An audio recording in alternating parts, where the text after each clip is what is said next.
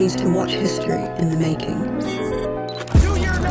5, 10, 15, 20 years away. I think it's now. I think Guidance is internal. 12. Don't play games. 11. Don't play games with this president. So 9. it's a scary idea, but I mean that's the world we live in.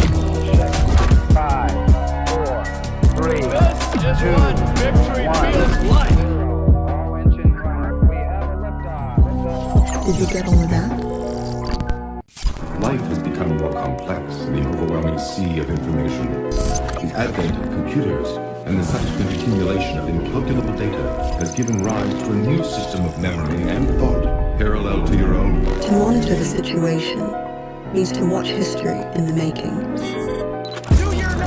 5, 10, 15, 20 years away. I think it's now. 15 seconds. Guidance is internal. 12. Don't play games. 11. Don't play games with this president. So 9. it's a scary idea, but I mean that's the world we live in. 5, 4, 3, 2, 1. life. All engine running. We have a liftoff. Did you get all of that?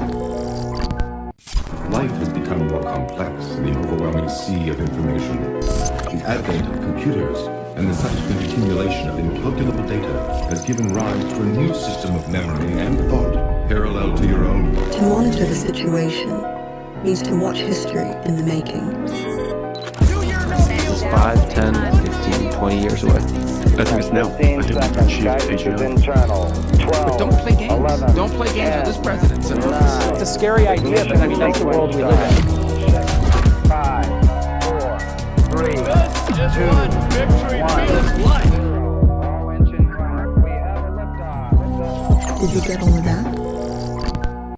Life has become more complex in the overwhelming sea of information. The advent of computers and the subsequent accumulation of incalculable data has given rise to a new system of memory and thought parallel to your own. To monitor the situation means to watch history in the making. 5, 10, 15, 20 years away. I think it's now. 15 seconds. Guidance is internal. 12. Don't play games. 11. Don't play games with this president. So 9. it's a scary idea, but I mean that's the world we live in. 5, 4, 3, 2, 1. life. All engine running. We have a liftoff. Did you get all of that? Life has become more complex in the overwhelming sea of information. The advent of computers and the subsequent accumulation of incalculable data has given rise to a new system of memory and thought parallel to your own. To monitor the situation means to watch history in the making. 5, 10, 15, 20 years away. I think it's now. 15 seconds. Guidance is internal. 12. Don't play games. 11. Don't play games with this president. So 9. it's a scary idea, but I mean that's the world we live in. 5, 4, 3, 2, 1. life. All engine running. We have a liftoff. Did you get all of that?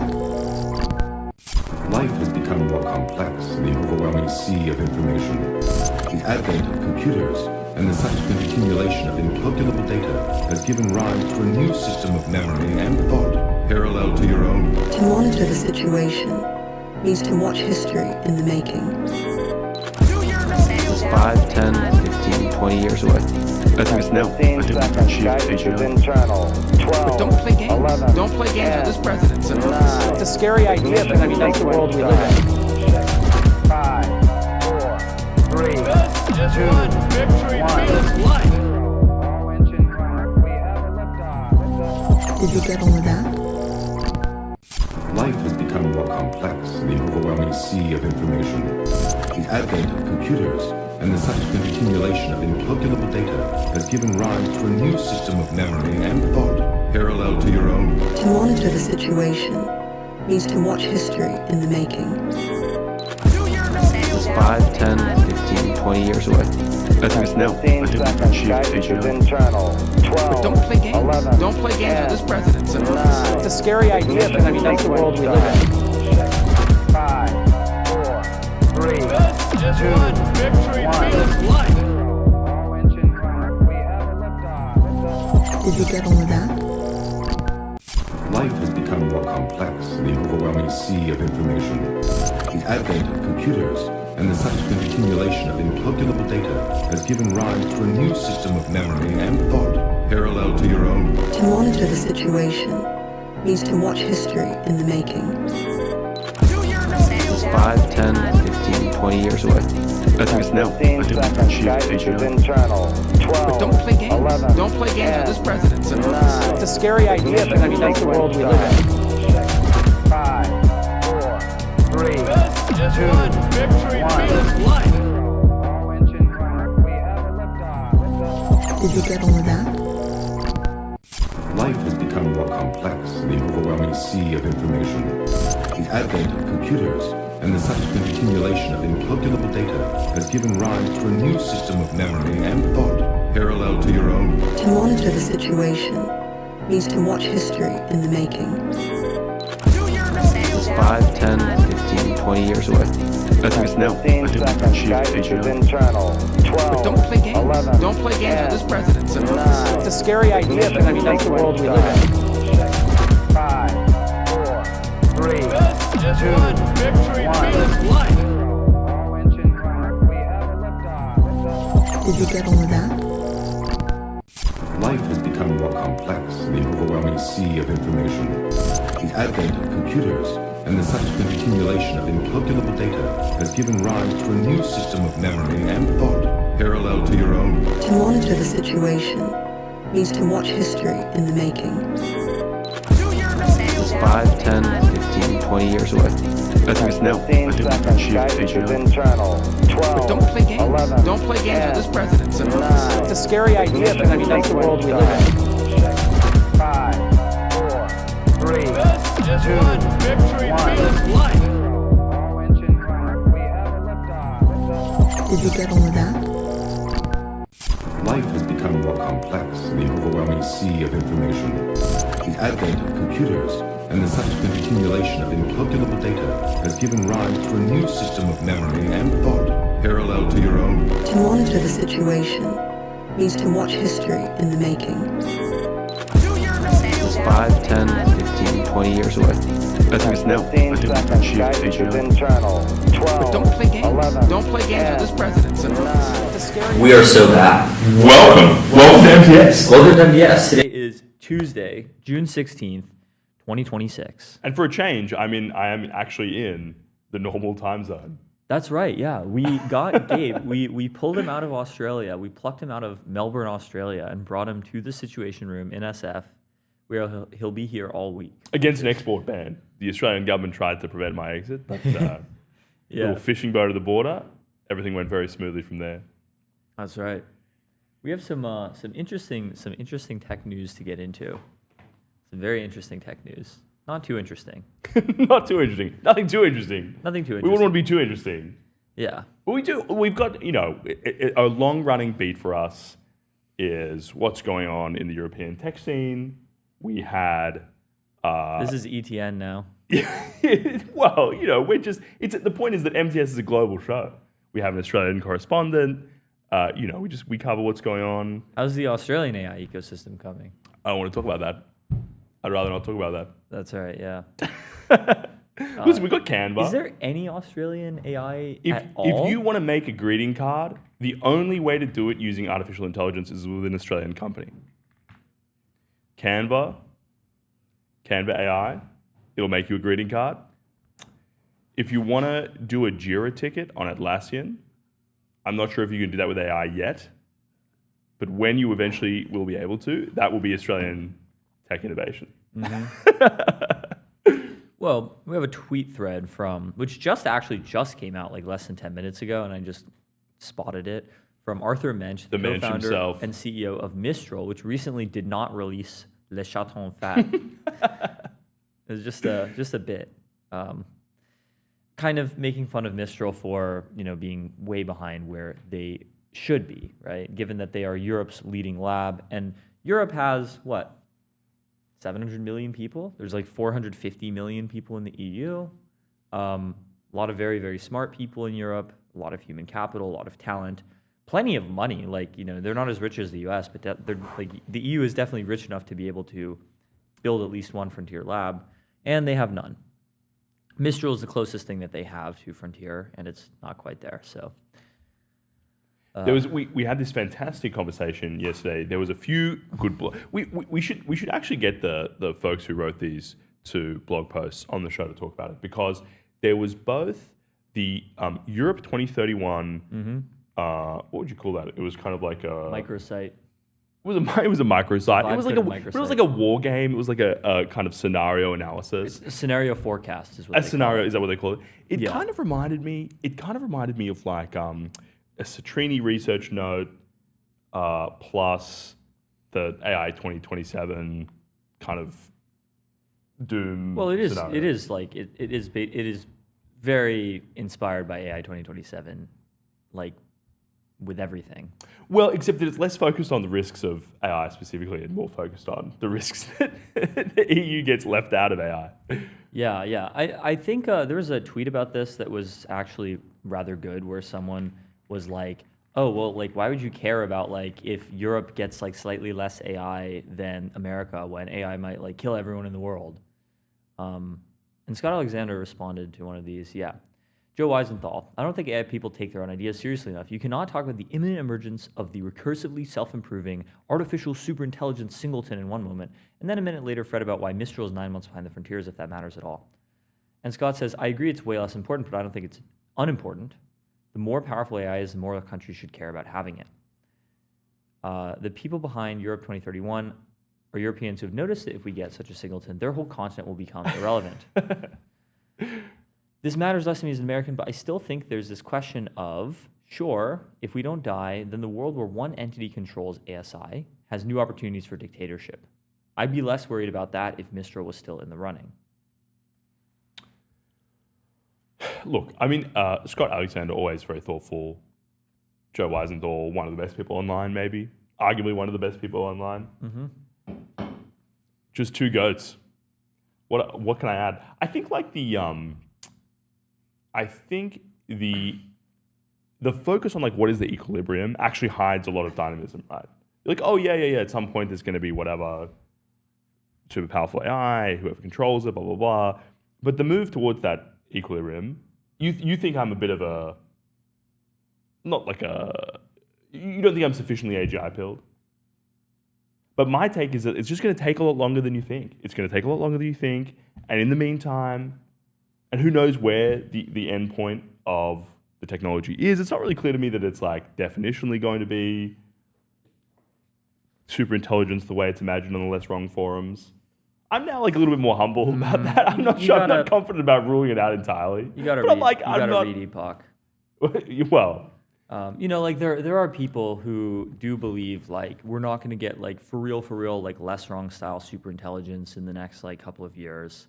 Although like I think most, I don't want to say like serious people, but I've never heard like a serious argument that superintelligence will take longer than 20 or 30 years. well, that's just because you live in the Bay Area.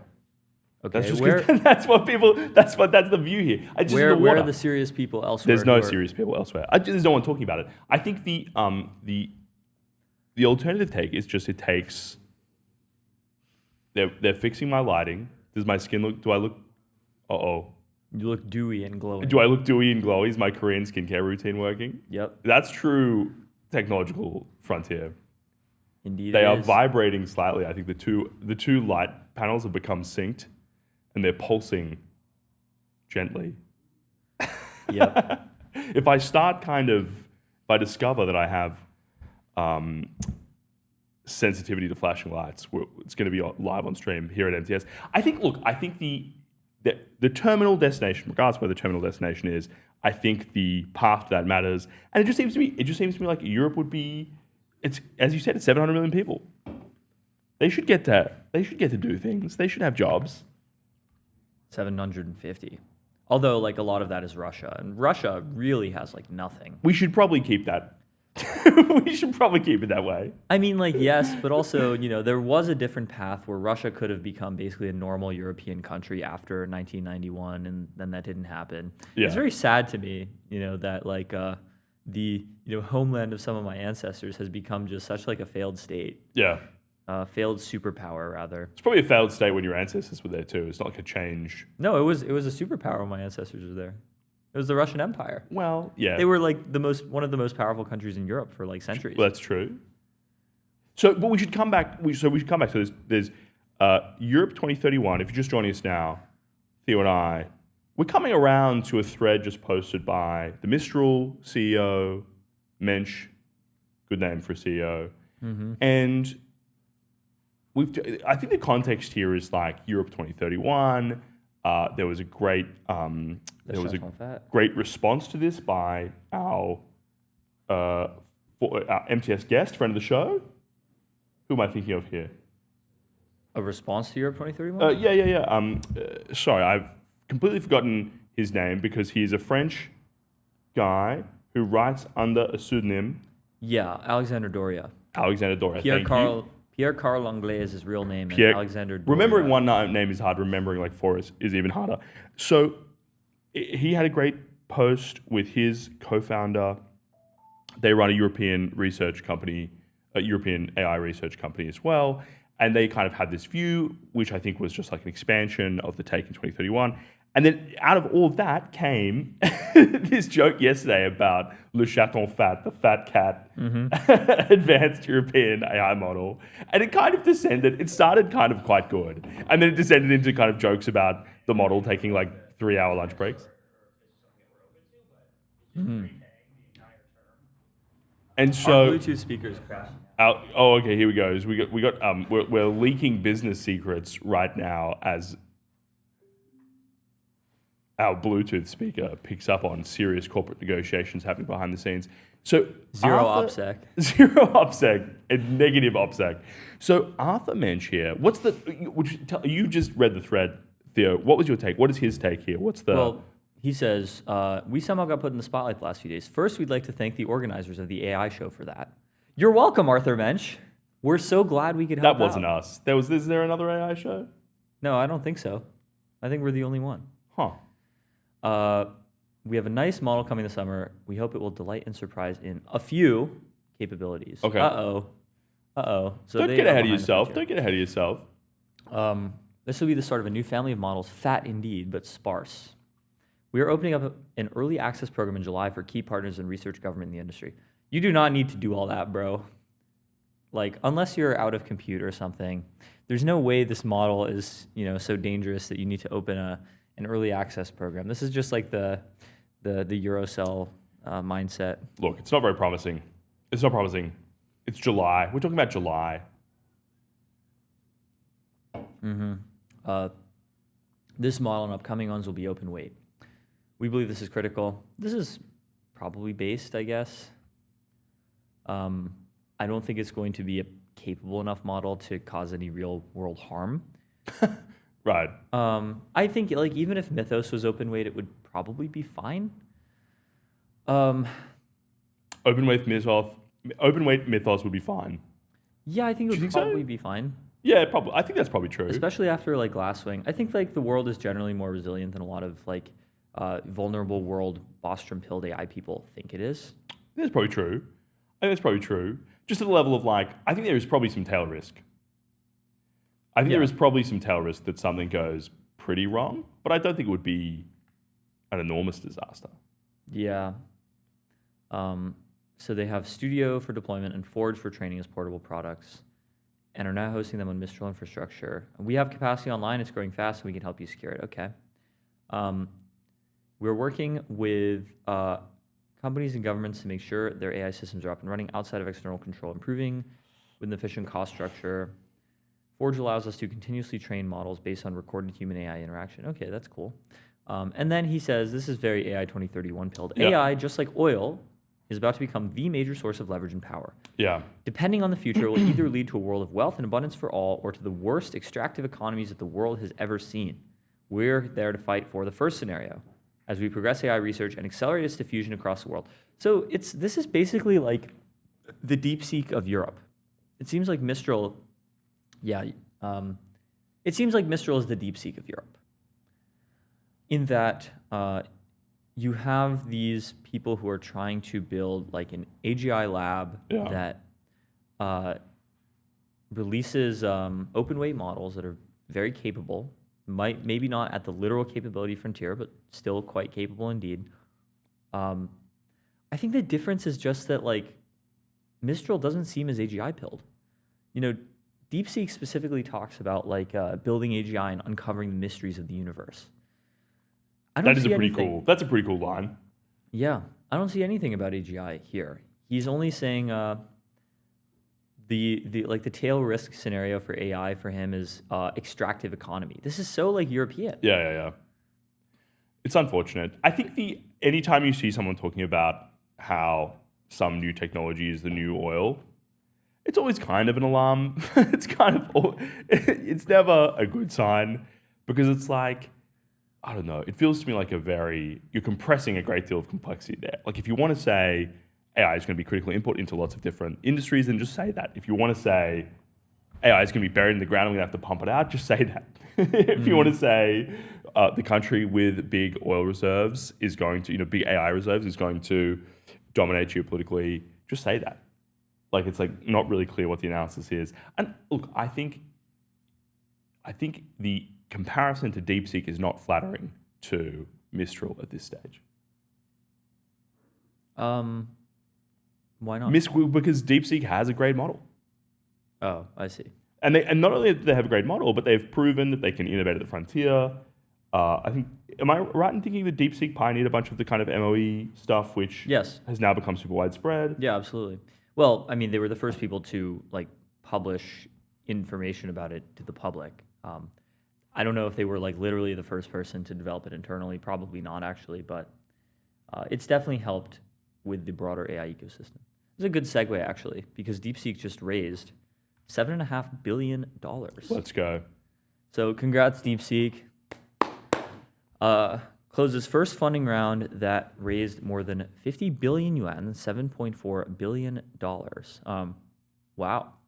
Requires investors to put their capital into a limited partnership managed by CEO Liang Wenfeng instead of Deepseek itself as a way for Liang to ensure he retains absolute control of the company.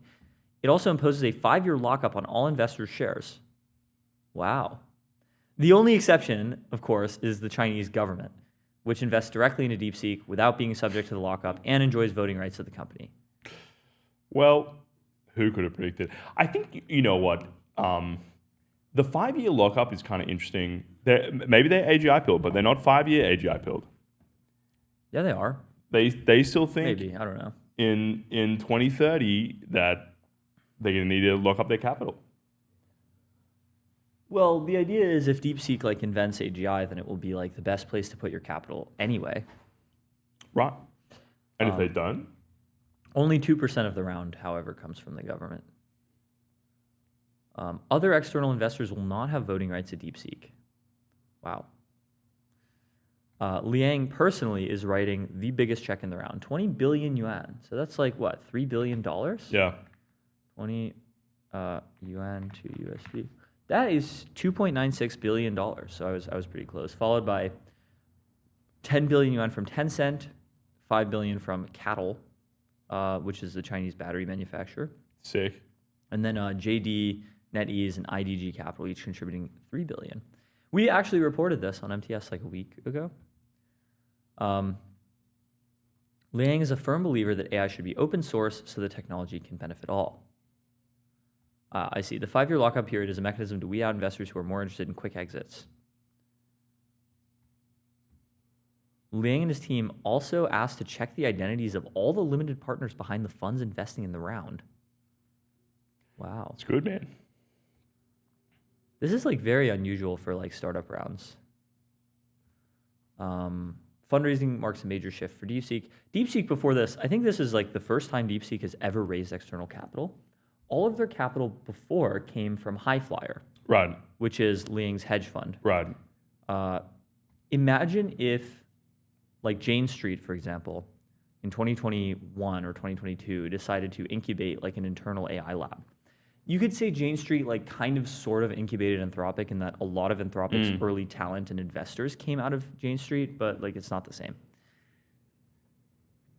Why do you think that is? Why wasn't Anthropic why wasn't Anthropic purely incubated at Jane Street? I'm sure if you asked the Jane Street folks this, they would have an interesting answer to the question. Well, for starters, the entire founding team of Anthropic came out of OpenAI and not Jane Street. Sure, but I mean, do you know what I mean? Why didn't they? Yeah, incubate another one? why didn't a hedge fund incubate their own AI lab? Because they weren't pilled. And they're pretty pilled. I mean, the Jane Street folks, if you listen to their ads on the Dwarkesh podcast, Well, they're pilled now, but were they pilled in 2021? maybe they weren't in 2021, but I think they're quite forward looking on Were this. you pilled in 2021? I wasn't pilled in 2021. When did Neither Deepseek? was I. When did Deepseek? When did they get started? Deepseek was started in 23, I think, or 22.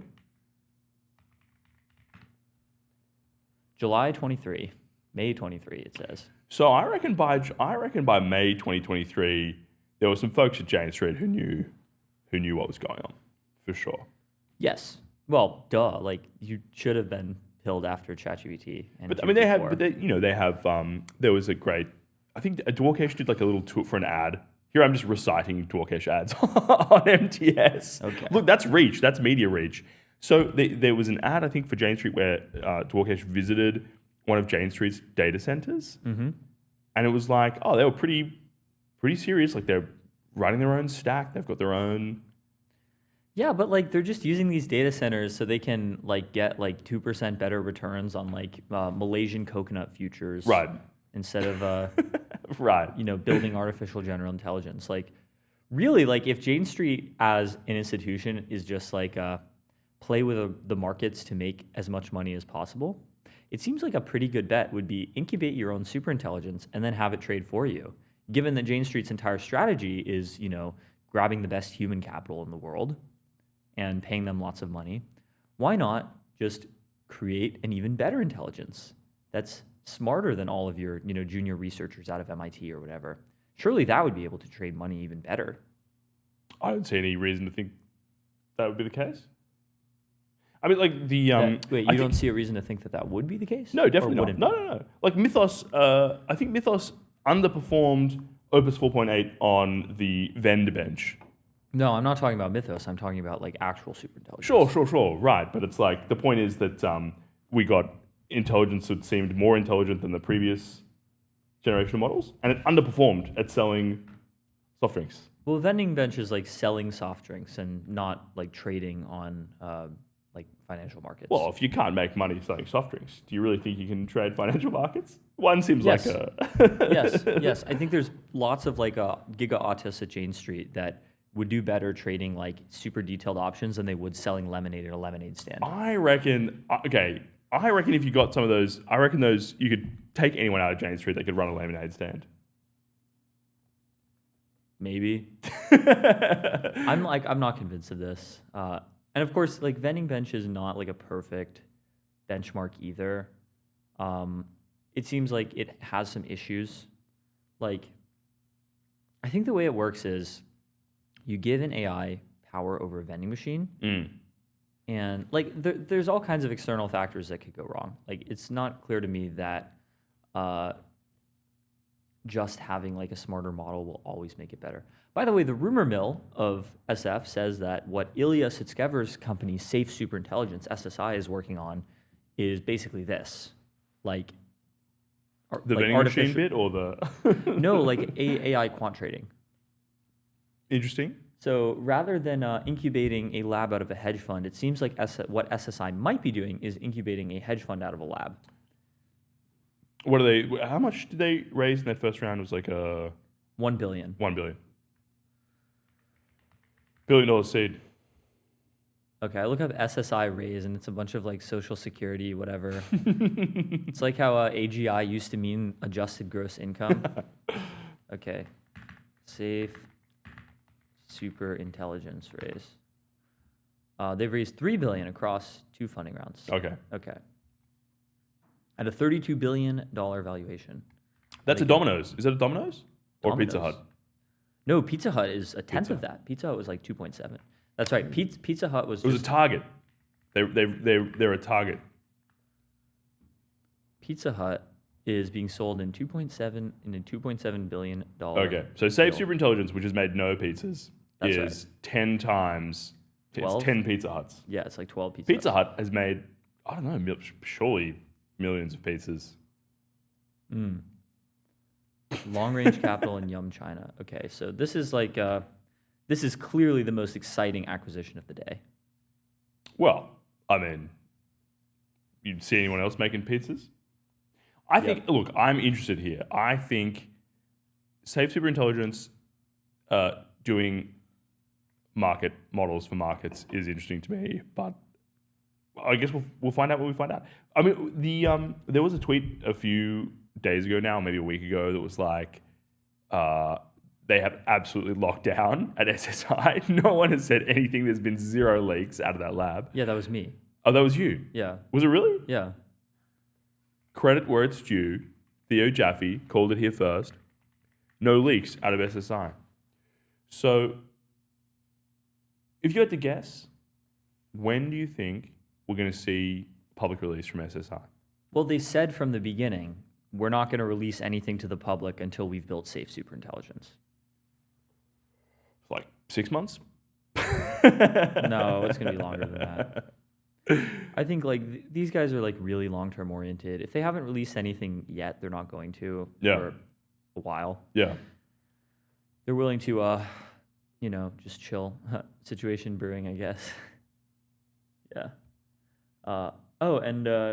We have like 2 minutes left. We have one last thing, actually also related to Mistral, which is France's FBI has replaced Palantir with local rival Chaps Vision. Oh boy. Yeah, I bet Chaps Vision is some amazing like GDPR compliant software.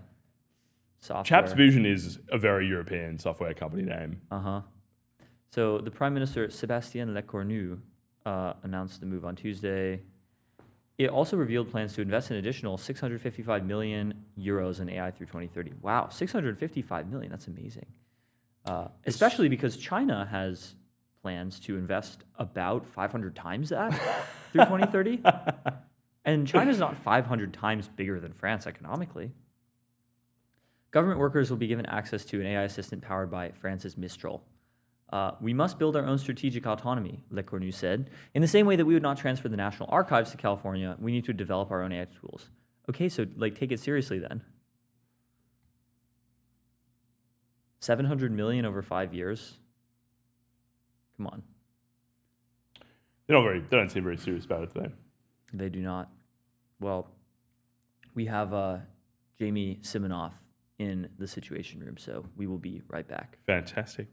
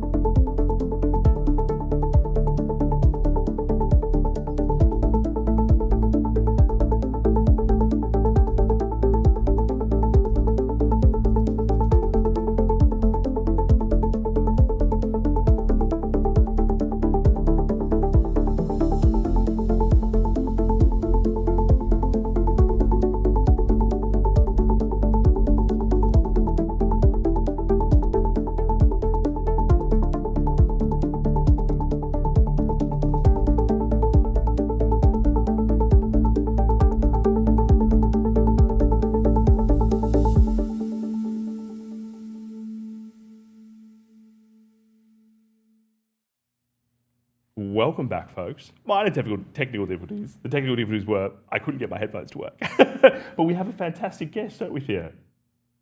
That's right. It's very exciting. We do. We've got Jamie Siminoff here joining us, the chief inventor at Ring Camera. I suppose it's just Ring now. It's not just Ring Camera, it's Ring everything, isn't it, Jamie? Welcome to the show. Just Ring. It's like the Facebook. It's just Facebook. You just gotta drop the camera. Look, perfect. Couldn't agree more. So thank you so much for coming on the show. Great to have you. Now I asked you earlier where in the world you're calling in from. You said LA. You have schematics in the background. It's kind of a Wallace and Gromit type situation here. So you'll have to tell us, Jamie, what does it mean to be the chief inventor at Ring? Yeah, I mean, what it means today is we have a mission to make neighborhoods safer, and I basically spend my day trying to come up with products, services, features, everything that would further that mission. We always feel like if we keep focusing on that our customers will reward us with a purchase. And so far, we've built the world's largest home security company, or it appears to be, by doing that. So we're just going to keep that focus going, keep inventing, and keep going forward. Fantastic, Jamie. Now, we were just saying, just before we went live, Kamal, our producer, was saying she's been following the Ring story since the Shark Tank days. Before that, you were an early crowdfund success. What does it look like? What does that last, from your vantage point, Jamie, what does that last? I suppose it's nearly 20 years now. What does that look like? 20. It's been about, the Ring part has been about 15 years for me, about 2011. It's very unreal, surreal. It's weird. I literally did start, I'm like a kid from Jersey who used to tinker and invent things. Started in my garage, kind of doing it, had some very small successes along the way, but really not much. And while I was in the garage, couldn't hear the doorbell and decided, I actually looked for a Wi-Fi doorbell online. I got an iPhone. Yeah. And it's 2011. And I'm like, must be a Wi-Fi doorbell out there. And I looked online. I couldn't find one. So I actually built one. And that was kind of the start of the whole thing. There was never like an aha moment with it. There was never like the thunderclap of I did it and I ran out screaming. It was kind of a very slow sort of boil that led to where we are today, which is it is kind of even just a brand like this. There's definitely bigger companies out there. I think any seed company is bigger than Ring is today. That you sort of do a $20 billion seed round. So we're definitely we're on the small side on businesses now in terms of valuations, but in terms of impact, it is a multi-generational brand. It's what people even call a camera. I'll see it on the news. There'll be some a generic things. name. That's right. The Like Ring, Band-Aid. whatever. Yeah. And so I think, I'm super proud of being part of building that, like a multi-generational brand is something, certainly not many people get that lucky to sort of be part of that and also have something that has affected people in a positive way. So those are the things that are really kind of, it is to your point, to your question of like, how does it feel? It's surreal. It's like, like if you told me when I was 18 that I would build a brand like the Kleenex or Band-Aid of, this, I would would have been pretty happy with myself, which I am. Right. So what about some of the things that get unlocked by this technology? Like, for example, doing neighborhood watch, right? Like if everyone has a Ring camera on their doorbell, it's much easier to, catch criminals, find pets. What other things are there like this?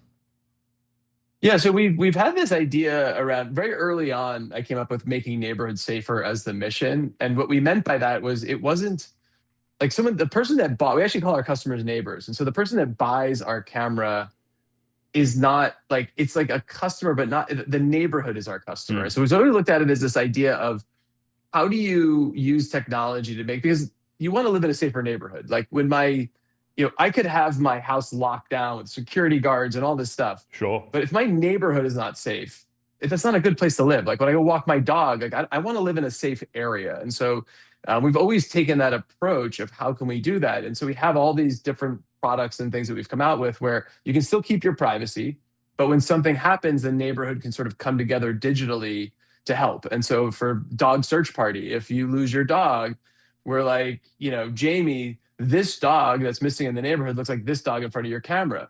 Now at that point, like no one knows that you've seen it. So you can say like, no, I just want to like go on my way and still be I'm a jerk neighbor. I'm not going to help. Like, oh, fine. Like you're a jerk, but like, whatever. And, or you can say like, yes, like I'm going to call the neighbor and say like, hey, I think your dog's in front of my house. And so we reunite over one dog per day right now with that system. So I think there's like a lot of things we can do like that, where we keep privacy and then also create a neighborhood that's safer, taking these like sort of digital advancements that we have to make a better neighborhood. And I actually, it's interesting. It's very hard to say like, are we having an impact on crime? Anecdotally, yes. Like there's definitely like we catch criminals all the time. You see it on the news, but crime is actually down like significantly the last sort of few years. Right. And I do think now that it is partly because of Ring as the largest in this space, definitely, but just the overall what we've helped start and move. Like I do think it's having a real material impact. Yeah, that's interesting.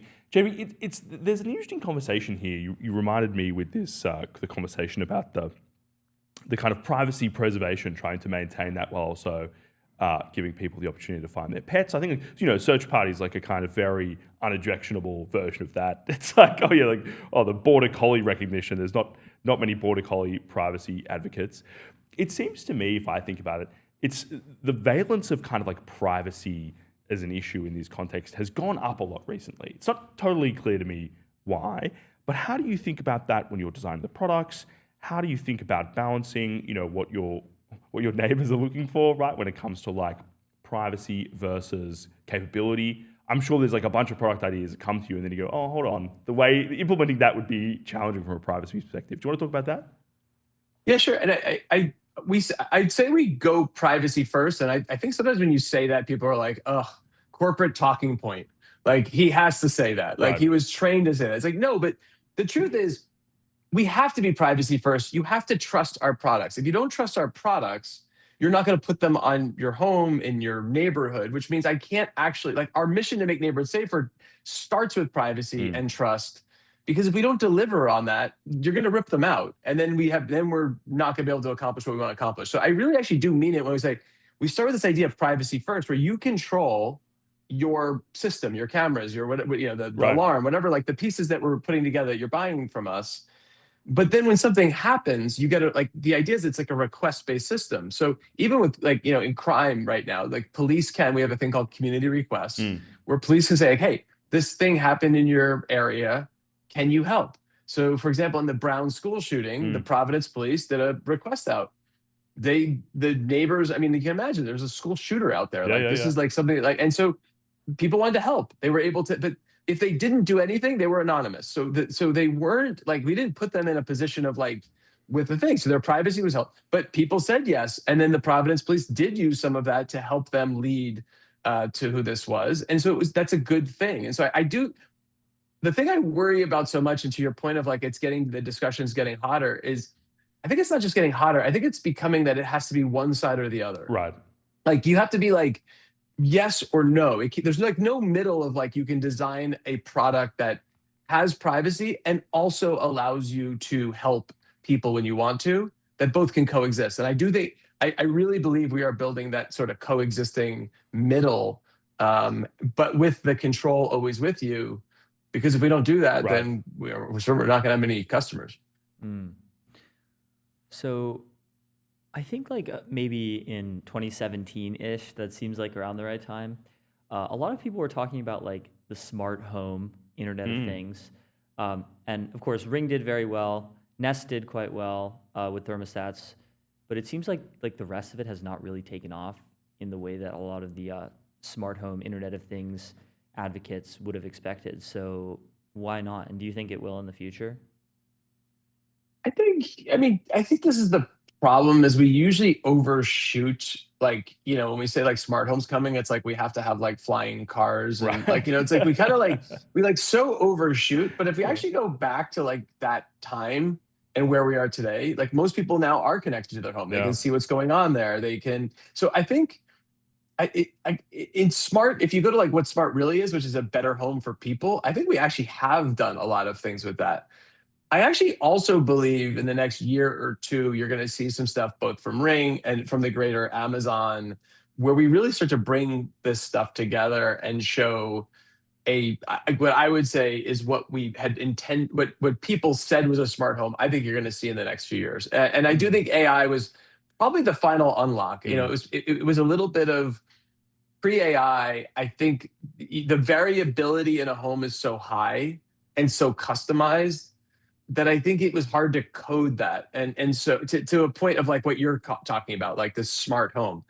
And I do think we're going to get there. I think we're going to have the feeling of a butler, the feeling of a house manager, the feeling of a security guard. Like to me, smart home is, in essence, it's replacing things that you sort of a normal home can't afford, but is custom. It understands you. And so I think I do actually, I'm very bullish on where we're going. That's an interesting. It's an interesting point. I hadn't really thought about it, but it's like the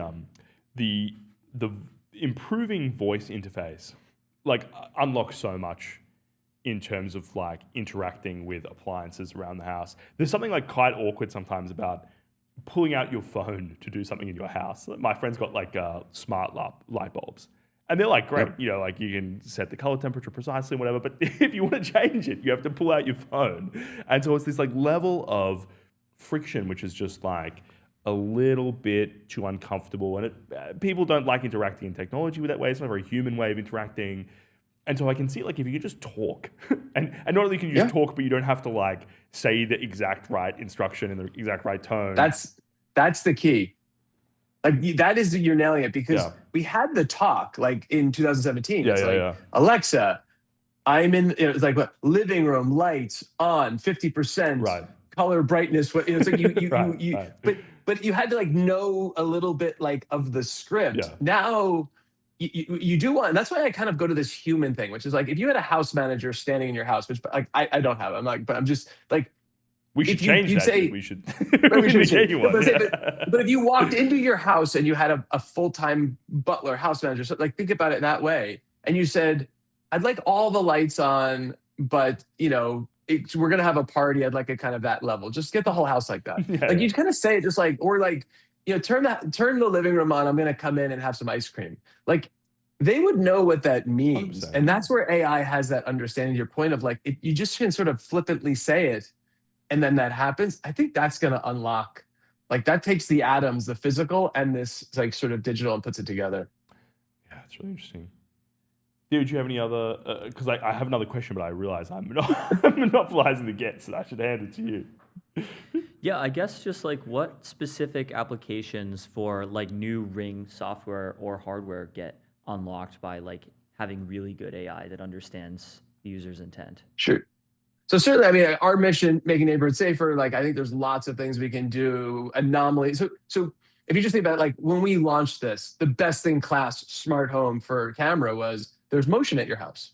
That was amazing. Like you never knew there was motion at your house before. Now you're on this amazing machine that you can travel around with, and it tells you there's motion and you can see it. Like that's crazy. Now you're sort of thinking, well, I don't want to keep seeing this motion. I want to only see when it's something important.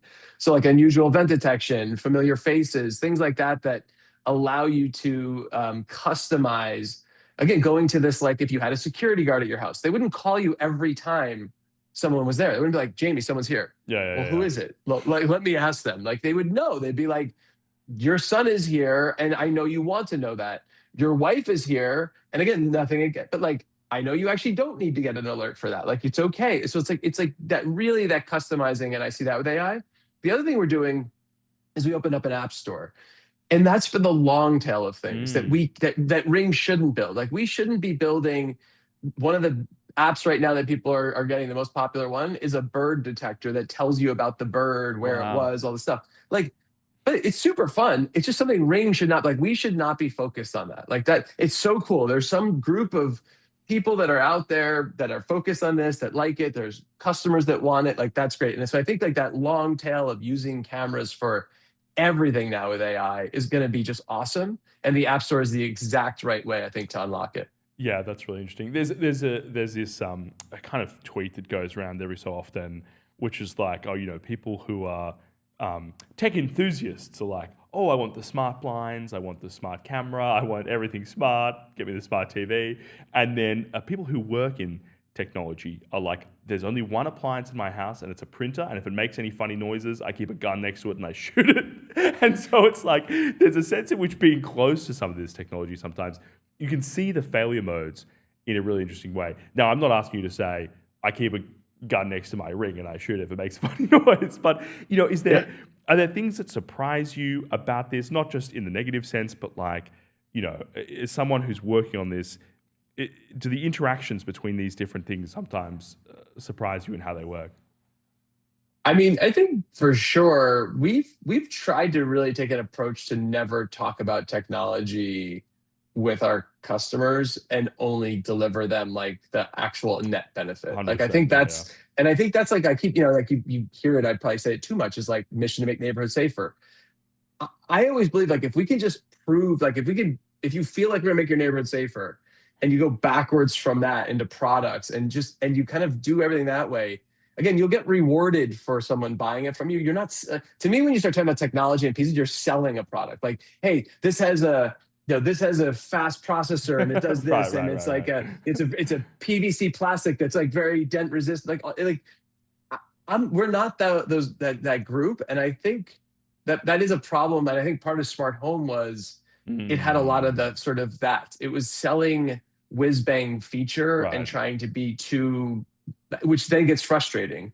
It just you did bring up the in Office Space. Remember when they had the printer? They brought it out and did the scene where they beat it up with the bats. Right.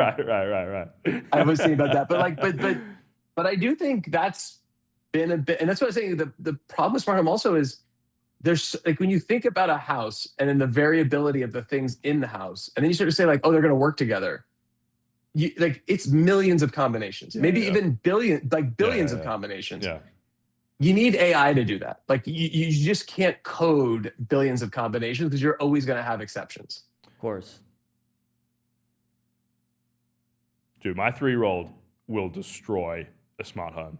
Like I am so excited to see one day when I have a bunch of these things connected, what my children are capable of doing, especially if they're AI, right? And they can be like, oh, okay, you'd like to run the taps? Would you like that at 50 degrees or 30 degrees? You're like, but it is almost like the test is that. Like, I'll never forget, I mean, my when the iPhone came out, my son's now 17. So like if you look at like the sort of, I remember him taking it as a baby, like before he could really even talk, and understanding how to like flip it up and like move it around. It was so intuitive that like he just understood it as a human.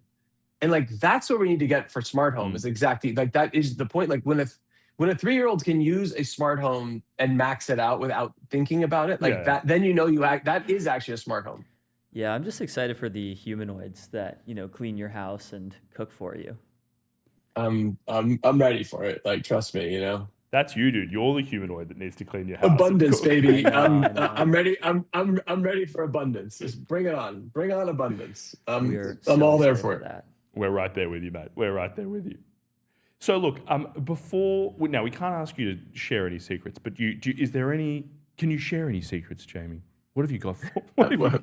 Which secrets? The UFO files just came out. Do you want me to? Is that, or do you want more around Ring? Look, I'll take UFO if I have to. I was obviously, the Ring, sure. Yeah. I mean, the funniest thing is if you look at the best companies in the world, they never actually really have secrets. They've shared their plans the entire way. And so like if you go back to almost every one of the biggest companies in the world, like their plans have been published the entire time. It's just no one sort of believes it or follows it. And like so I think with Ring, it's like exactly like you go back, like they said exactly what they're going to do. Jeff Bezos said exactly what he was going to go do. Like everybody said what they kind of, it's like, I don't know. It's like some ways people don't believe it, but for us, what's hiding in plain sight is like, we just keep focused on making neighborhoods safer and keep pushing forward. We have some enterprise cameras now. We're pushing into that. We did like a trailer for, so what we do is like, we focus on our core, which is residential, like the sort of neighborhood security. And then we keep just kind of like trying little things. And if you can try them, efficiently enough, you see what happens, you get the feedback from it, the feedback loop, and you just keep cycling. And so like for us, it's not about like some big, just like wow, we just threw this out there and like, everybody's like, oh wow, this is the next generation stuff. It's a kind of a slow burn up. Um, and hopefully when you look back, we have actually changed the world again and again and again. It's not like one feature that does it, I think. Look, I like that's the perfect answer. Any final thoughts on UFOs? I think that's that's it. I think We're going to catch just one. keep- We're going to catch one on a Ring camera. We're going to catch it. It's only a matter of time, right? I hope so. There'll be a little button that pops up. Would you like to share this with your local schizophrenic? And you can just click yes and broadcast it to the internet, a little flash. Yeah, I mean, these Ring cameras capture all kinds of stuff. Like, I think I saw a video of like some house exploding in Pennsylvania that was captured by the neighbor's Ring camera. It is like we do like kind of. I mean, we have over 100 million cameras out there. It's kind of incredible that like we kind of capture almost everything. And I do. It's amazing that I think we are getting to a point now where someone does think twice about doing a criminal act because they know they're going to be on camera. And that to me is like, it's not about. I actually don't like the idea of catching people. I like the idea of making it not a profitable thing to do in the first place. Like I want to stop someone from doing something before, because like it's bad for them also. Like them doing a criminal act is bad. Like it's bad for everybody. And so if we can sort of make it so it's an unprofitable act that you just decide that like, maybe like working a job is better, that's great for everybody. And so like that would be, Keep my Amazon package safe, Jamie. Look, we great. I think couldn't agree more. Look, an absolute pleasure having you on the show, Jamie. Really nice. Chief inventor at Ring. You can see behind him the plans, the ideas streaming forth. A real pleasure to have you on the show. Thanks again for coming on. Hey, thanks, guys. Appreciate it.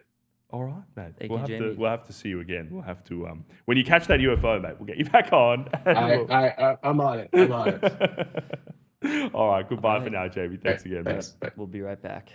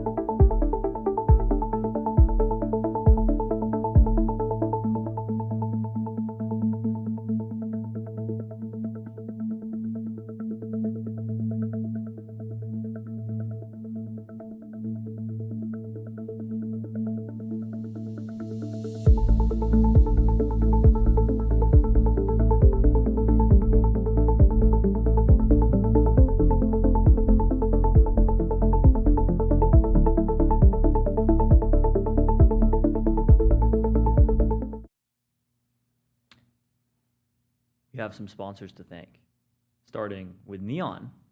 Neon is a backend cloud for apps and agents from Databricks. With a single prompt, you can launch a production app on Neon, complete with a Postgres database, user authentication, object storage, compute, and AI gateway, all in one place. But more importantly, Neon scales. It runs on the same battle-tested technology powering data and AI for Fortune 500 customers at Databricks. Neon is made for a world where startups scale faster and farther by letting agents do the heavy lifting. That means auto-scaling keeps your app online when it goes viral, usage-based pricing means you only ever pay for what you use, and everything branches just like code, so your agents work safely without taking down production.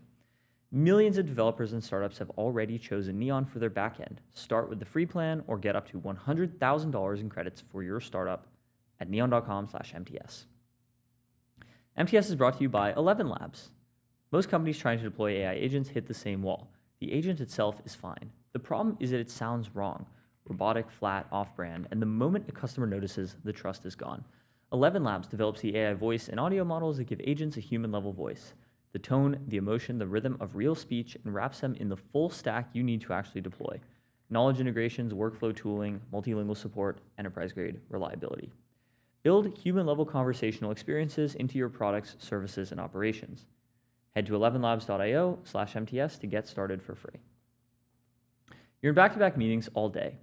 You're trying to monitor the situation. You're nodding like you're following along. That's where Granola comes in.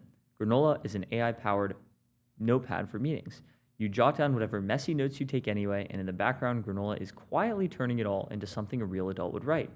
No bots crashing your calls, just a clean little notepad that does the heavy lifting so you can focus. During or after the call, you can actually chat with your notes. Ask Granola to pull out action items, help you negotiate your next raise, draft a follow-up email, or coach you. Try it once and going back to your old system feels deranged. Head to granola.ai/MTS and get 3 months free. That's granola.ai/MTS. At every founder dinner in SF, everyone's talking about models and data. Nobody's talking about the real bottleneck in AI adoption. It's the connective tissue, the layer between your agents, models, APIs, and context. Kong gives you the platform to power and govern that connectivity. The control tower that governs your traffic, cuts your costs, and sets guardrails for agent-to-agent interactions. Without it, you're not monitoring the situation is monitoring you. The info decisions you make in the next 12 months decide whether you're shipping in the agentic era or posting through it from the sidelines. Because when AI traffic scales 100x, the companies without proper connectivity and governance don't just slow down, they break. Kong manages all of your AI traffic in motion, giving you the full picture regardless of traffic type, and adding a governance layer regardless of model, agent, or architecture. Fortune 500 run on it, AI native startups ship on it. If you're serious about AI, visit konghq.com. If you're monitoring the situation in enterprise engineering, here's the question worth asking. Want to accelerate enterprise software development velocity by 5x? You need Blitzy, the only autonomous software development platform built for enterprise code bases. Your engineers declare their intent and define the project, a new feature, refactor, or greenfield build. Blitzy agents first ingest and map your entire code base, then the platform generates a bespoke agent action plan for your team to review and approve.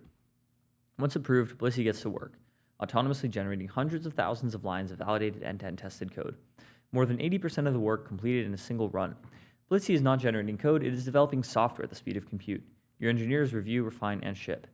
This is how Fortune 500 companies are compressing multi-month projects into a single sprint, accelerating engineering velocity by 5x. Experience Blitzy firsthand at blitzy.com. That's blitzy.com. This episode is brought to you by Merge, the connective layer for production AI. Look, I DoorDash Chipotle probably more than I should. And the thing I've come to appreciate is that I never think about what's happening behind the scenes. I tap a few buttons and a burrito shows up. That's the bar. That's exactly the problem with building AI agents right now. The hardest part isn't the agent itself, it's everything around it. Connecting to the tools your team and customers rely on, letting agents take action with the right permissions, and keeping everything reliable and cost efficient once you're in production. Merge handles all of that for you. It connects agents to thousands of tools, handles permissions and LM routing, and lets teams move faster without building it all themselves. OpenAI, Dropbox, and Ramp use Merge to move fast and build AI right. Visit merge.dev/MTS to start building for free. Quick word from our friends at AdQuick. I'm just trying to monitor the situation online as much as I can. Between the pop-ups, the autoplay video ads, and the sponsored posts, it's a miracle any of us see anything at all. That's why marketers are turning back to out-of-home. AdQuick unlocks the benefits of out-of-home advertising in a way no one else has. It's built for marketers with the engineering excellence you've come to expect from the internet. Out-of-home is one of the best ways to build brand awareness, reach new customers, and reinforce your brand message.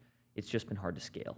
With AdQuick, you can plan, deploy, and measure campaigns as easily as digital ads. Buy from 1,700 plus media owners in one place. Modernize your marketing at adquick.com. That's adquick.com. And we'll be right back with more MPS.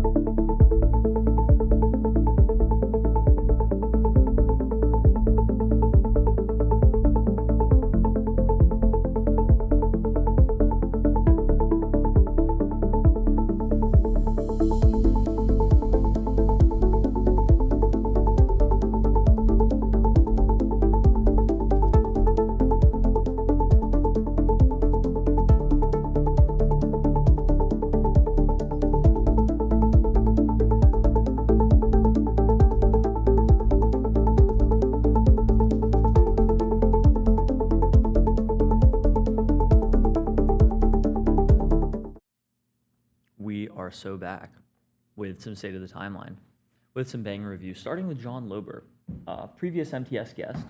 He has these like incredibly good thoughts all the time. For some reason, I don't know why he decides to put them in these big sort of compilation tweets with like 20 of them instead of posting each individually. But he says, too many thoughts queued up. Here are 24 of them.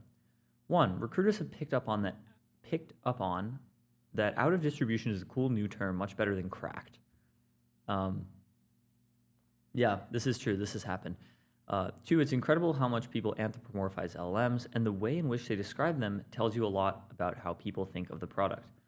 I'm used to hearing according to ChatGPT, but recently I heard Claude Claims, which just carries a totally different set of implications. And frankly, it also speaks to the strength of Anthropic's branding. A human name works. Yeah, this is true. Anthropic noticeably did a different thing from OpenAI with, ChatGPT sounds like some sort of like sci-fi AI tool, while, Claude is like a real name.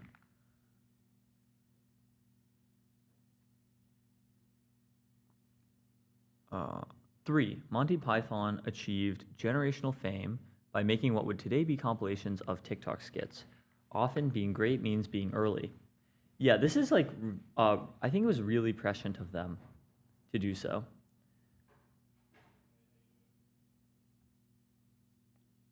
4, on Elon being the first trillionaire, part of his magic is that he's the world's greatest capital raiser.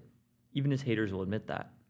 He's an extremely talented financier. Warren Buffett is also an extremely talented financier, but in a raw mini-max, I win every deal way, and much less inspiring when you consider his investments, Coca-Cola, cigarettes. It's not the same as building rockets or moving electric vehicles forward by a decade. I think this is actually not really true. Like, most of Warren Buffett's investments by volume are stuff like energy and insurance. Like Berkshire Hathaway Energy is one of the biggest energy companies in the world. And Buffett, like, Berkshire has made a point specifically to not invest in cigarettes. I think, like, Warren Buffett is often, like, typecast as, like, inventing or investing in, like, sort of useless businesses that are not really important. But this isn't that true. 5, physical books of provable age are going to become quite valuable in the future. Digital books are unreliable. I think this is not super true. Like, you can put a cryptographic signature in there.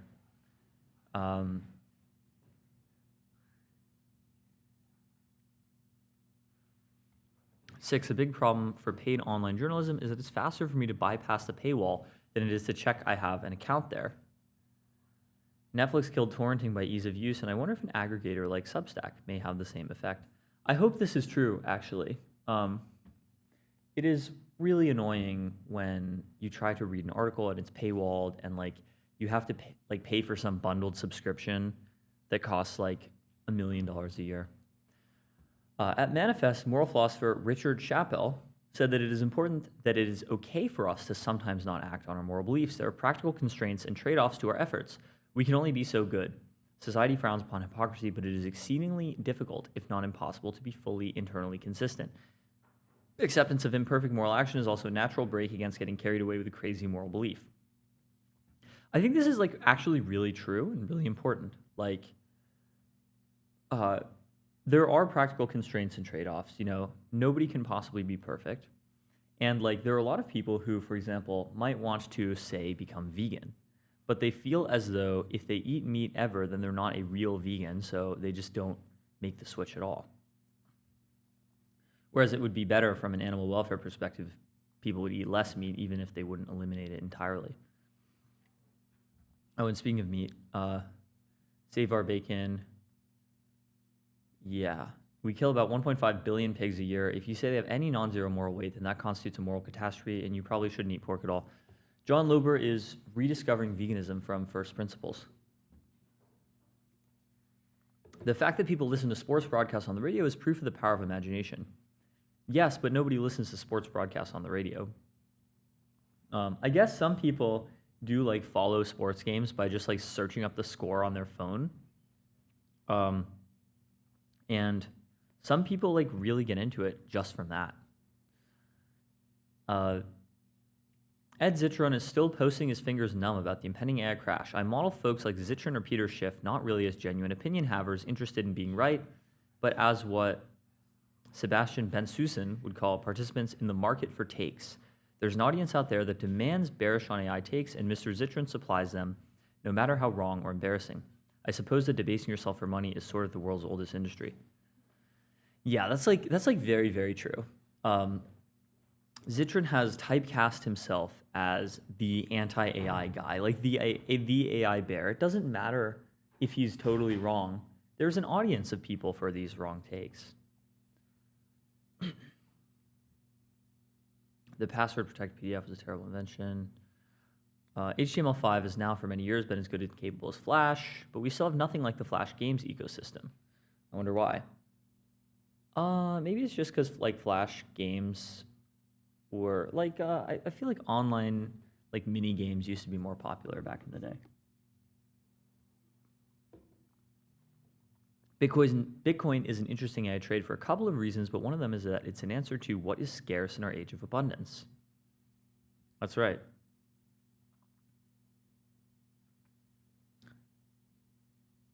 One of the most common failure modes of people interviewing with me is that I'll ask them a question and they try to match it to their closest prepared script, and they don't answer my actual question. I'll ask, what are your areas of technical expertise? Where do you go deepest? And they'll go in chronological order over everything they've ever worked on. We actually talked to John Lober about interviewing technical people, and like they often do stuff like this. There are a lot of bots out there who are sort of over prepared for interviews and do this sort of thing. Anecdotally, every time I have a viral tweet, I then have very little reach thereafter. I suspect that my tweets are then shown to my new followers who largely don't react. My more personal tweets tend to have a different flavor from the viral ones, and so it takes me a few tweets to rediscover my mutual pool. I don't know. I think this might vaguely be true in my experience. I actually talked to John Lober about this at Manifest a couple days ago. Polgram's Hackers and Painters feels much less relevant now than it did a decade ago. Modern software founders are usually not really hackers. We have way more hardworking conventional high achievers now. The metaphor to the painter, artist, no longer holds very well. The founder archetype of Silicon Valley has been slowly changing, gone like the beer on tap and the ping pong tables of 2015. Sad. Years ago, I spent some time studying the finance industry of the 70s and 80s, Wild West days. Lots of totally unprofessionalized subsectors. Guys like Lou Ranieri literally worked their way up from the mailroom. They couldn't even get a job on Wall Street today. I wondered then what it'd be like to show up as an unpolished hustler and get to pick all these low-hanging fruit. We're seeing it again today with AI. Yes, this is so true. Like, if you want to get a job in finance, like, you need to just do this extremely traditional, conventional pipeline stuff. You can't, like, just...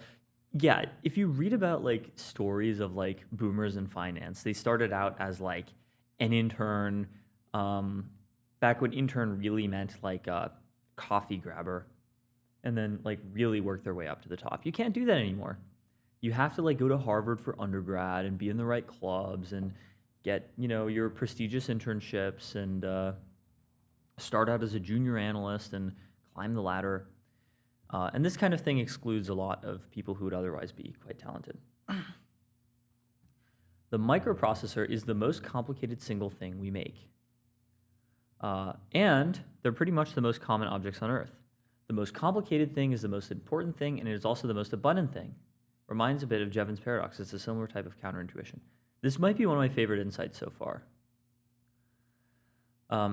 Sometimes people discuss IQ numbers, but these are literally just labels on normal distribution. It'd be more useful to say 50th percentile or 4SD out. I actually hear people say, like, the latter very often, like SD of IQ, but maybe this is just my bubble. There are two types of video games, those with increasing difficulty and those with constant difficulty, but more stuff as you proceed. The former is played for achievement and fun, the latter is a numbing agent. You're forgetting about the other type of video game, which is the self-contained video game experience that allows you to sort of have some quick release fun and then be done with it, which is like Fortnite. what I like to do. I don't think anyone told me that one of the joys of childhood is never having to shave. Rosy, smooth cheeks. Nobody ever said, enjoy it while it lasts. One day you'll be permanently covered in stubble. So true. Everyone's laughing in the back. I guess you still get to keep this if you're a woman. Public markets and accredited investor laws interact, at least on your face, in interesting ways. Public markets were regulated to protect retail investors with laws. Yeah. This proved onerous, so companies stayed private longer. But retail investors still want access, so some people want to shred accredited investor laws altogether. But that seems like the worst of both worlds, the opacity and pay-to-play of private markets mixed with the lack of common standards and regulatory watchdogs in public markets. To resolve this tension, I think the right solution is to make it easier for private companies to go public earlier. Yeah. I agree. I wish companies would go public earlier, much, much earlier. Maybe you could even strongly encourage companies to go public once they reach above $1 billion market cap or something. Exile is a punishment that no longer exists in our well-partitioned world. It was a very powerful concept because it conveys we don't want to kill you, but you cannot impose costs on us any longer. It's interesting because there are a lot of people today in that position, but we have no adequate legal/judicial response. I mean, I guess even if you're physically exiled, you can still impose costs on people because the internet is a thing. So exile is not really a punishment that makes sense anymore.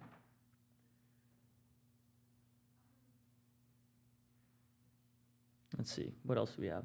Yeah, John Lober is a great account. You all should follow John Lober, lober.substack.com. Really good stuff. He has an interesting podcast, too. Like, he interviewed the one of the candidates running for California insurance commissioner, which most people just don't think about at all. We also have a tweet from Thomas Bjartur of the Zoomer effect, or of the Zoomer elect. He's blasting music in a Waymo and the Adderall is wearing off, finding the redundant steering wheel unaesthetic and emblematic of something, and that something isn't good. Yeah, the redundant Waymo steering wheel that doesn't do anything. A rotting city of zombie restaurants filling plastic bowls, ethnic food that all tastes only like America, one individuated only by his tap, its name unworthy of his remembering, the bowl delivered by a temporarily embarrassed Eloy at exactly the moment the car's hideous HR woman voice informs him he's arrived. A paper bag in hand now, tipping out of habit, a choice made by his fingers and not the mind, longing for the delivery robots he grew to love in that strange 2 months in Shenzhen. Of all that he loved there, it was an expatriate that had him crying at the airport, had a kind stewardess discreetly passing him tissues, has him almost tearing up again now, even thinking of them. Looming over this whole situation, the siren song of the Soviet-era GABA Urgic in his left pocket, gifted to him a week prior by a blonde of indeterminate gender who exists in a state of superposition with their partner. In disambiguating one, he would the other. I think I actually know who this is supposed to refer to. A GABAergic is like, what are GABAergic substances? What are GABAergic substances? Chemicals or drugs that affect gamma-aminobutyric acid in the brain. So alcohol, for example, mimics the actions of natural GABA. That's funny. Oh yeah, benzos like Xanax and Valium and barbiturates also count. He remembers finding them both beautiful, a mixture of youth and artifice, a cargo cult transhumanism showing the first signs of becoming real, or maybe it's just the xenoestrogens. That's really funny. Surrounded by friends now, he feels alone. The fear of an inverted Alzheimer's, of the world becoming incomprehensible and their youthful minds no longer worthy of it. This looms over their conversation, which is always the same conversation, always an exercise in applied theology, now being the era of gods. Small gods, but give it a year. This is really true if you've ever been to SF. Everyone is exceptional, everyone is broken. Everyone is like this city, succeeding despite themselves, despite the rot, despite the blatant self-destruction that borders on a potlatch-like ritual demonstration of relative potency. And those who fail, those who go home, who fall off, those who kill themselves instead of just whinging constantly about their desire to do so, those who can't handle their drugs or their hours or their competition or that unreciprocated infatuation they know will be the ruin of them, who can't become what the city needs them to be, they were deluded. The ids temporaria. It is best not to think of them at all. They didn't make it, he decides, but I will. This resonates with me quite deeply as a Zoomer striver in San Francisco. It is very deep. Thomas Bjarter is an excellent writer. I met him at Manifest in real life. He had the no photos lanyard because he's an anon, or at least visually. But he has the dog profile picture on his lanyard, so I recognize him from that. It is kind of funny that a lot of people in real life look like their profile pictures. Like, for example, Hope Hopes Hoping. He actually looks vaguely like this profile picture. You think, how is that possible? But then you meet Hopes in real life, and you'll see. I think we just passed Hopes Hopes Hoping in follower count. I guess we did. Mark Gurman from Bloomberg says, next fall, 2027's iPhones are the iPhone 20, iPhone 20 Max, and the second-gen iPhone foldable. It's a quick follow-up for the foldable, indicating confidence in the category. So that's pretty awesome, actually. Wow. So there's no Pro anymore. It's just going to be the iPhone 20 Pro and iPhone 20 Max, not Pro Max.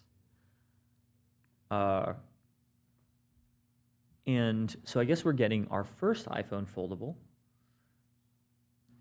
in September, so in a couple of months. So Mark Gurman says that 2027 is going to be Apple's biggest new product period ever. What does this mean? So they're doing camera-equipped AirPods, a product meant to vault the company into the AI device market. I'm not even sure what that will look like. So they're going to put cameras on the buds somehow to look around the user and provide information. Basically, eyes for Siri. Capture visual information in low res.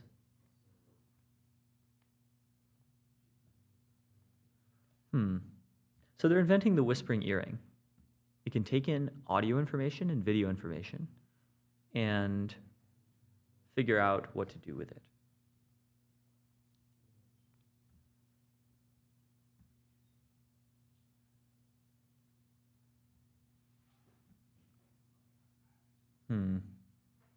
Apple is now testing Fall's devices alongside iOS 28. The new AirPods are designed to be Apple's first AI-focused wearable product. They won't capture photos and videos, they'll just be sensors for Siri. This is literally Scott Alexander's whispering earring. It's going to eventually just control you. You know, people are just going to become like skin suits for these AI AirPods. Apple is just so incredibly good at hardware. No one else does it like them, even if their software is sometimes mid.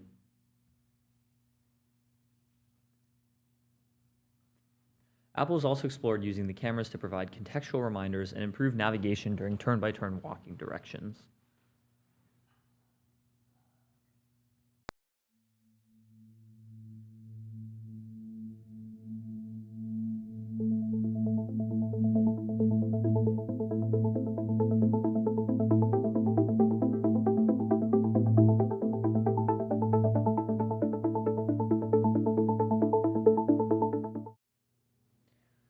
So these anniversary models will succeed the iPhone 18 Pro and Pro Max, coming this year and debut in similar sizes. So it'll just be yet another iPhone, just like this one, just like the one in my hand, except there will also be a folding one, which I'm very excited for. When the folding iPhone comes out in September, I'm going to buy it, most likely.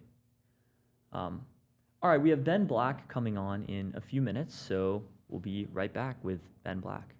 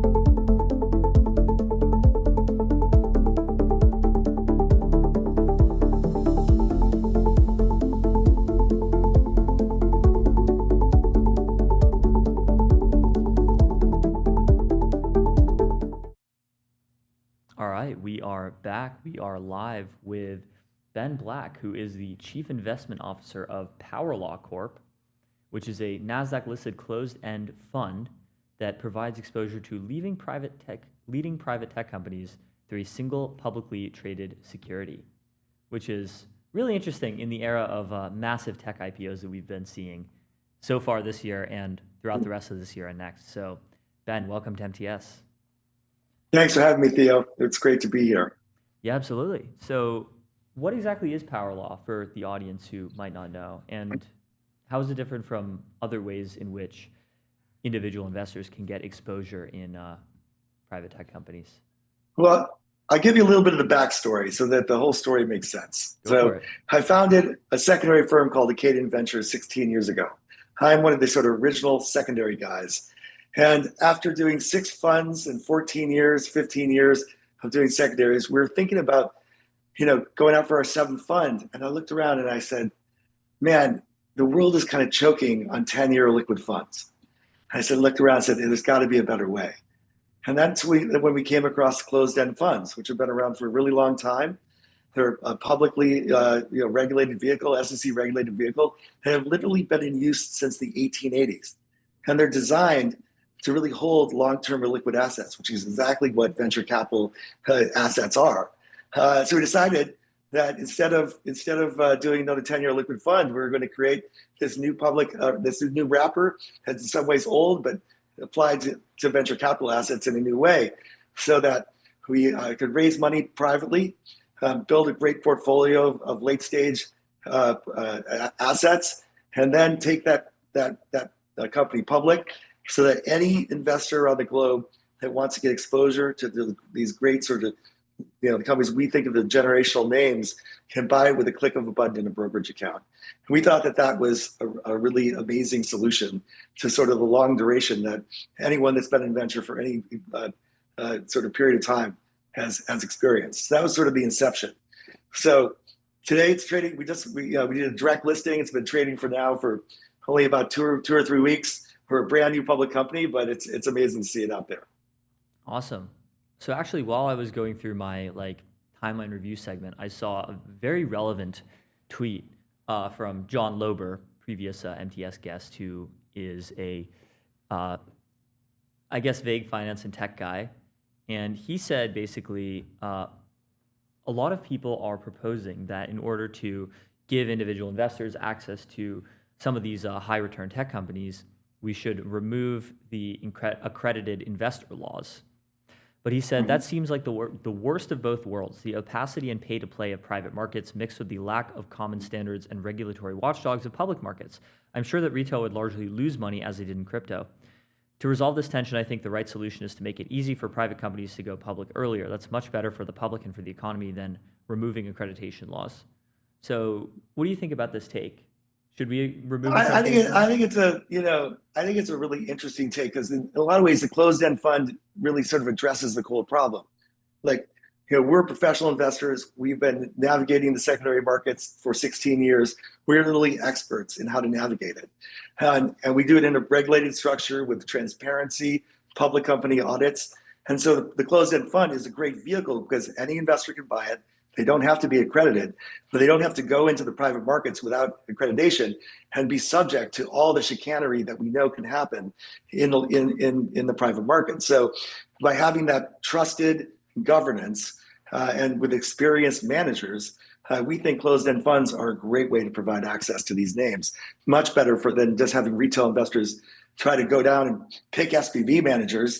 That's kind of insane. So we think it's a really good solution.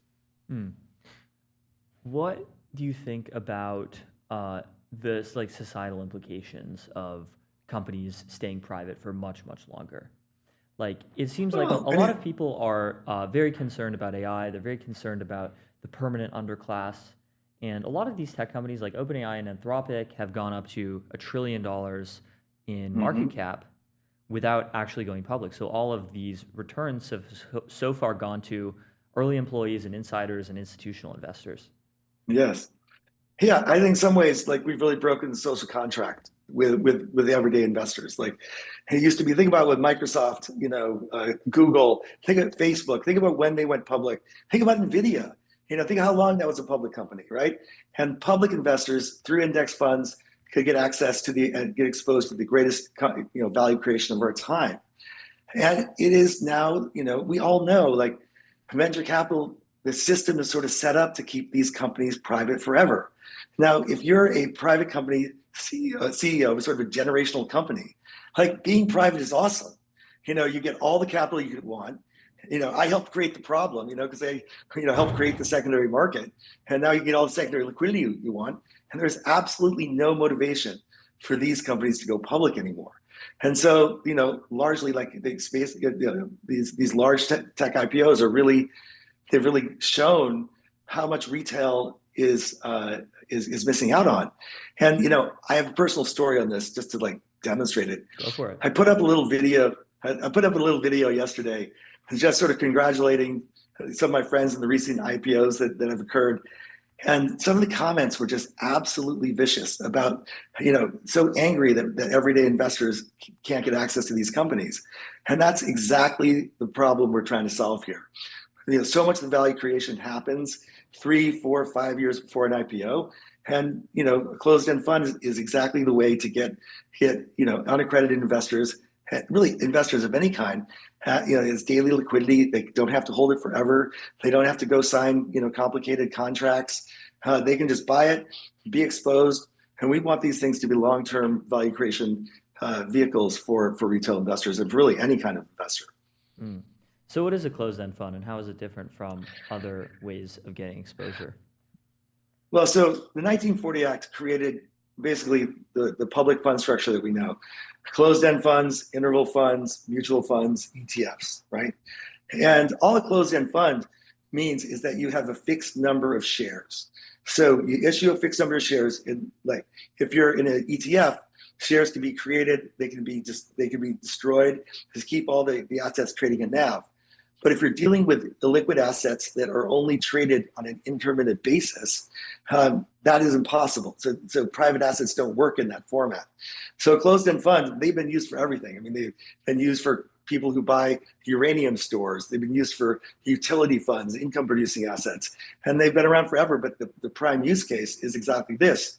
When you have illiquid assets that are hard to trade and hard to value, it gives any investor the ability to buy it on a nationally listed exchange, the NASDAQ or New York Stock Exchange, with full reporting and transparency. They can get it in it when they want. They can get out of it when they want. And that's sort of this. It's just like a, it's just kind of like a mutual fund, but just like a subtype, if you will. Got it. So why is Power Law structured as a closed-end fund specifically, rather than an ETF, for example, or just a traditional? Well, ETF. Yeah. Oh, so traditional venture funds, the problem with them is we all know they're in the last 15, 20 years right now. Like, so a 10-year liquid fund is not the proper vehicle for if people can't take the time duration, right?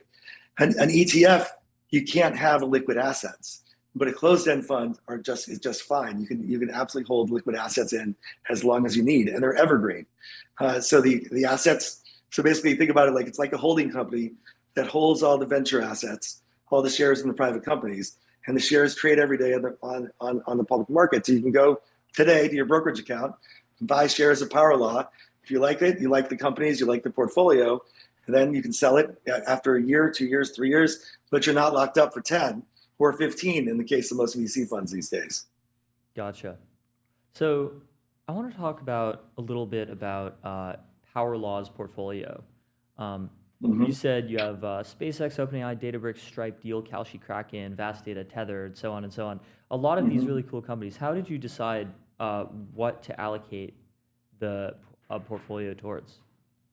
Well, we wanted this fund to sort of represent what we think is sort of the best of the best privates. And so we went through just like any venture capital firm, we went through the whole world of possibilities, and we said, what are the companies that we thought that retail investors would get really excited about, where we thought there was a lot of growth ahead, and we thought that these are just great generational companies that if you hold this portfolio over time, it's going to perform really well. We underwrite just like a VC fund. I mean, I'm a VC, Like we do it just, we're like looking for businesses that are compounding, looking for businesses that are disruptive, and looking for businesses that as a portfolio give a really good cross section of the venture ecosystem, but it's concentrated. We don't want this to be an index of venture. We want it to be a concentrated portfolio of businesses we believe in over the long term. And our goal is to really create, a community of public investors who want exposure to those types of companies and can just hold on, because we all know how long it takes to get to be a public company these days. And it could be many years. And some of these companies are going to go public sooner. Some of these companies are going to take years. It's a portfolio, and the goal is just nice NAV increase, just like you're a venture capitalist. Do you have any exposure to Anthropic? No, we don't. We don't have that one. So you can't get everything that you want all the time. Can't get them all. Yep, that is true. Anthropic is and OpenAI have been like really cracking down on people who hold their stock through these like multi-layer SPVs that seem a little suspicious. Well, I completely understand it. Like, SPVs are a great tool in the right hands. If you're an expert, you have no problem finding good counterparties, understanding how to read the operating agreement, how to manage the risk about them. The problem is an SPV in the wrong hands is a really dangerous tool, and they're unaudited and things like that. So if you know what you're doing, SPVs are fine, and a lot of people do. And there's great counterparties out there doing them, but they are not for everyone, and this should be handled with care. So there was a lot, as you know, there was a lot of bad behavior out there. I totally understand why those companies would want to crack down on some of the behavior that was going on, and we're completely aligned with that. Right.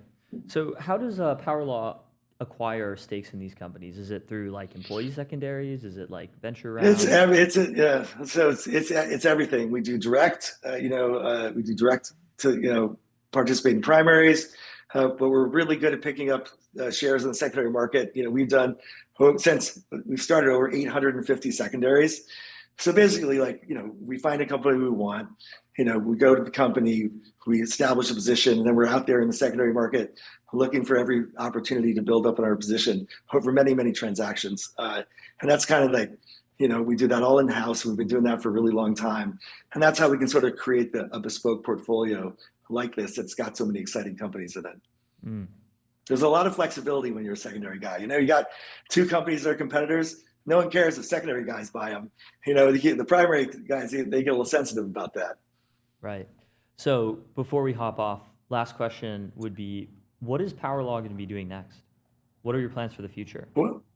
Well, so, I think we're at the early days of really a revolution in providing access to late stage privates this way. And I think that once you sort of get your head out of just being stuck in a 10-year liquid fund structure as a manager, the sort of design space opens up. We're going to see all sorts of closed-end funds that have all sorts of different strategies. And we're really happy we're here right at the beginning to be the first VC fund that's taken a fund public. Because for VCs, we got to get into this game, because if we don't do it, other companies are going to do it. And I think that the VCs should be the managers here, not other just sort of big companies. And that's our goal, is to build out this space and really make it an institutional quality asset class for retail investors around the world. Right. Well, I mean, I'm totally aligned with this vision. I think it's going to be awesome when retail investors finally do get to capture some of the incredible returns that we've seen in tech over the last few years. So we love what you're doing with Power Law. Thank you. It's what I wake up every day to do, is to deliver for those investors. Awesome. Thanks so much, Ben, for coming on MTS. Thanks for having me. Appreciate it. Absolutely. And we'll be right back. Have a great day.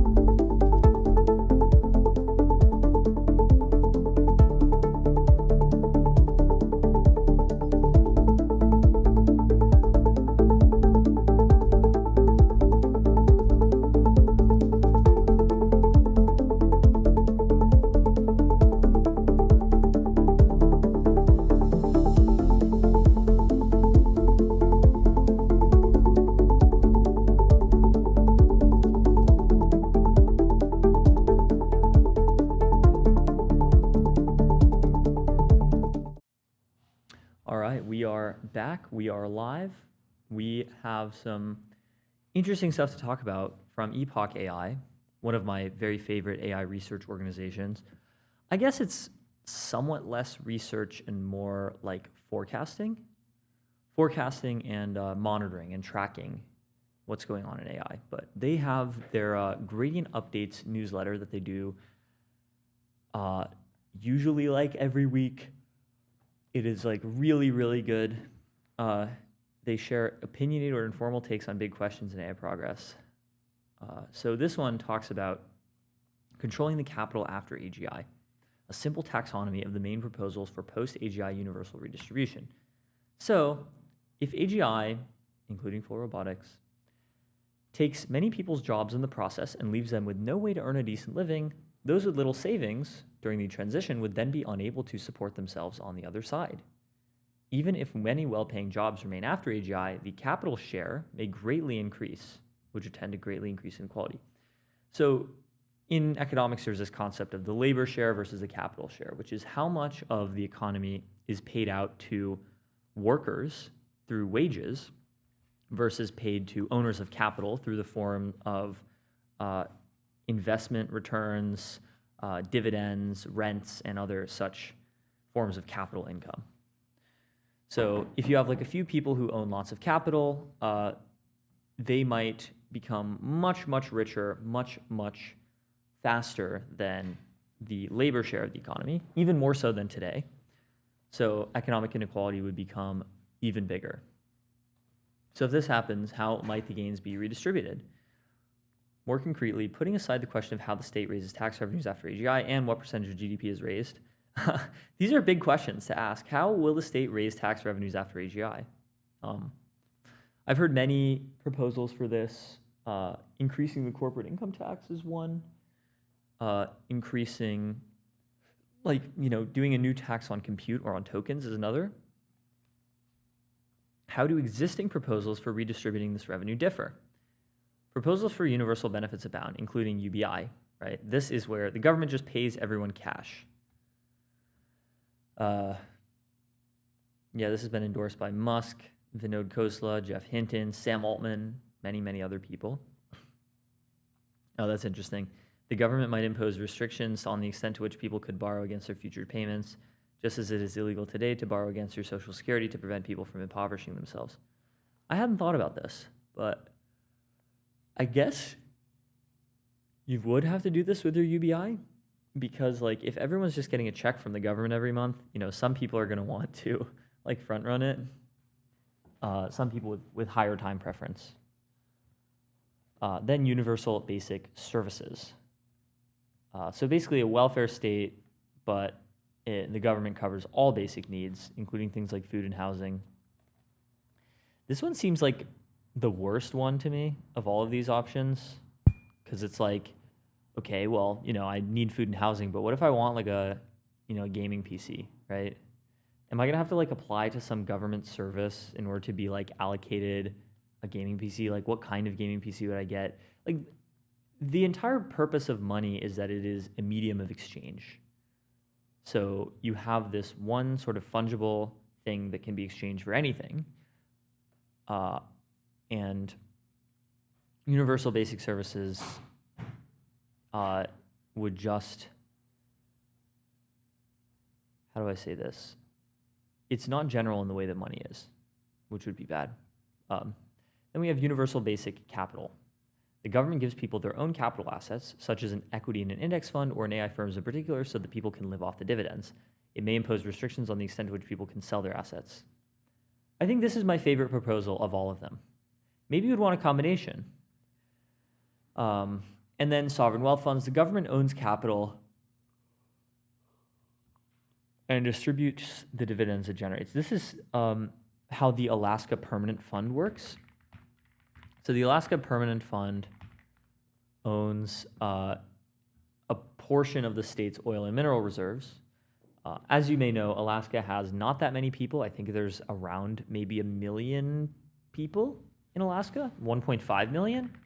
Alaska population, wow, even less. 740,000 people in all of Alaska, which is tiny, tiny, tiny. 48th most populous state, list of states by population. So the only states that are smaller than Alaska are Vermont and Wyoming. 740,000 people, by the way, is a little bit less than the population of San Francisco, like just the city of San Francisco, not counting the rest of the Bay Area. Or you could say it's like, I think, less than half the population of Manhattan. So on top of having very few people, Alaska has a lot of natural resources. They have lots of oil, they have lots of minerals. So the Alaska Permanent Fund was established in 1976. As of 2019, it's worth approximately $64 billion and pays out an average of approximately $1,600 per resident per year. This is one of the only examples of universal basic income that actually exists. And of course, $1,600 per resident per year is not enough money to live off of. So you need a little more. This is more so just like a reverse income tax for Arizonans, or Alaskans rather. What is the state income tax in Alaska? There is no state income tax in Alaska. And of course, each proposal comes in many flavors. They concern the extent to which the government should provide some good directly or give people cash and let them buy what they like. I think you might need a combination of both, because there are some people who, if you give them cash, they'll just spend it on Jordans or whatever. And there are some people who, if you like give them an allocation of like a list of approved services, like this would not be exactly what they want, what they would want to buy with their money. So the main axis, control of the capital. We're familiar with the question of whether to give the poor cash or food stamps, or if food stamps, whether to make junk food ineligible. I think this is a different thing, because we are going to give, I'm actually not sure how this works. Let's say if a poor person in San Francisco, specifically, were to max out welfare, exactly what assistance would they get? How much in cash versus vouchers for services, goods and services? How many programs could they take advantage of?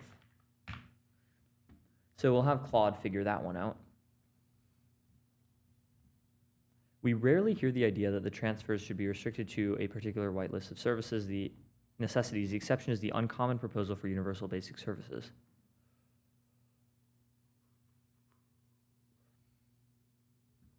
At one end of the spectrum, UBI gives the incomes to citizens, which generates capital only in a very limited way.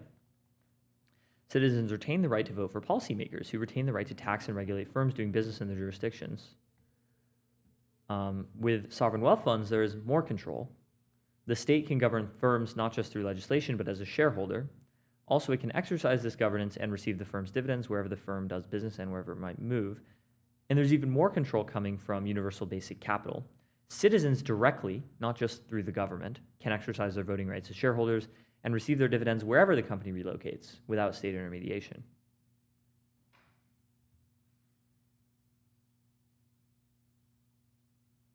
Yeah, so it's quite likely that there will be lots of new ownership structures.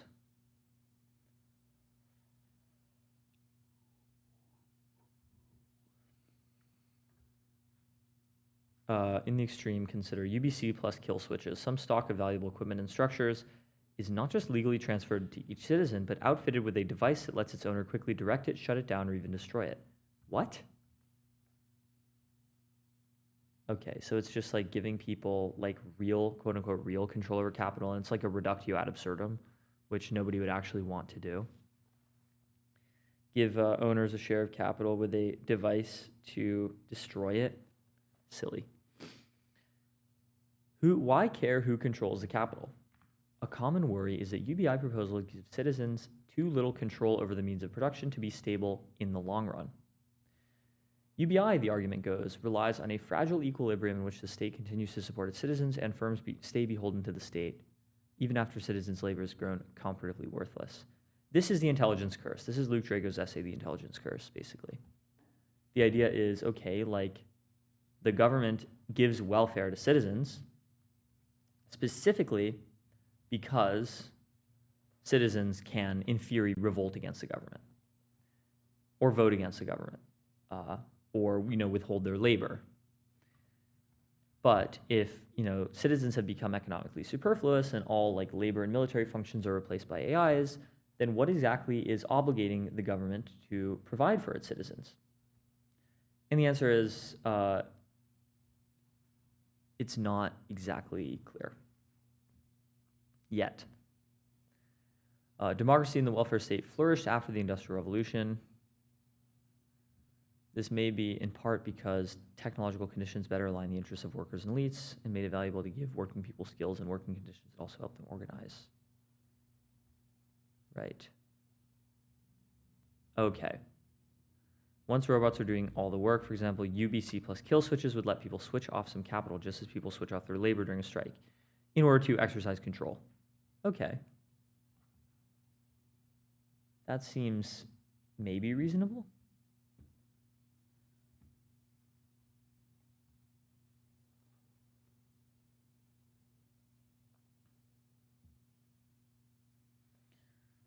Essentially, every developed country currently maintains large transfers to many groups whose labor is not considered very valuable, including the destitute, the disabled, and especially the elderly.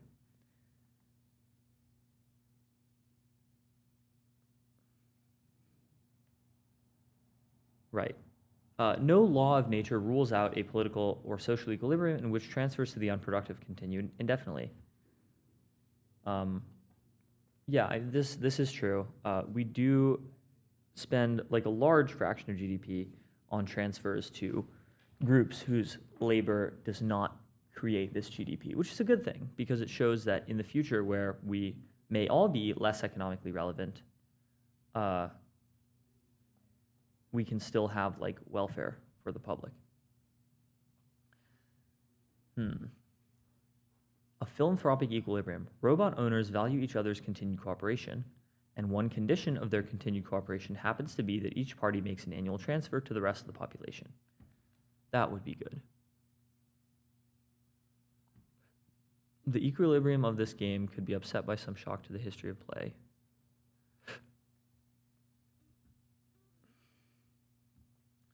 Wealth distribution proposals differ mainly in the degree of redistributed individual control over capital. Okay, this is a really good chart.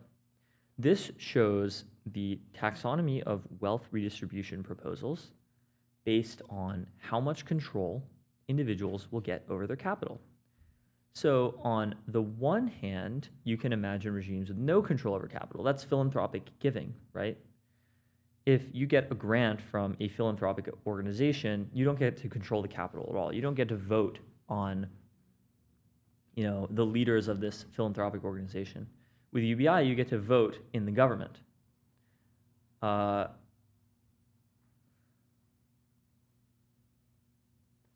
Sovereign wealth funds, individuals indirectly control capital via the state. Universal basic capital, individuals are given direct ownership over capital. Universal basic capital plus kill switches, individuals directly own capital and can disable it. Why have the state give people control over capital instead of letting people buy it themselves?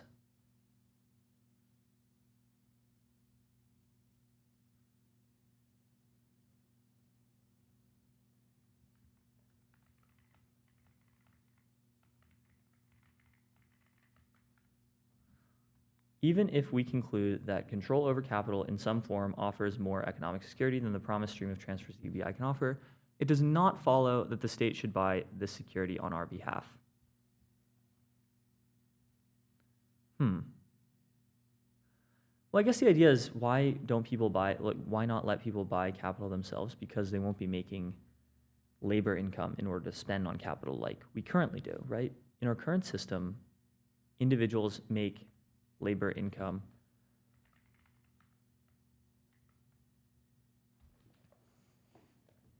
And then they can spend this on capital, right? They can invest in index funds. They can buy like SPY shares.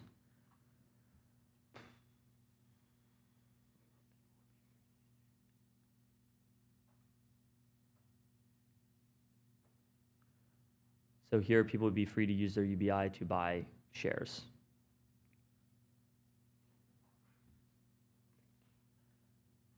Why would you want a transfer of capital over a transfer of cash? Behavioral biases. People would save too little or invest poorly. Right. 2 externalities. Widespread capital ownership might have positive externalities because we don't want self-replicating autonomous drones.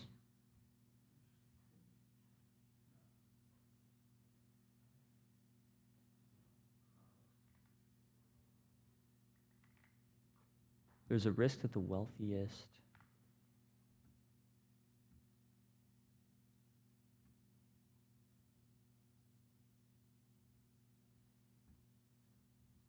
economies of scale. The state provides some services like public transportation and police protection because it's cheaper for the state to provide them en masse than it would for individuals to secure them individually. The same might be true in some ways of control over capital.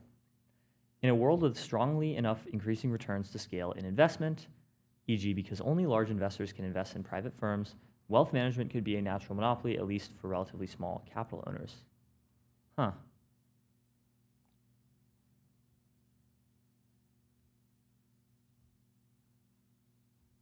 A sovereign wealth fund might then be an efficient way for citizens. Okay, so basically, if only large investors could invest in private firms, like if a sovereign wealth fund could invest in private firms, wealth management could be a natural monopoly.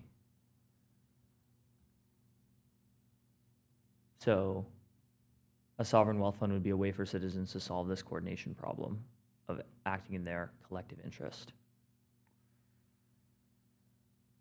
So conclusion, debates over how to structure post-AGI redistribution are primarily over how much control and what kinds to give people over the capital that could come to generate most of our collective income. So it goes from UBI to sovereign wealth funds to universal basic capital.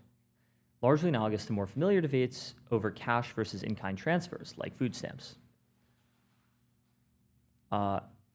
He also proposes a kill switch as a potential way to break the intelligence curse, which would be a really interesting proposal that I haven't thought about before. All right, well, we'll be right back in a few moments with Aaron Slodov from Reindustrialize, which is going on right now live in Detroit. So we'll see you soon.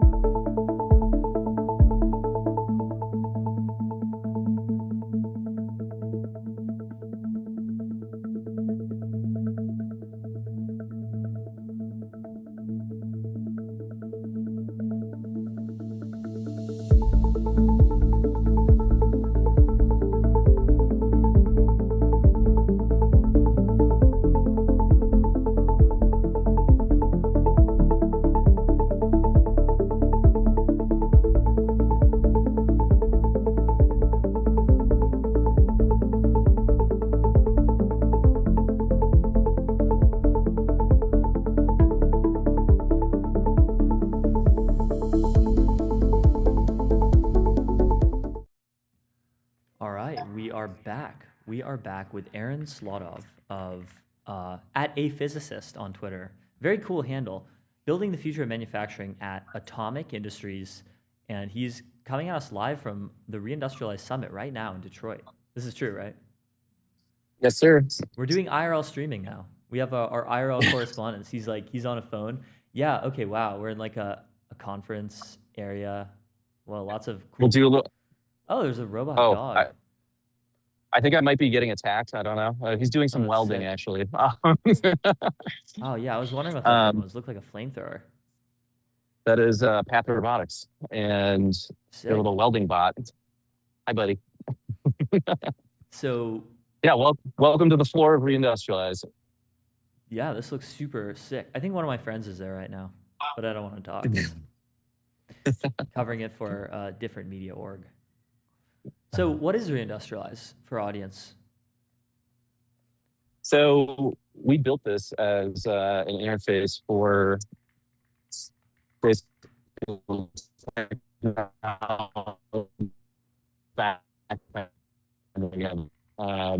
a couple days and align on and who's going to build it, where the resources are coming from, who needs what. And this is just like a conversation I've had, hundreds of times, if not over 1,000 at this point. So I decided to bring everybody together and smash them into a room for a couple days. And so this is the result. And as you can kind of see, we've got, I think this year will be closer to 1,800 people, maybe 2,000. Wow. But it's an incredible turnout. I mean, we've got over 500 companies here. Definitely a few hundred investors, lots of government and military representation, and also a big industry.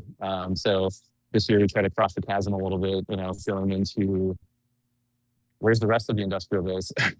So amazing. I had a nice fireside chat this morning with the chief supply chain officer of Ford, and actually a second one with the chief supply chain officer at GM. So also very cool. Let's try to give you guys like a little better of a view. So we've got Regent here. If you're familiar with the flying here.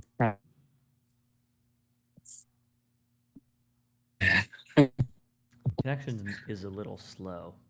But this is kind of the flavor of what you get. Okay. Awesome. So is Reindustrialize in Detroit for sort of practical reasons, or is it symbolic reasons because Detroit is like the ultimate example of like a deindustrialized American city? I mean, it's a combo of both of those things. Yeah, we want to bring people together to, experience this kind of like firsthand and bring them to a place where industry was kind of born and innovated on. And, the story of that and bringing it back is really important. I think that doing it here is, we've got a live panel here, sorry. It's important for the story and for, all these people coming together to celebrate industry and manufacturing and technology coming together successfully. So yeah. Do you think that Detroit has improved over the last decade or so? Is this a good sign for reindustrialization more broadly? Yeah, I mean, the population, sorry.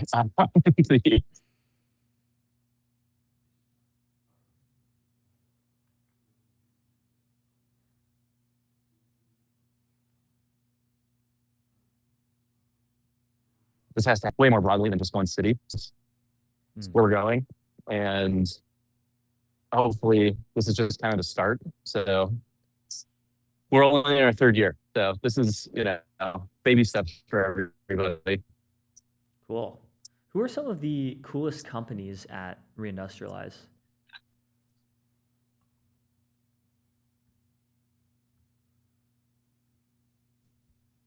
There's so many.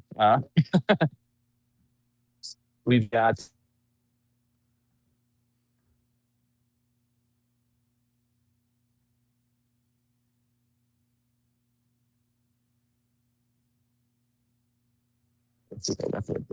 Yeah, we're kind of breaking up. Do you have any Wi-Fi or hotspot or anything you can do? I see this really cool car Yeah, that you keep cutting out. I'm working on it. What car is this? That's the Divergent hypercar. Divergent hypercar. Wow. Divergent blade 3D printed hypercar. Yes, Oh, that's so cool. you can kind of see a little bit of the structure in there, but there's That is awesome. they've printed a bunch of the structural components and most of it's carbon fiber on the outside. But yeah, it's sick. So why do you think Elon Musk has been like almost the only person who's capable of building like great hard tech companies in the West? I don't know if that's true, actually. I mean, he's leading by example truly for sure. like gigascale, I mean. Yeah.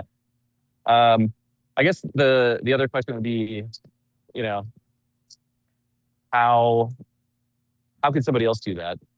Because his MO is just relentless, execution and aligning people around, quite frankly, like missions that are a lot more interesting, right, than building a SaaS product. So I think when you have the combination of incredible execution and a dedicated team with a mission that they can all, really get into, that's a very, very powerful thing that I think we don't really give enough credit to. I don't know if you saw, but at Stanford and Berkeley both, like the amount of new CS majors has been falling like substantially over the last year or so. So how do you get some of this talent that would otherwise be CS majors to get into hardware instead, hardware and hard tech?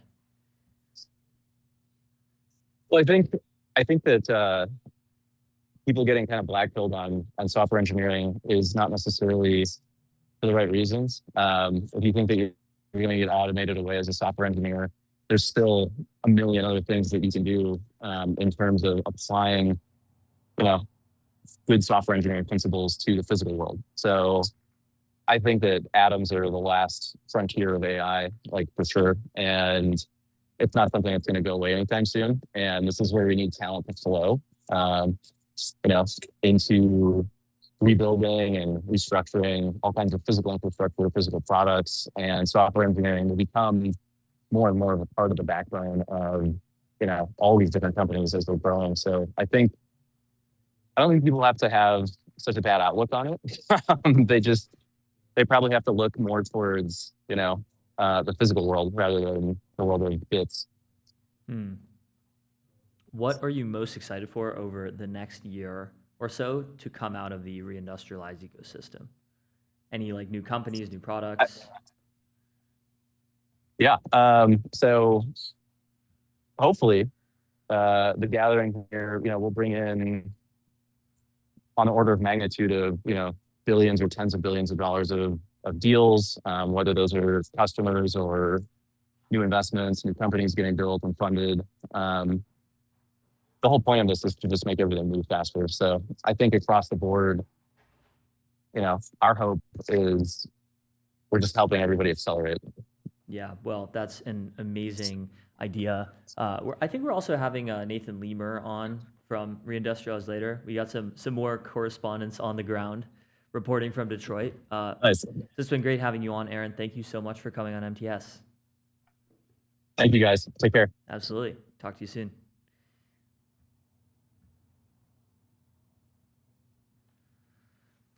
Shall we thank our sponsors again?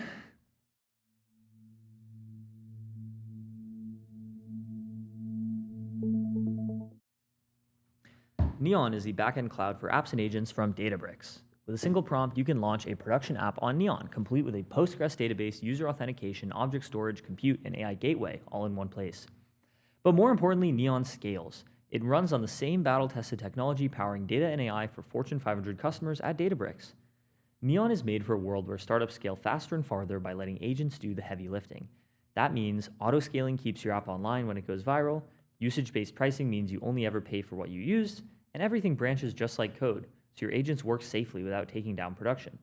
Millions of developers and startups have already chosen Neon for their backend.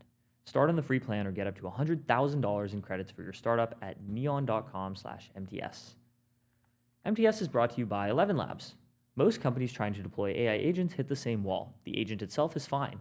The problem is that it sounds wrong, robotic, flat, off-brand, and the moment a customer notices, the trust is gone.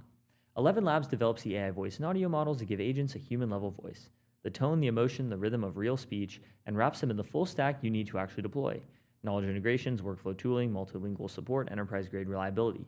Build human-level conversational experiences into your products, services, and operations. Head to 11labs.io/MTS to get started for free. MTS is brought to you by Macroscope. If I asked your CTO right now, what the agents on the team are shipping, could they tell me? Probably not.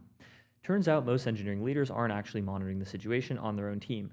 Macroscope is the AI codebase understanding company built to fix that.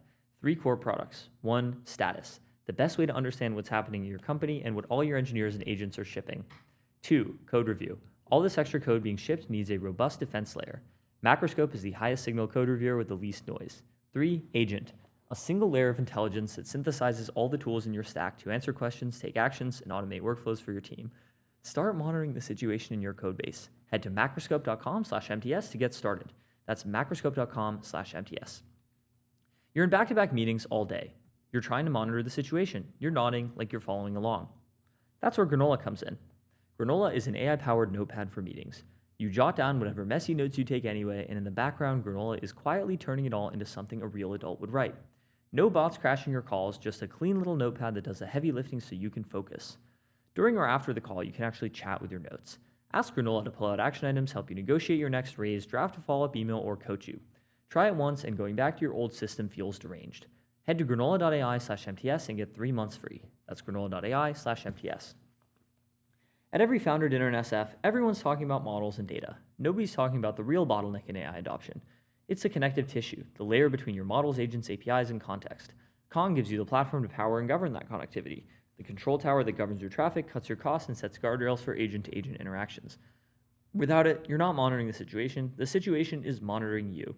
The infra decisions you make in the next 12 months decide whether you're shipping in the agentic era or posting through it from the sidelines. Because when AI traffic scales 100x, the companies without proper connectivity and governance don't just slow down, they break. Kong manages all of your AI traffic in motion, giving you the full picture regardless of traffic type and adding a governance layer regardless of model, agent, or architecture. Fortune 500s run on it, AI native startups ship on it. If you're serious about AI, visit konghq.com. If you're monitoring the situation in enterprise engineering, here's a question worth asking. Want to accelerate enterprise software development velocity by 5x? You need Blitzy, the only autonomous software development platform built for enterprise codebases. Your engineers declare their intent and define the project, a new feature, refactor, or greenfield build. Blitzy agents first ingest and map your entire codebase, then the platform generates a bespoke agent action plan for your team to review and approve. Once approved, Blitzy gets to work, autonomously generating hundreds of thousands of lines of validated end-to-end tested code. More than 80% of the work completed in a single run. Blitzy is not generating code, it is developing software at the speed of compute. Your engineers review, refine, and ship. This is how Fortune 500 companies are compressing multi-month projects into a single sprint, accelerating engineering velocity by 5x. Experience Blitzy firsthand at blitzy.com. That's blitzy.com. And we'll be back soon with more MTS.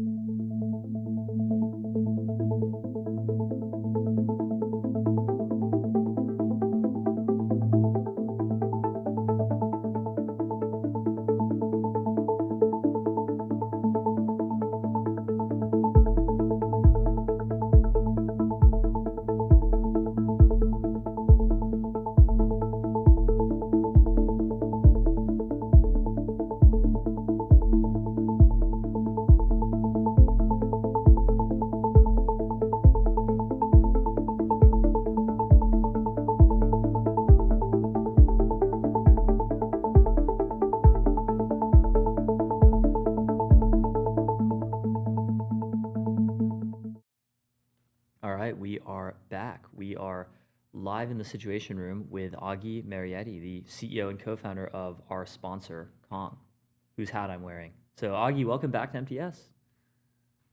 Thanks for having me. It was fun. Absolutely. So you wanted to talk about Claude Fable's weakness, which is tool use. What's going on here?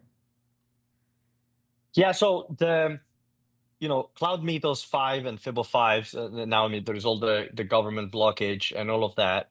But what was curious about all these latest benchmark, and not just the latest one, but if you think even Opus 4.8 or GPT 5.5, is that they're all getting better in raw intelligence in so many dimensions: agentic coding, knowledge work, legal, computer use, biology, cybersecurity, health. You can see how they're progressing very, very fast. So things are kind of getting smarter and smarter in those dimensions. But tool use, so in particular, the ability for a model to call the right MCP server or to call the right APIs to get some stuff done or get some data, it's pretty limited, even with the latest model. So you think like Gemini 3 was 9.6 and Cloud, it's 17.4 in the very latest. It's the lowest score than any other benchmarks.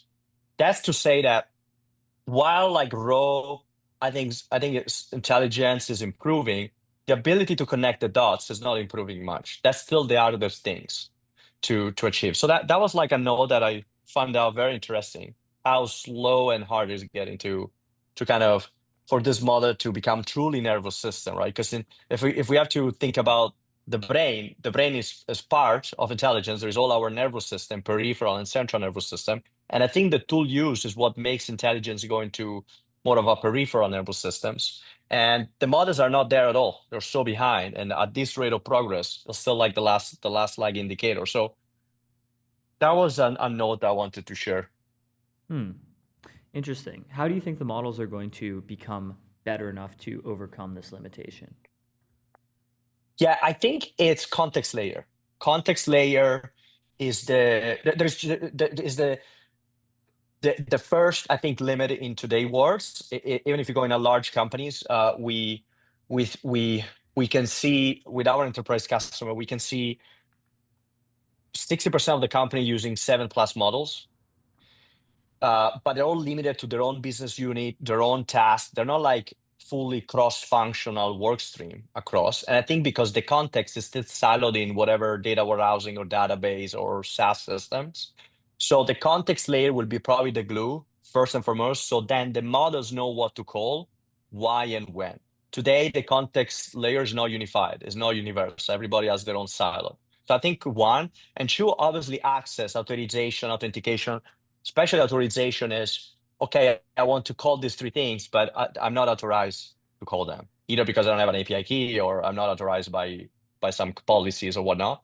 So I think those limiting factor of context layer is not unified. I really don't have context of what exactly to call. I don't know even what my callable asset. There is no really universal system or record of intelligence. And then the authorization, like how even if I know them, how I'm not always authorized to consume them. So this is where people gets into the equations, and maybe why a lot of companies are hiring forward deployed engineers that every company will become a Palantir in 3 years, is because it's a people process and people problems that we have to move authorization, authentication, find system or regular, unify the system to have a context layer so that we can run free models in a unified way. So I think that's my opinion. It's what we see also with Kong, where enterprises get stuck. Interesting. Have you seen the new model from ZAI that just came out, GLM 5.2? I've not seen that. I've not studied it. I'm not digging into that yet. Yeah, neither have we. We've been monitoring this a little bit. It just came out maybe like half an hour ago, but it's actually managed to beat Fable on a design benchmark and on a couple of other things as well. And it seems to be generally better than like every closed source model other than Opus 4.8. So do you think that they have implemented some of these context layer solutions that you were talking about? No, I don't. I think no, because context will be multi-years problems. where you have to unlock system, places, process, people, and tools that have been put in place on-prem or in the cloud for the last 20 years. And so that's like the roads, the digital roads are missing across the company. So you can have the smartest animal on this race, but there's just no paved roads at growth. So I think tool calling, API callings, and context will be a separate problem to solve versus like making those models smarter and better for. And it seems like it's not even a priority for the world right now. Like the priority for the world right now is like, let's become the best at agentic coding and be more efficient. So I think the whole world is going there. Is most of the monies are going there. So I think they're prioritizing that so far. I mean, we have seen it with Cursor, right? Like getting that massive developer distributions for SpaceX XAI. It's super valuable. So I think the whole race is about agent coding for now. I think that's where the focus is. I think calling third-party system and be very good at that, I think it will come later. Gotcha. What about security, for example? So when Fable came out, Claude tried to build their own guardrails, which were like extremely strong, so strong that if you asked it basically anything about biology, or if it based on memories detected that you were a biologist, it just wouldn't let you use the model. It would kick you to Opus 4.8. So do you think that this is a good enough solution for large companies who are using these tools? So I think we talked less. I think my philosophy of guardrails is, I mean, this is like native guardrails inside the model to kind of not screw it up into fables. I think guardrails should be outside of the models to the reason you just mentioned. So every model is the same, but then you apply guardrails when the LLM talks and output or input some tokens. That's where you want to put the guardrails. So you can filter, sanitize, block at the traffic layer in the token path versus natively into the model. So you preserve the model consistency and there is like no false positive because it's all come down to false positive, false negative. So when you have false positive, false negative, when guardrails are native into the models, you have to release a new model. The cycle, it's like, one shot and then live with it. Instead, if you keep all the models primitives as they belong, but then you apply guardrails in the token path. So when the models works, then you can change in real time and modify what you want to see, what you want to see, what you want to change. So each companies can, Anthropic could manage into a service the guardrails in the token path when the APIs are or the LLMs are moving versus inside a native way. So I think that would maybe have a different outcome instead of having false positives within the model, that then it's much harder to course correct. I mean, it would take much longer to course correct. But I think guardrails is definitely the future of AI security. It's the evolution of this guardrails market and call it, AI security, AI governance, AI guardrails, which also goes back into cost, like, token cost management, like you can put it into there, like you're guardrailing your token spends. And so it's all under this, like, how do we guardrails things? And in my opinion, what we see with, 1,000+ enterprise customer, the best way to do it is at the traffic layer. Right. So what is the difference between solving security for individual users versus enterprise users? So individual users is like the seat, and is like what it means to you in terms of you don't want API keys or your password to go out. So that's, we see with OpenClaw a lot of issues there. I think it's about your personal information, your personal secret, your personal credentials to go out as a personal individual users. In an enterprise, is about enterprise data to not just to not go out, but also it's like a big village, an enterprise, 10,000, 100,000 people. Some people cannot see this other stuff, and it's about governing different team and different business unit, different data, and who can access. So it's more a holistic governance layer across the company that divide team access, tool access, and people access versus the individual credentials or secret managers that an individual will care about. Got it.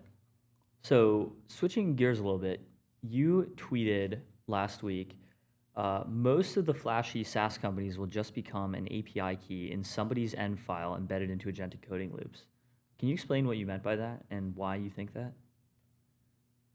Yeah, so it comes to like I was involved in like Salesforce, like the largest, kind of oldest, most successful classic SaaS company, right?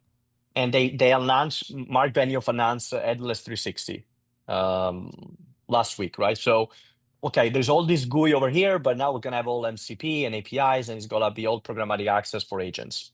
So we are rebuilding the company or abstracting the company to be agentic consumable. And that's like, a 40, 50 billion revenue business that are going fully agentic. And so then I thought about it, there is like the SaaS apocalypse, all the SaaS will die.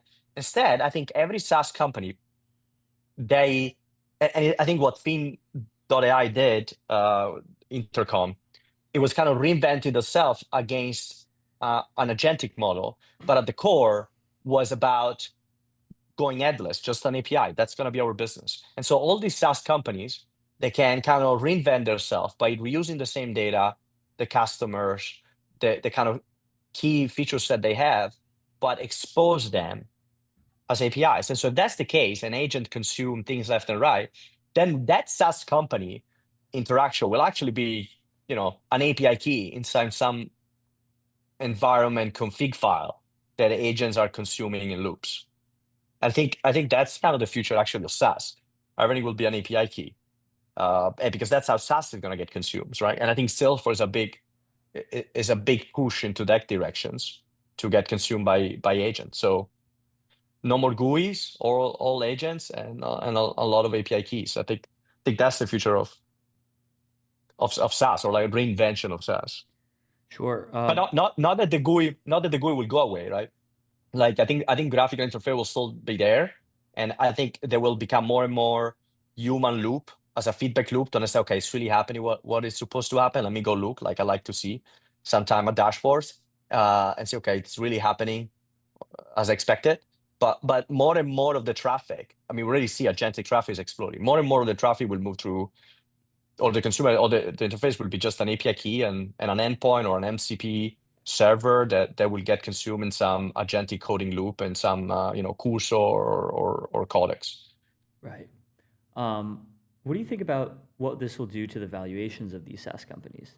Will they still basically be fine, or will stuff just kind of decline if the labs are able to build AIs that can do their tasks for them?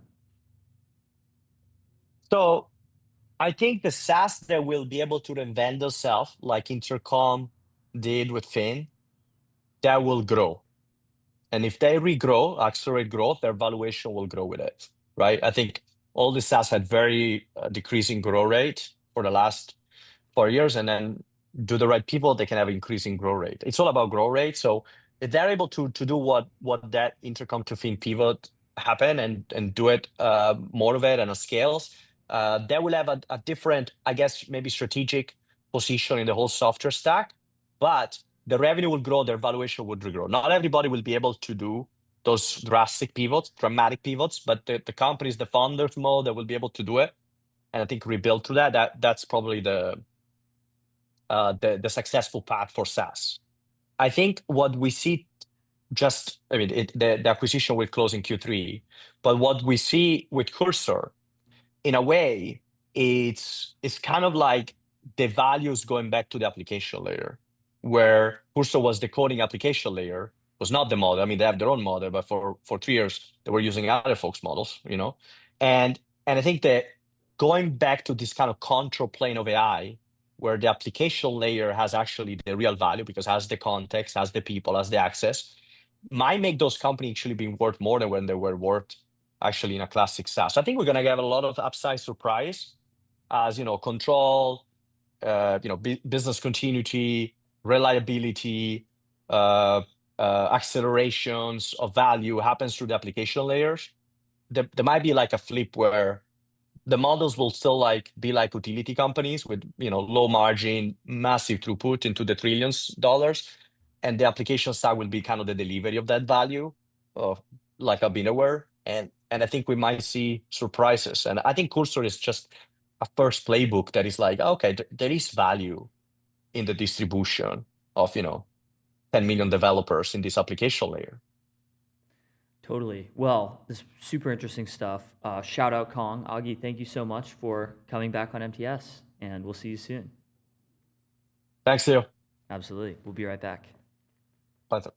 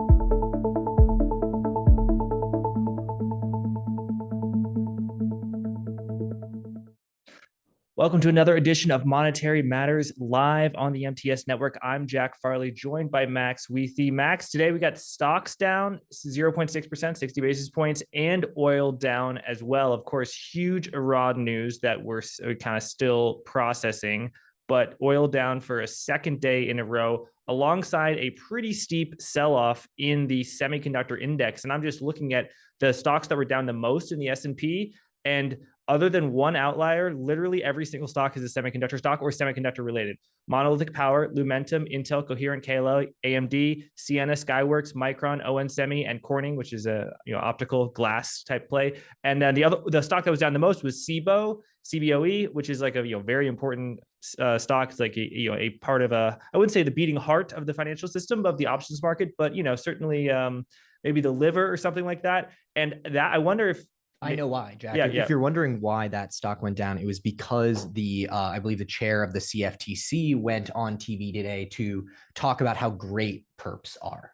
So if you believe that CBOE, Chicago Board of Options Exchange, if options trading is inferior to perpetual futures, because a lot of people trade options because they want leverage. Yes. Right. But you have to deal with the volatility that's priced in. And perps kind of do that for you. So if perps especially on single stocks start to come out, it could in theory eat into the options market and into CBOE. Okay, that is interesting. I wonder if those perpetual futures, those perps, are they like hyperliquid, or where else would they be? Well, you can trade perps on I believe there are perp contracts on Kalshi. There are perp contracts on Robinhood. You can trade perps. I'm not sure who their partner is for that, but you can do that on single stocks right now.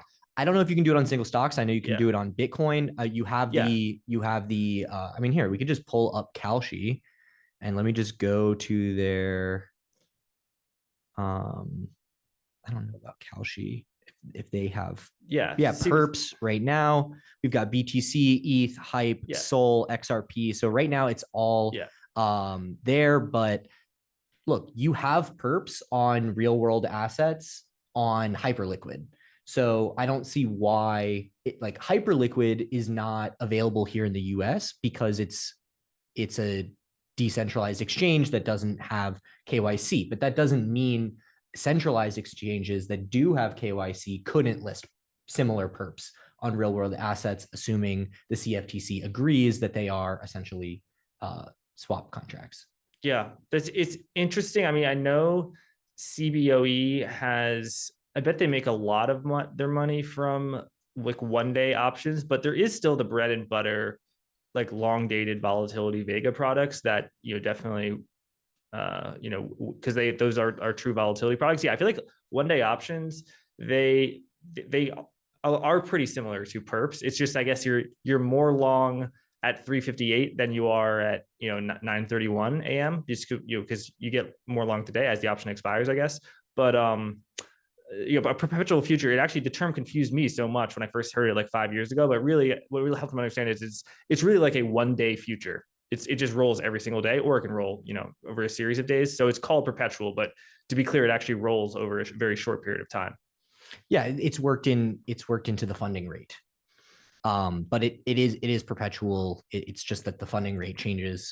And in some ways it is it'll be interesting to see how the funding rate, because right now you have these larger markets. So in a world where perpetual futures trade more than the existing dated contracts, it'll be interesting to see how the funding rate works out, because right now, at least I'm not in the business of pricing perps or in trading dated futures curves or anything like that. But the idea is that it's sort of worked into the curve shape is worked into the funding rate of perpetual futures. But in theory, if this market becomes bigger, that doesn't really make sense that the curve shape would determine the funding rate. That's interesting. I feel like for things that are like stocks, the futures curve is always just a factor pretty much of interest rates. It's not like people, it's not like people have a view of, December, the S&P is going to crash, and in January it's going to rally. Like that's not a thing like it is for oil or natural gas. Well, you also have the demand for borrow, right? So That would be the other side. So yeah, you do have the interest rate, like the cost of borrowing money, but then in theory, if there is a lot of short interest, we see the borrow price of stocks. Rise. So I would say that the demand for short exposure is probably also going to be a big impact there on the single stock price. That's a good point. I saw someone on X post how the funding rate is to fund like futures and stuff isn't just a function of what interest rates are. There is a risk component. So, it can swing from like 20 basis points to 100 basis points. Okay. Interestingly, Max, I saw that the Dow Jones was up today. So that makes me think that the Dow Jones does not have a lot of semiconductor stocks. Let's see. Yeah. Well, it has a lot of financials. Yeah. Right. So I think what was here? They have NVIDIA and Cisco. That's not, yeah. So they have technically one semiconductor stock. So if you think that AI is a bubble and you're searching for safety, perhaps venture into the Dow. That I don't think that would be my first thing to do, but it is well known in the financial community as like a kind of ridiculous index because, like, just for example, it's price weighted. Yeah, it's price weighted, and like the Goldman Sachs right now is 13% of the index, and NVIDIA is 2.46% of the index. So NVIDIA's market cap is so much higher, so it should be a greater weighting. But Goldman Sachs just has the highest stock price because Goldman hasn't done stock split in a while. Well, but as soon as Goldman Sachs does a 5-to-1 stock split, it's going to be back at number 25 or something. Well, and they might not be doing that because they recognize that there are still flows into the Dow, and it makes sense. You are presupposing that market cap is the best way to construct an index. Yeah. So far, that has worked, but in theory, overweighting the highest market caps could have a negative return, and that's exactly what we're seeing right here. Is that the stocks that go up the most can at times pull back when they are the hottest theme. I mean, semiconductors, I think we're down something like 6% today. The SOXX index was down at 5.92% today. Interestingly, despite this, IGV still could not catch a bid. It was down. The software index. Yeah. IGV, the software was still down around 1.15%. So it looks like we closed at 1.26%. So definitely a lot of outperformance from software, but still a little different than about a month ago when if we saw a huge down day in semis, we at least got a bid from software. Yeah, the software stocks are falling pretty much every single day since June 2nd. I don't know exactly what is going on. But the bid that they'd caught is completely evaporated. If we can share the screen now, Max, I'll just go through some news. So just on this U.S.-Iran deal, I think according to Wall Street Journal, a memorandum of understanding was signed, not on paper, but perhaps they used DocuSign, electronically on Sunday, and it's a cessation of hostilities. There's going to be a 60-day rolling window where they're going to figure things out. And if we could, according to the Hormuz letter online, they say that U.S. officials have now confirmed in a briefing Iran will get full access to a total of $100 billion in frozen funds, the $300 billion reconstruction fund. I have to say, first of all, President Trump has said that the $300 billion fund is fake news. Vice President J.D. Vance today said that it is not going to come from the size of the fund is going to be determined, and that it's like not a dime will come from the taxpayers, U.S. taxpayers is the line that he said. So of course we don't really know what is going to happen, but the official administration line is that there's not like any reconstruction funding. That's new reconstruction funding. It's not going to come from the U.S. It will come from local partners in the region.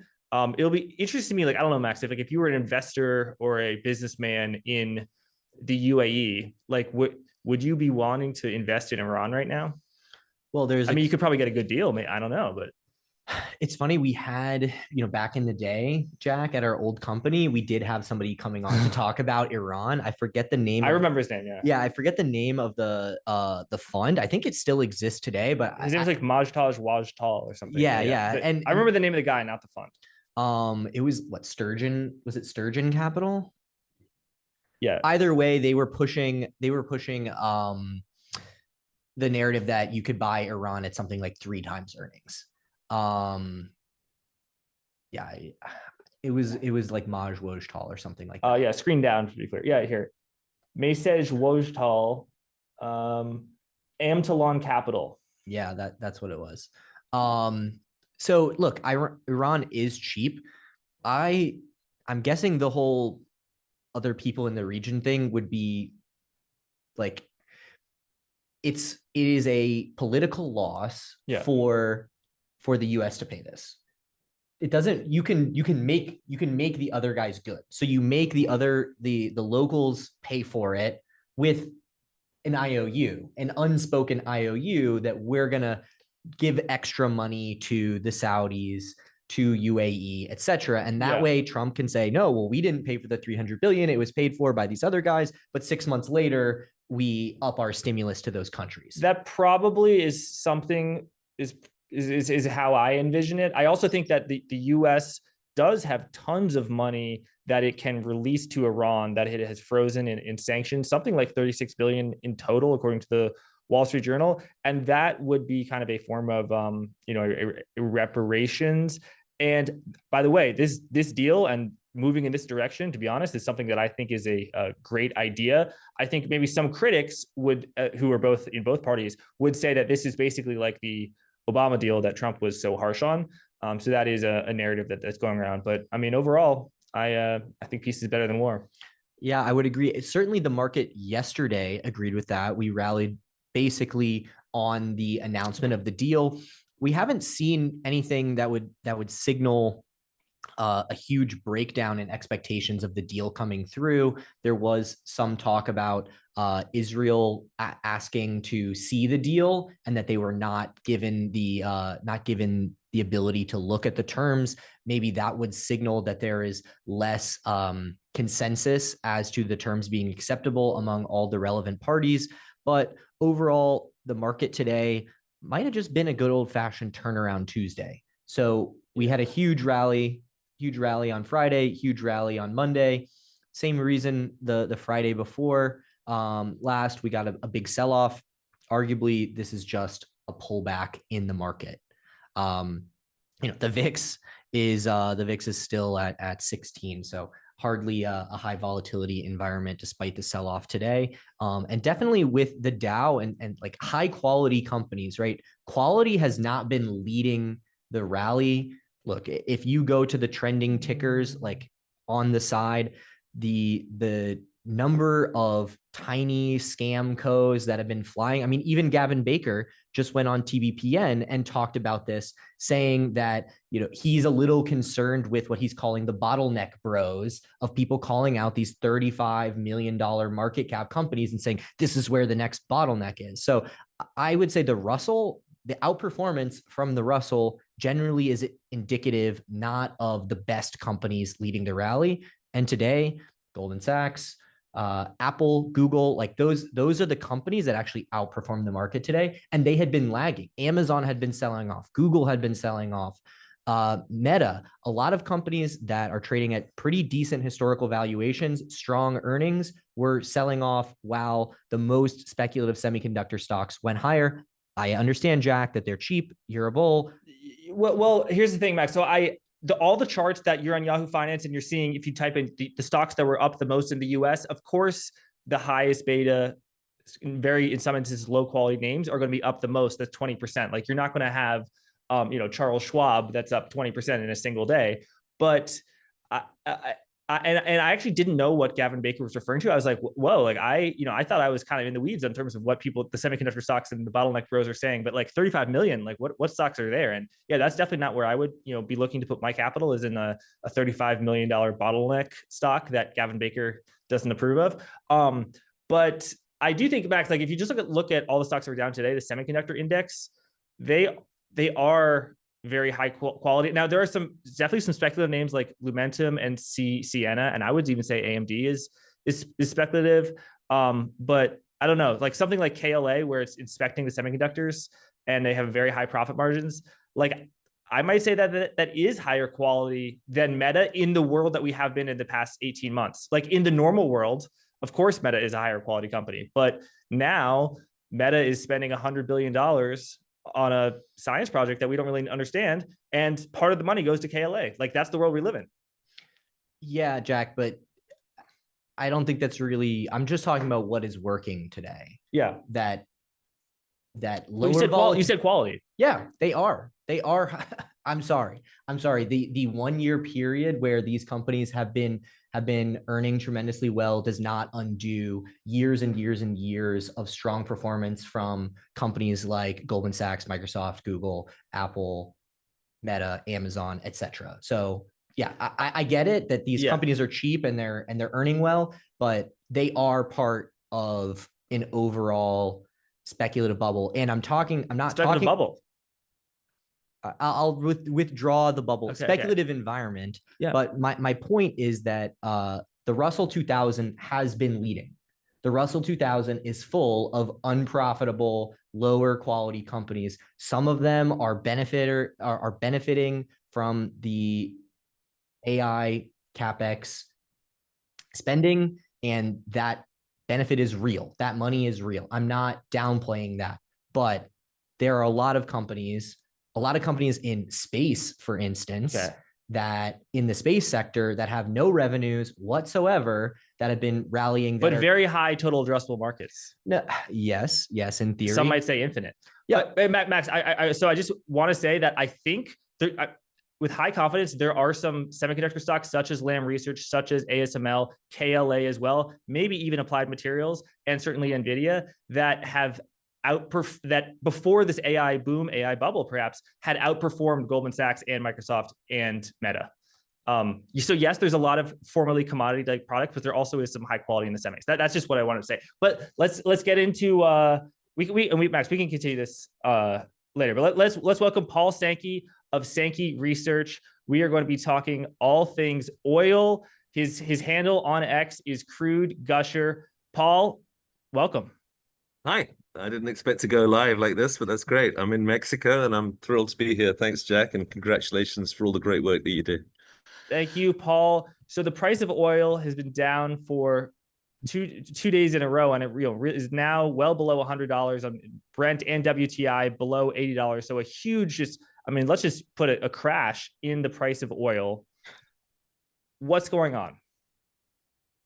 I think that there were a number of things that changed the market, radically, and it was always going to be very difficult to second guess the government impact on the market because, as you know, oil is very much set at the margin. So, I always say to people, 100,000 barrels a day is a material difference at the margin. So if you see a headline where it's 100,000 barrels a day here or there, even on a market which we estimate is around 104 million barrels a day for oil, it's incredible that just 100,000 barrels a day can make a difference. And of course, the 104,000 million barrels a day is interesting because demand has stayed up so strong. So that's the first takeaway, because our first, as I say, my second thought on Hormuz was demand, right? So the first thought obviously was this is a massive outage. The second thought was, okay, so you're going to shut all these refineries. It's not going to be good for crude demand, and so on. And so what we did is we got into immediately into Qatar LNG, immediately into Taiwan, immediately into Korea, immediately into Japan, immediately, and the punchline, Australia. And if you look at Australian inventories, they were terrible. They had less than 30 days cover. And now their inventories are higher. And the government has worked the inventories higher. So, as you know, there's been really three major effects. The first is the US release of well over 1 million barrels a day right into the Gulf Coast refining system in a market that was not short crude, right? The US market had enough crude going in because we're not subject to Hormuz, but the US government added another 1.5 million barrels a day into our refining system, which obviously yielded all-time record crude exports and absolutely underlined my long-term argument that high oil prices are good for the USA. The second, obviously, was the general IEA release. Again, Japan with massive reserves released its own oil inventories, but also in the case of Taiwan and Korea, what you were looking at is countries that actually had excess oil particularly Taiwan, and a lack of LNG. So what they were able to do is trade with Australia. Australia's long LNG, short oil, and that worked out fine, and they've managed that situation very well. And of course, the big kahuna, and I'm talking to you from Mexico, but the big, not sure kahuna's got anything to do with Mexico, but let's run with it. It sounds like it. The way you say it, the way you say it. The big one, as you know, Jack, and you've been doing a brilliant job. As I said, I don't accept many podcasts, but I'll accept yours. Is obviously China, and China. What you've seen is the whisper is they're down 8 million barrels a day for the latest imports.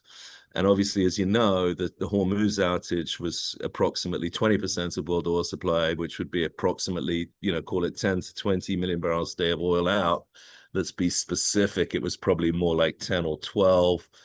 But, with China doing down 8 million barrels a day right now, my 100,000 barrels a day, it's material at the margin, all adds up. So to finish, the question is obviously how long can this inventory drawdown go on? And, it was interesting because early in the crisis, I was publishing charts of inventory drawdown, but I was saying this chart will never happen. It's not going to happen.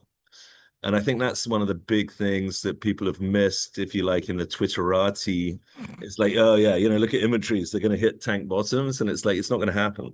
There's going to be a solution. And what I would tell you, to go back to my first point, is what's stunning and where I've been completely wrong is not the supply side or the emergency releases. It's actually that demand is still so strong. So, it's remarkable. And, I was talking to our guys here in Mexico where I'm on vacation, and they were saying the fuel price has not really been a problem. The problem is that tourism is down.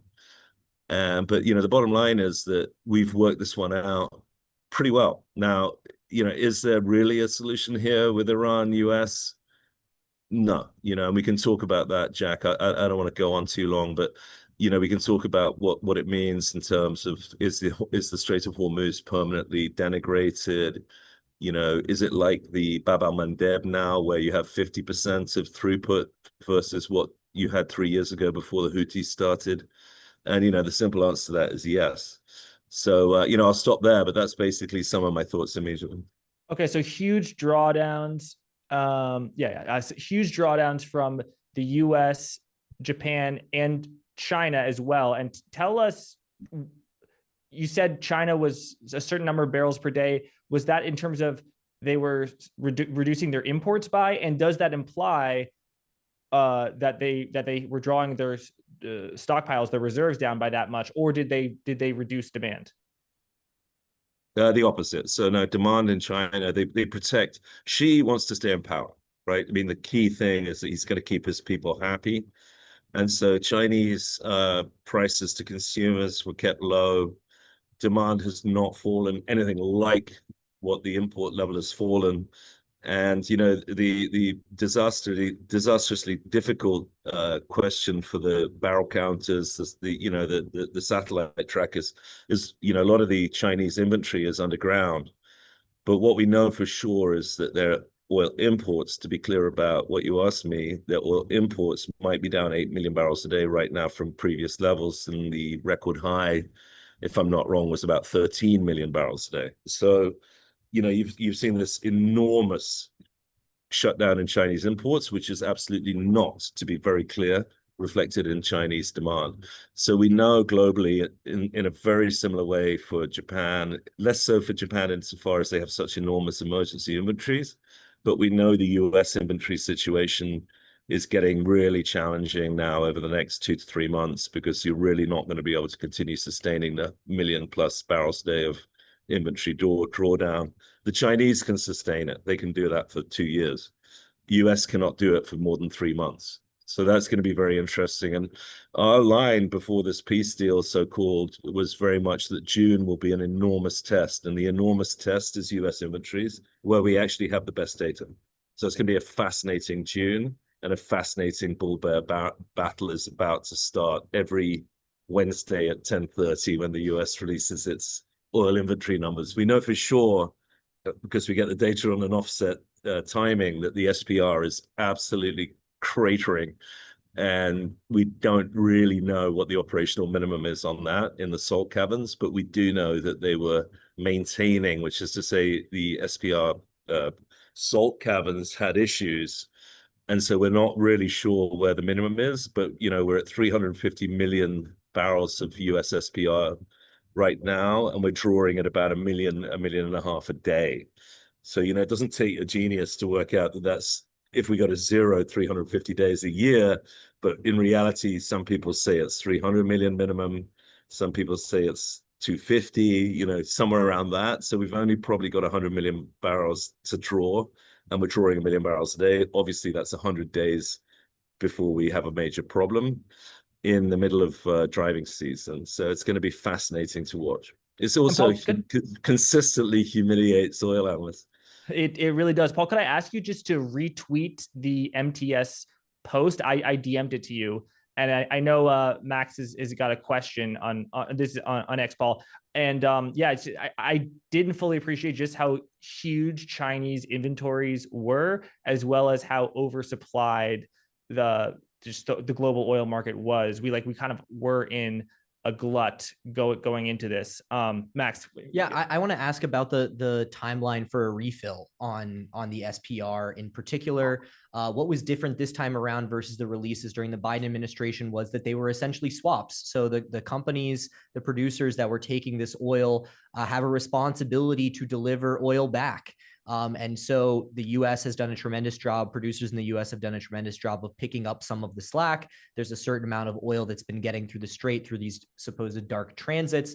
And I guess my question is, at what point in time are the U.S. oil companies expected to be putting oil back into the SPR? And is that going to be a bullish surprise for the market that is expecting the return to some degree of normalcy as being bearish for oil? Well, I like your chat. You get it, but it's nothing to do with the U.S. companies, right? So the U.S. companies are swapping, but it's a government inventory. So they won't buy it. I mean, it's not the U.S. companies that are going to do that. What's happened with this latest drawdown, and it was very interesting, at the beginning of the crisis, at max crisis, the U.S. government offered a swap. So what they were saying is, we'll give you SPR, you give us back in 3 or 4 months' time 120% what we gave you. And they have to do that. And actually, the point is that in the initial phase, the companies didn't take the deal.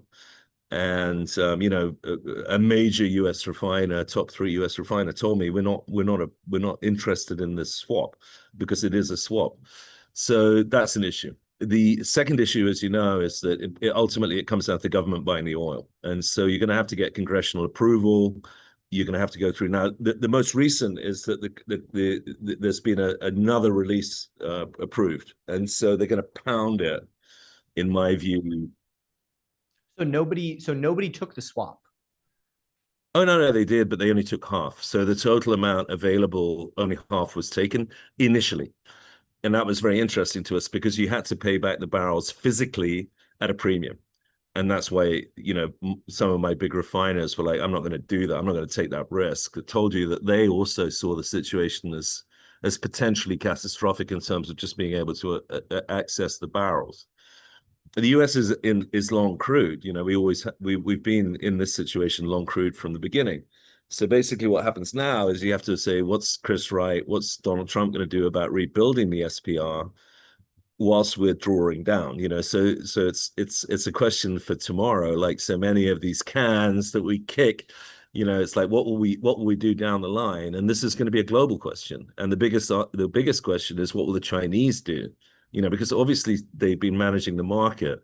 So what we would tell you is that the Chinese, clearly, just based on the history of their behavior, are buying oil below 80 at inventory. Putting it in inventory, and then they're selling it, pretty much above 120. The U.S. government panics typically, and it's absolutely the Democrats. The Biden drawdown was almost as big as this one. In fact, it was pretty much as big as this drawdown. They just panic, and they're just trying to get the gasoline price down in the U.S. Excuse me. The Chinese government's not that dumb, and I'm not saying the U.S. government's dumb. But it's very, they're just very not traders. They're just not oil traders. Well, they just right. get elected every 4 years, so it's rational for them to be short-term thinking. You know, and that's the problem with the US energy policy. It's certainly the problem with government policy in many countries, is that absolutely they don't have that Chinese, you know, you want to live in a totalitarian regime where people, you know, take your photograph and measure your social equity score, you can live there. But the reality is their energy policy is outstanding. You know, they've got it right because it's post election cycles, you know, and what the problem with the US energy policy, absolutely, which is offset by AI spending and these monstrous companies spending monstrous amounts of money, you know, in the context of outrageous private success, because these are very obviously successful companies. They're trying to drive the energy agenda, ultimately really at quite a short-term basis, where obviously what you're looking for is a government to stabilize and say, okay, let's build an entire network of high-speed rail. Let's, you know, build an enormous amount of nuclear, you know, et cetera, which clearly the Chinese have done. If only, you know, we could do that in the US. But, you know, we have this underlying line, which I'm pretty certain I've said to Jack before on previous podcasts, which is China's run by engineers. The US is run by lawyers. And so what you'll see, for example, in building AI, for example, in Virginia, is you can't add any more because the local county level opposition, you know, I've done a lot of work over the last year on PJM, the market, which, you know, the market for the biggest data center market in the world, which obviously is Virginia and everything around Washington. They really have a massive problem with delivering. And what you're going to see is that Texas, you know, Wyoming, you know, these are the places that will deliver. The lawyer-led counties, literally counties, will not deliver. The Chinese work this out, and they've made, you know, Wall Street analysts like me look like monkeys, even though I knew they were coming, because they've basically cut their oil imports by 8 million barrels a day. I mean, it's like 13 million barrels a day. We'll see the latest data, but it's clear that they've basically single-handedly modified the market. And of course, we know they're basically allies with Russia, with Iran and Russia.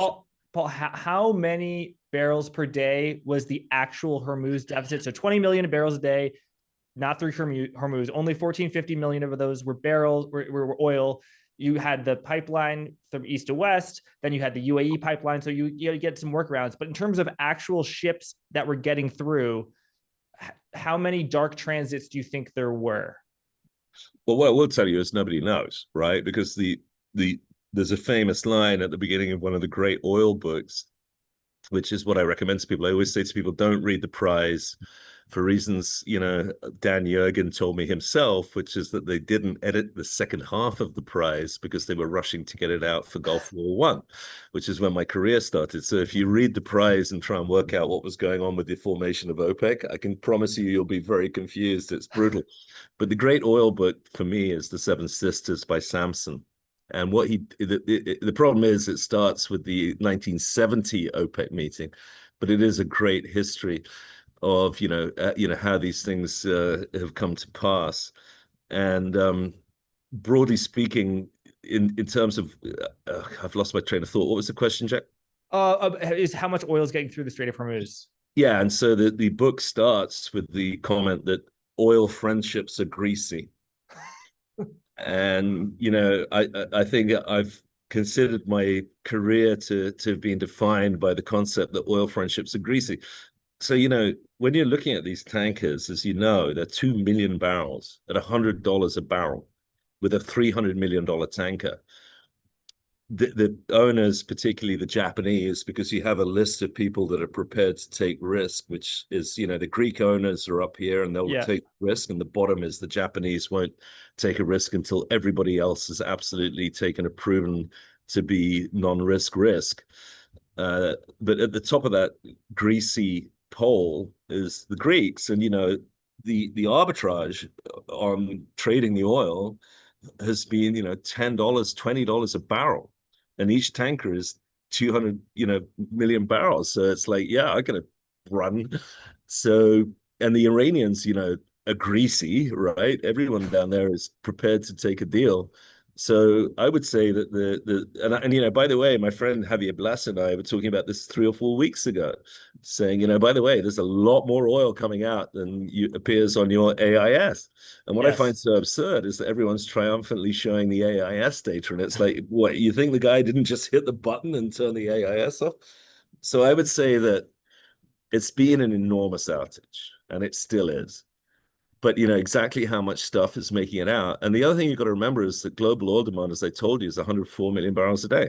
So each tanker, you know, I told you 100,000 barrels a day is material for the global oil market. Each tanker is 2 million barrels.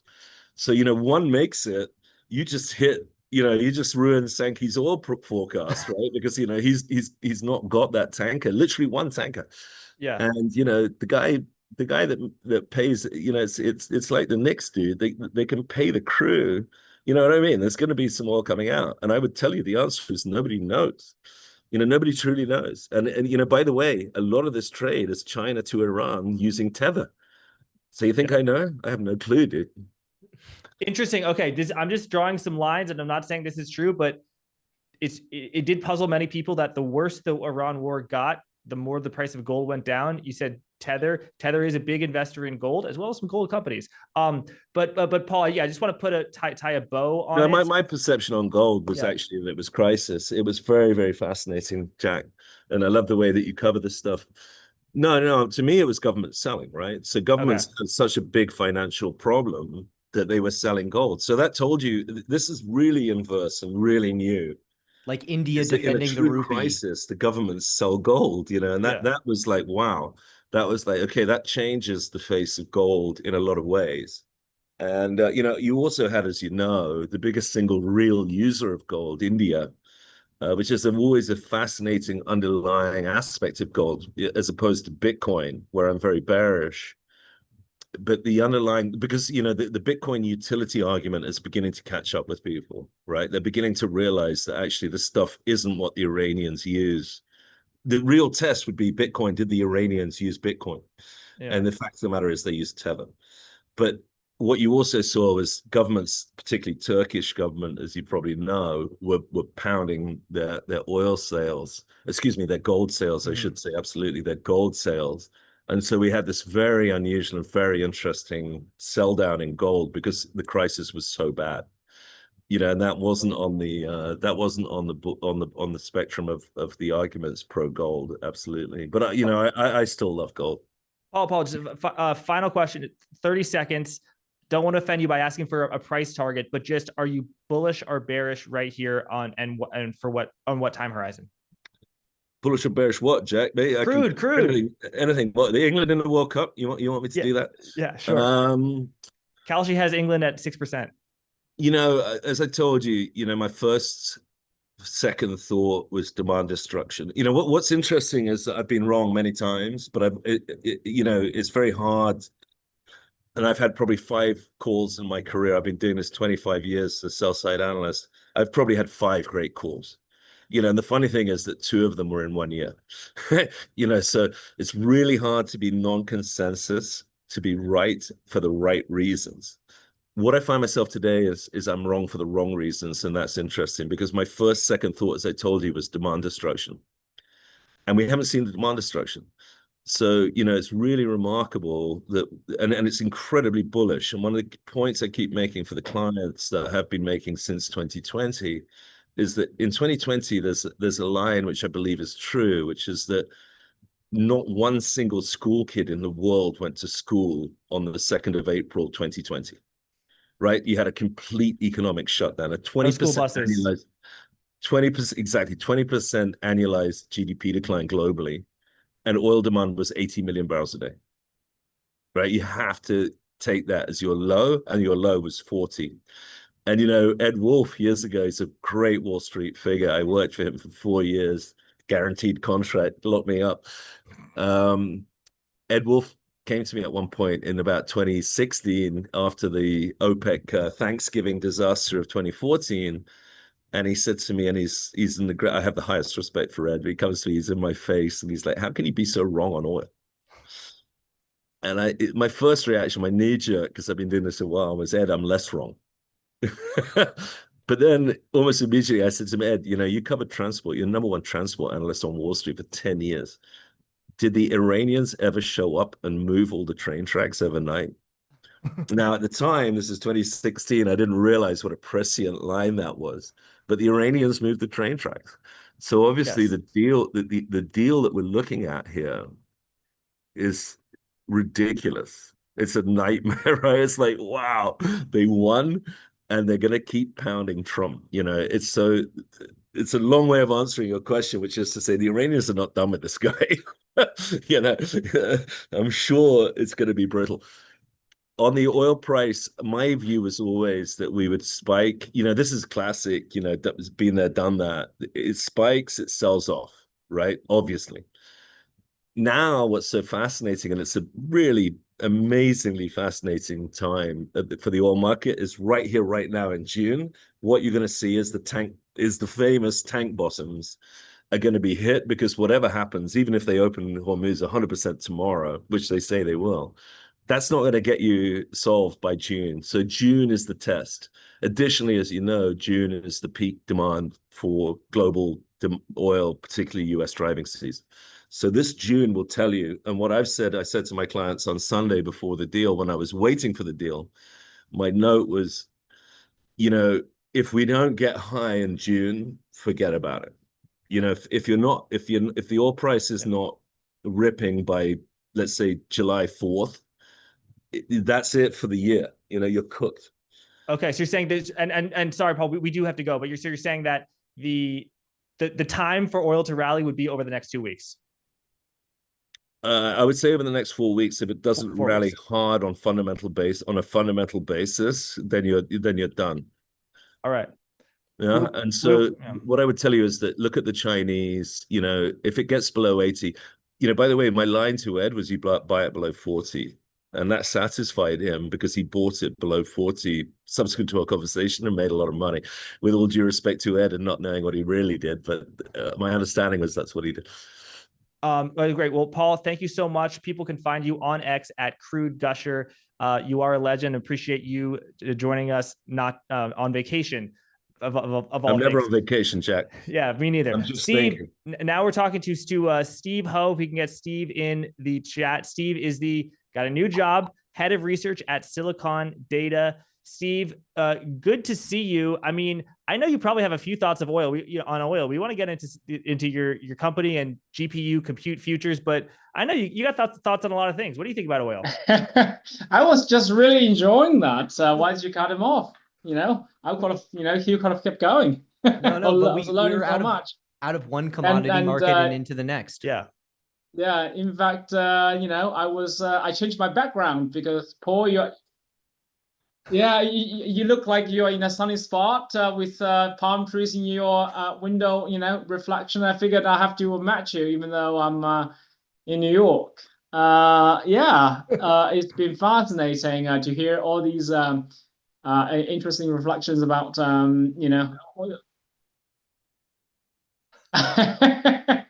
wow, technology. Oh, well, fascinating. We are in this market where it's basically thematic momentum plus macro conditions, and whether or not I don't trade oil, I don't own oil, but it's been fascinating to watch oil, and certainly the whole Iran conflict. I mean, my whole thing about oil, I know nothing about oil. I was watching everyone, counting oil barrels and satellite images, and I was getting rather nervous. It's like I know none of that stuff.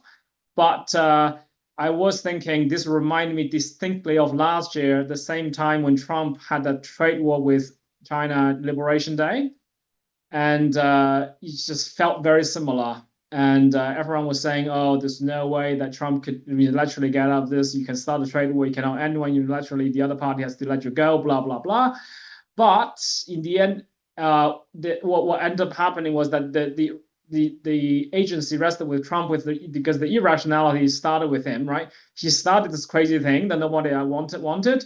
And people really ultimately, like, if he was ready to let go of it, people didn't really want to keep going because you don't really know what this guy's going to do, right? So I think everyone's just a bit sick and tired of it. So by the time Trump was ready to let go of that whole trade war thing, everyone just sort of went on with it. And I think this is kind of what's happening here. Is just that I think the oil market, to me, didn't go crazy exactly because everyone was kind of expecting this timeline thing that Paul was just talking about, where you can sort of make up some stuff, and until the summer, during this period, the US can apply pressure, and the US may or may not be able to walk away with some terms that he wanted, and in the end, if he couldn't, then it's up to him to wrap it up, and wrap it up he did, because he doesn't really have the incentive to keep going. At some point, he gets tired of the whole thing, and when he decides to wrap it up, the assumption, we'll see whether it comes through or not,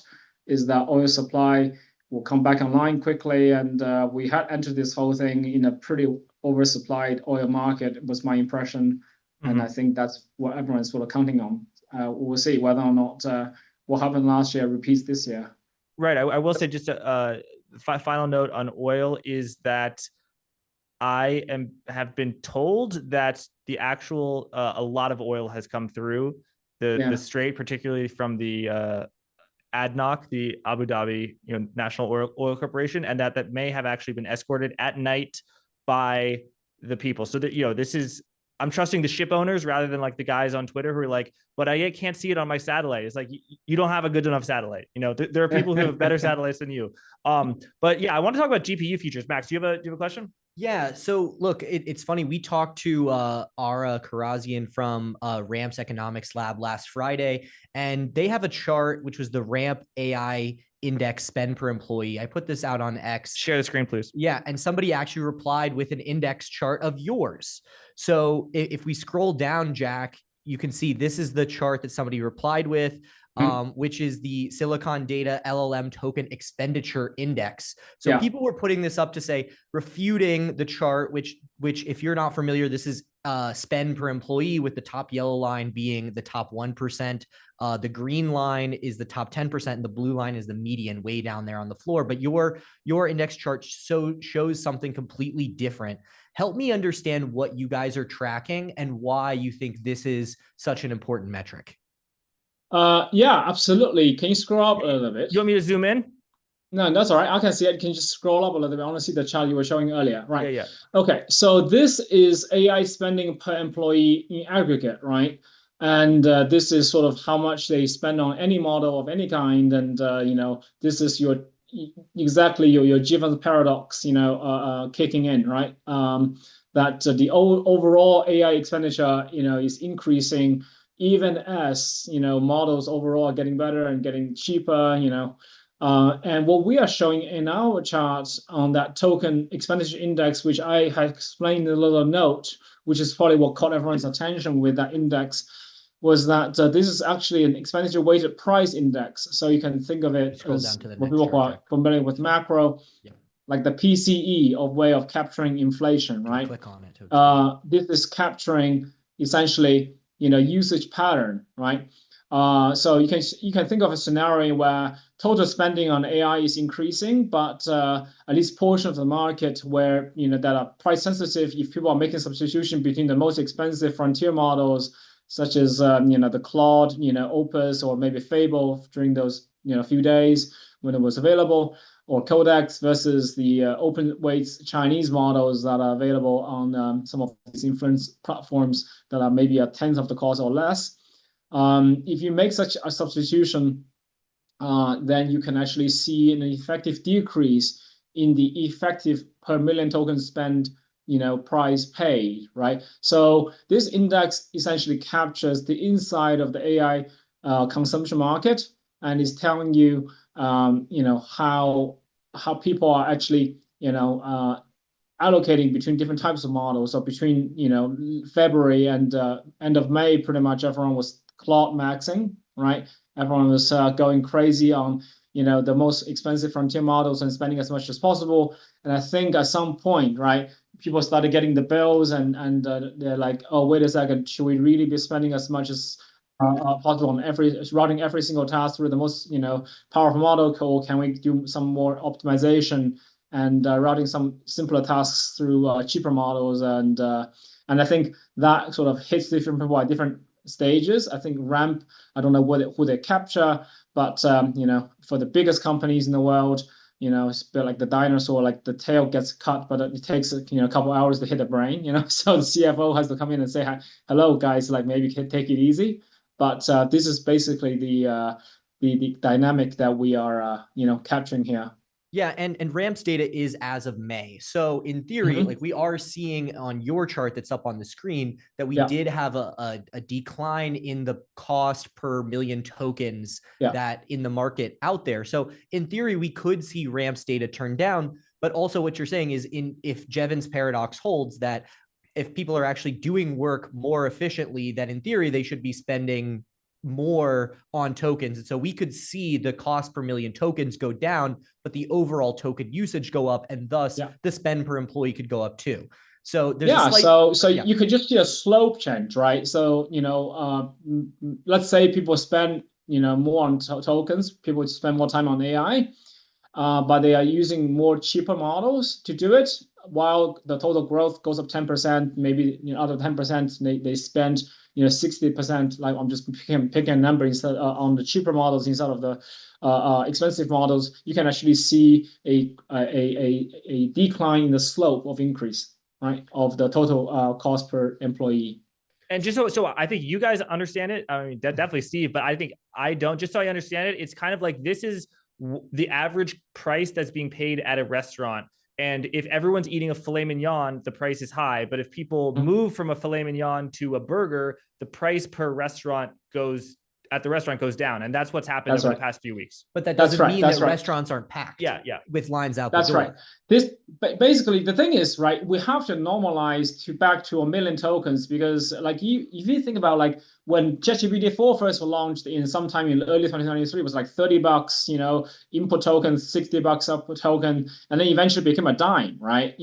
So it's like a $300 times decrease. Tokens are in sharp technological deflation, right? So what we are capturing is basically the models that are the latest, that are still relevant, that people are still using. Nobody's using ChatGPT anymore, but there is a substitution nevertheless, right, on the frontier between using Opus 4.8, 4.7 or Codex, ChatGPT versus your Kimi and GLM and the likes. And we believe that the price quality substitution is real. And this curve, the way I interpret it, roughly speaking, is either some kind of a marginal willingness to pay for the frontier models, or some kind of a quality premium, right? How much better is the frontier model relative to an open weights model? It is always going to be better, but is it so much better to justify that 10 times costs, right? And depending on where we are in the cycle, how far behind the open weights models are, because they're always releasing new versions, catching up, right, or getting a bit closer. If the gap is big, you can imagine a scenario people say, oh, yeah, I don't care, it's 10 times more expensive. I'm getting such good outcome from the one-shot answers. I'm getting such productivity. I'm willing to pay the cost. Or do you get a scenario where the gap closes a little bit, and also people start getting a little bit more cost sensitive, and they're like, oh, I'm spending a lot more than I had previously expected. Maybe now I'm getting a tap on the shoulder and say, you've got limited budget. Can you actually get more productivity by optimizing and routing correctly the tasks so that you don't ask Opus for a cooking recipe, What do you think this curve looks like in your AI bull case scenario? So talk to me first about the way you see adoption evolving moving forward, and what does this curve look like in that scenario? I see this curve basically, sort of evolving in this sort of this up and down fashion, where to the extent that, so it comes down to a little like bullish, bearish. I think it's a little complicated once we get into the, this discussion about whether or not we need the frontier models like Frontier Lab to do well, to make as much as they do for the AI industry to do well. So far, right, there's a lot of assumption that OpenAI and Anthropic need to do very well in order for them to pay for the bills they've already committed to for all this capex. And because they're making the most money, they are probably in the best position to pay for all this, right? So the moment you start getting questions about whether or not people are actually going to be willing to spend as much as they had hoped to start on these top lab models, people start questioning the underlying capex and ROI and so on and so forth, right? That being said, if you're just thinking about the overall industry expanding, and we've been through several cycles where, when Deepseek first came out and open waste models now becoming, ubiquitous, that the overall economy, AI industry is growing, right? And the Jevons paradox continues to, happen.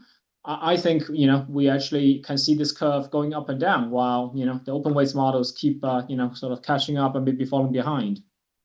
Okay, yeah. I mean, that to me, I see that chart going down as being a signal of adoption, right? Mhm. That there are so many tasks out there that perhaps at the frontier level, it's not efficient to do it with AI. It's more efficient to do it with a human. But I mean, there are a lot of tasks. Obviously, if we're curing cancer, we're probably going to be no. By the way, the not frontier. with human, but with less powerful models too, right? No, I'm saying as of right now, Yes. that there are tasks that people are trying to do with the frontier models that maybe are more effective with low cost unskilled labor, right? Low cost unskilled white collar labor, whether you want to debate the level of skill in there, there might be some questions as to what the ROI is, especially now where it's becoming an add-on. People are not necessarily, as much as we are seeing layoff announcements from some companies citing AI efficiencies, we're not at the point now where back office administrative work is by and large being replaced by AI. I don't think we've seen that huge announcement come. This is not really the dimension of substitution that I was thinking about. I think that's a different discussion, right? Whether the frontier models are actually substituting entirely human labor input, right? Let's put that aside because I think there is a whole endless debate about that. Here, I think I'm thinking about something more local substitution, where we're talking about the substitution between using the most expensive frontier models versus the less powerful models that are much, much cheaper. Imagine a scenario in 2 years' time, right? Opus becomes much, much sort of cheaper because it's no longer the frontier model, right? You've got another frontier model that's a couple of generations ahead. That's by then, right? The latest frontier model.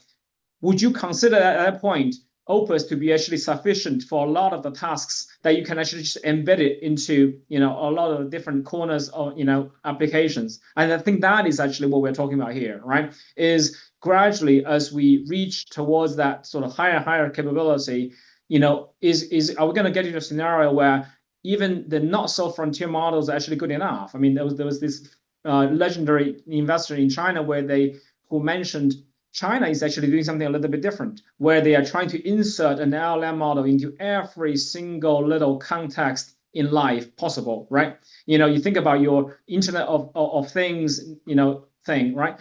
Like part of the reason why that didn't really quite succeed and take off is because the models just were not good enough back then. But imagine a scenario where you can talk to your car and get a car to correctly change the temperature, move the windows, move the back seat, and sing a song to your kid, and tell a joke, and all sorts of things where the interaction is actually smooth and intelligent. It doesn't actually require, and that I think becomes the question: is how much more intelligence does the everyday person need? For a lot of the applications. Yeah, that makes sense. Hey, Steve, just because we got to go literally right now. So you're at Steve Ho. Your firm is at Silicon_Data. Give us a 30-second pitch about Silicon Data. What do you guys do? So we are bringing compute futures, compute financial derivatives into a capital-intensive physical AI market. We believe there's a lot of exposure to this market, and it's currently being financed by equity, which is not very efficient at all. And we need to pass a lot of that risk into different forms of different asset classes, different financial instruments.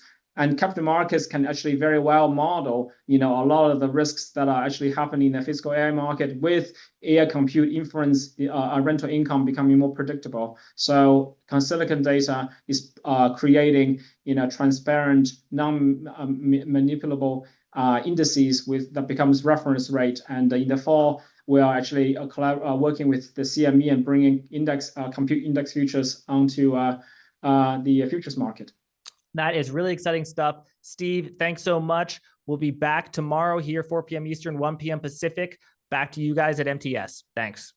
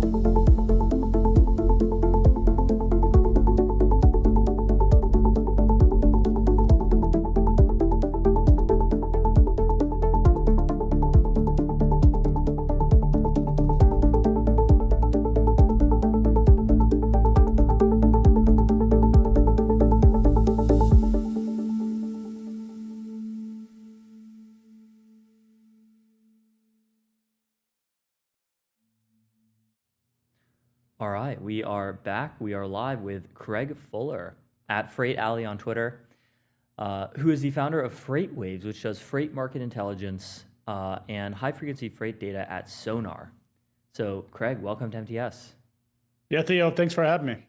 Absolutely. So, first question, which I'm sure is on a lot of people's minds right now, is what's going on with the Strait of Hormuz? It supposedly reopened finally. Is cargo moving through? What's going on? Yeah, it's still, still a bottleneck. There's been a lot of conversation for the administration, but in terms of actually looking and tracking the amount of ships there, it still feels like there's some indecision there in the marine market. But, ultimately oil prices are dropping pretty quickly. When I looked at WTI a couple hours ago, it was at $78 a barrel. I haven't looked at it in the last couple of hours, so I'm sure it's dropped since then. So, but ultimately, I think the forward curves for oil is suggesting that, it has been for some time, that everyone expects that this issue is going to get resolved and there's not going to be long-term pressure. And it's interesting. This is obviously the largest, disruption to energy markets in, decades. And the highest we got was like $115 a barrel, which tells you everything you want to know about how markets sort of view this issue in the Hormuz. Interesting. So what do you predict for like the next couple days to weeks to months of the Strait of Hormuz as it reopens? Yeah, as it reopens, it's going to provide some relief in terms of energy and petrochemicals and nat gas that comes out of that region. The reality is the U.S. was never that vulnerable to the Hormuz. I think it's a lot of folks assume that it was that case because just the fact that it's, historically it has been important. But really, at the end of the day, we produce so much of our own oil, energy, and petrochemicals in the Americas, and I'm using that broadly because there is a conversation about how much we import. But we're importing from Canada, Mexico, and Venezuela, less dependent upon Middle Eastern oil. So this is really a global story more than a U.S. story. One of the interesting things, and the data suggests this, is that our industry and our industrials have done better, frankly, under the war. And that's sort of a counter opinion. I would go on a lot of major network TV, and I always felt like they're wanting me to say something bad about the economy, but when you look at the industrial data, it's absolutely recovering, and I would even say doing quite well compared to where we were a couple of years ago. And I actually think the energy story has helped that. Interesting. Can you go into a little more detail? We're better off than we were a couple of years ago? Well, just in terms of, we've seen the industrial economy has been in a recession since really 2022. And you see this in the ISM data, you see it in the freight data. We track what we call high frequency freight data, which is really, if you want to know what's happening in the goods economy, the portion of the economy that's tied to manufacturing, to retail goods, not services, the freight data tells you that. It's sort of the point of truth. And because it's upstream, supply chains are built so that if I'm building a manufacturing plant or producing goods, I've got to have raw materials. And so by tracking the movement of cargo, then you can actually get a sense for how the economy is doing. And it's really not been doing well in the goods side of the economy, particularly in manufacturing, since 2022. And really since December of last year, November, December of 25 last year, we started to see that change. And it has continued to do much better over the last couple of months. In fact, when you look at ISM's data, 54, you look at some of the other data points that we've been tracking, it has been incredibly robust. And I think that's now gone from a contrarian take to more of an accepted reality that the industrials are doing well. And there's a couple of factors for that. Energy is one element. Defense spending and production is another. But industrial competitiveness is something that oftentimes is misunderstood. We're talking about chemicals, plastics. We're talking about raw materials. These goods have still got to be sourced from somewhere. They're commodities. And so when you have disruption of energy supplies globally or petrochemical supplies globally, other countries, they may loathe the United States and hate U.S. policy and hate U.S. military intervention. They still will buy those products from us. And so we're in a really good position considering the fact that we produce so much energy and petrochemicals here in the United States. Plus, if you think about it, the Americas is the only place that you can get energy that is not in a conflict zone. And I'm including Venezuela in that definition of Americas. If you think about it, Russia obviously is in a conflict zone with Ukraine. You've got what's happening in the Middle East. This is the best place to source those materials. And that's one of the reasons that American industrial competitiveness has continued to win out. And that's why people are coming to the United States, because we have such plentiful supplies and resources. Plus, you have the defense of America's military. No one's going to come disrupt us the way that they're doing in Hormuz. Sure. So do you think America is really starting to reindustrialize now? It's starting. And look, I've said that the disruptions to energy and American plentiful energy combined with AI data centers is doing more to reindustrialize America than any trade policy ever would. So, if you think about heavy duty manufacturing, 40% of heavy duty manufacturing, the cost of that is energy. It's even more important than labor supply. So a lot of people say, well, we moved our manufacturing over to China because of cheap labor. And that's true when you're talking about sewing or, making Nike shoes or something like that. But when you're talking about heavy industry, these are things like steel, aluminum, petrochemicals, 40% of the cost input is in energy. It's far more important than labor. And that's why America, because of our plentiful energy supplies, has the ability to really advance manufacturing in ways that we haven't seen. We're in a better position, frankly, than China is, because China doesn't actually have, it's a net energy importer. So it has to import. And we've learned this, anyone who's paid attention to Hormuz has learned this. They import a lot of oil and natural gas from the Middle East. They're incredibly vulnerable to that bottleneck. Now, they have done things over the last couple decades to create some defensibility by basically having these oil reserves and these energy reserves. But ultimately, they're far more vulnerable to these global disruptions than the United States is. We're in a fantastic position. And I think that's why we're seeing these announcements of reindustrialization. When we look at freight movement, one of the things I like to look at is the Coke, not the stuff you drink, but the stuff that goes into making steel and heavy. This is effectively an offset of coal. It's a derivative of coal, and it heats up to a very high level that enables them to make things like steel. The shipment volumes, in terms of rail shipment volumes, are up something like 60% year over year. And that alone tells you that American steel is actually winning out.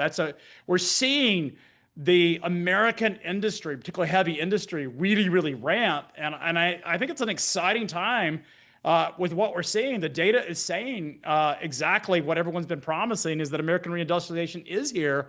And look, I think the only thing that's going to kill it is NIMBYism. And that's what's killed the last couple of decades. Everyone talks about labor. A lot of what's killed our American industrial plant has been NIMBYism. And now we run the risks in that in terms of energy as well as AI data centers. And this sort of fear of these things will hurt us more than the reality. How do you think we can overcome NIMBYism? It seems like very hard to do. That's a great question. I think education. A lot of people talk about the water, these data centers take so much water. Well, it does take water, but the reality is there are so many other things that we do that takes far more water. Golf courses have gotten example. Almonds are always a favorite example. The reality is that when we look at AI data centers, this is ultimately infrastructure. And being infrastructure, it gives us the digital economy, but we need energy, and energy is far more important than anything else. And we haven't built a lot of pipelines. Pipelines have been fought because the idea of building pipelines meant that we were not moving to decarbonization, and that hurt us. It stunted us, and that's why you've seen places like California and the Northeast be at risk of not having natural gas supplies. And one of the astounding facts about natural gas is, despite all of that impact in Hormuz, where you had natural gas prices around the world going up to really levels that we haven't seen in many years, the fact is that the United States gas prices actually collapsed during that same period. And you say, well, how can that be so? And it's because we produce so much natural gas in the United States. We're drowning in this stuff. It's being flared off. It's being burned off. We produce so much of it that the reason that it isn't able to get to the places it needs to get to is because we didn't build pipelines.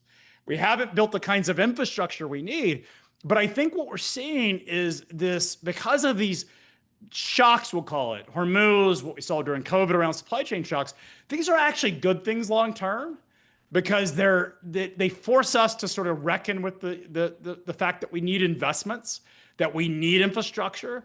And ultimately, energy is life, and natural gas is the energy supply for the industrial economy. So many folks, people talk about everything you wear, all these things are built by oil. Not in the United States. It's predominantly natural gas. 80% of our goods that go in that use petrochemicals that are produced here in the United States actually come from natural gas. You're probably wearing a shirt that's coming from natural gas, unless you're like a pure play person that doesn't want to wear the polyesters and nylons. Yeah, this is but Uniqlo those Arizona. are This is made of pure plastic.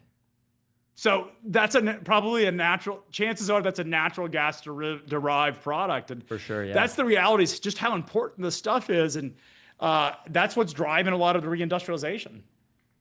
Totally. So, if we made you the infrastructure dictator of the United States, what would you do? Like, what would you prioritize first, and what would you do after that's done? Well, I think pipelines. I mean, the market is going to ultimately need permitting. You need to accelerate permitting. You need to have, you need to have pipeline infrastructure. The president, it's interesting because the world that I cover oftentimes gets ignored by so many different people, or supply chains are sort of an afterthought. It's sort of like describing the utility company. Nobody thinks about the power company until the power goes out. That's when you start thinking about it. And the same thing is true in supply chains. And ultimately, what we need fast permitting, accelerated permitting, and we need pipelines. And so getting natural gas from the fields that it's being produced in places like Texas, West Virginia, Pennsylvania, we need pipelines to transport the stuff to ultimately consumers and around the world. The United States has hundreds of years worth of natural gas supplies to supply the entire world, and we should be the center of all that because we are able to protect the flow of that, and ultimately energy's life. So what I would do is accelerate the permitting. I would provide, and I think the Defense Production Act that Donald Trump passed or enacted the executive order a couple of weeks ago is a step in the right direction. One of the interesting things is Donald Trump's trade policy and industrial policy has been one of the most damaging things to the U.S. industrial plant, despite the efforts and hope for that. But then one of the best things he's ever done is enact the Defense Production Act, which is accelerating permitting process and the infrastructure build out, providing funding and financing to really build energy pipelines, accelerate permitting, and build the infrastructure we need to really build the modern economy. Because ultimately, when we talk about bringing back manufacturing, this is an energy story. The industries of the future, as they always have been, but certainly in the future, robotics needs electricity. Guess where electricity comes from? Some sort of energy plant. We're not going to build nuclear plants fast enough to address the needs of the modern industry, AI. It needs energy. This is all going to come from natural gas. We're just so fortunate to be in the epicenter of the world in terms of natural gas supplies. We just got to get it out of the ground, and we got to get it to places where it can be used. And that is ultimately what will drive this economy. Sure. Do you think American high-speed rail makes sense as an infrastructure project? No, not at all. Not at all. It's great in theory. Look, I'm a big fan of the trains. I own Trains Magazine, which is back here. Like the reality on high-speed rail is the economics, the infrastructure. A lot of it comes back to NIMBYism. I mean, look at California. There is a high-speed rail in Florida that is actually having financial problems, and it was funded by private enterprise. It was using existing rail infrastructure by the Florida East Coast. Mm-hmm. I've been on it. And I grew up in South Florida. I've been on it. It's great. It's a great experience, but economically it's in trouble. And I think that's the issue, is that the geography, everyone likes to look at Japan. Well, Japan is a tiny, tiny island nation. Like it really is. It's the size of California. So you have 100 million people confounded in there. And rail works really well when you have high density. The problem is we don't have high density in the United States outside of the East Coast and California. Yes. So will high-speed rail and so make it's sense very there? hard. I'm sorry? So would high-speed rail make sense there, like from DC to Boston? Well, that's as close of a successful high-speed rail you can call Amex high-speed rail, which is a term that the Chinese or Japanese or even Europeans would be offended if we ever called Amtrak high-speed rail. But that is the most successful lanes for rail transport. And so the idea that you're going to have high-speed rail in the center of the country just makes no sense, particularly with autonomous vehicles. I mean, the next 5 to 10 years, driverless vehicles are going to come up. The nice thing about driverless vehicles is they don't require new physical infrastructure. They're using the highways. They're using data centers and AI and transmission, and they're ultimately technologies that we already have in existence. We just haven't built all the data that we need to make them commercially viable, but it's coming, and that will be far more economical than high-speed rail will. Got it. So do you think that what regions of the United States do you think are the most undervalued right now? Man, I think the old Rust Belt, and we see this in the data, which is really interesting. So we've been covering freight markets since 2017. I've literally been in it my whole life. My father had a large trucking company that he founded when I was 6 years old, but he worked for my grandfather in that business. So I've been around this trucking industry my whole life. And in the last, really in the last year, we've seen this complete shift in how freight flows. So our data used to talk about the fact that we would receive imports and they would come into the coast. And that was effectively the way freight would flow from imports into the coast, into the ports, and then into the United States, into the center of the United States. And that's really been that way for the past 10 years since we've been tracking this data. But in the last 18 months, and particularly in the last 12 months, something completely has shifted. The center of the country, what I call the I-35 corridor, the old Rust Belt up to Ohio and Michigan, that's the part of the country that's producing freight. So what's really interesting right now is that the market share in terms of freight movement across the country is no longer defined by the coasts. We're seeing freight originate from the center of the country. That heartland renaissance that everyone has been wanting and promising that would happen is actually happening. And so the question is, what's driving this? It comes down to a couple things. AI data centers and construction of AI data centers are absolutely having an effect. And you say, well, that's great for GPUs, but what is often not misunderstood is to build a data center, you need a lot of concrete, you need a lot of steel, you need a lot of fiber optics, you need a lot of copper, you need transmission lines, you need power generators, you need cooling systems, you need all this stuff. And because of the tax bill that we got last year, we got bonus depreciation and a lot of incentives to buy American produced and American manufactured products. So a lot of this source material that's building out these massive data centers is actually coming from the center of the country.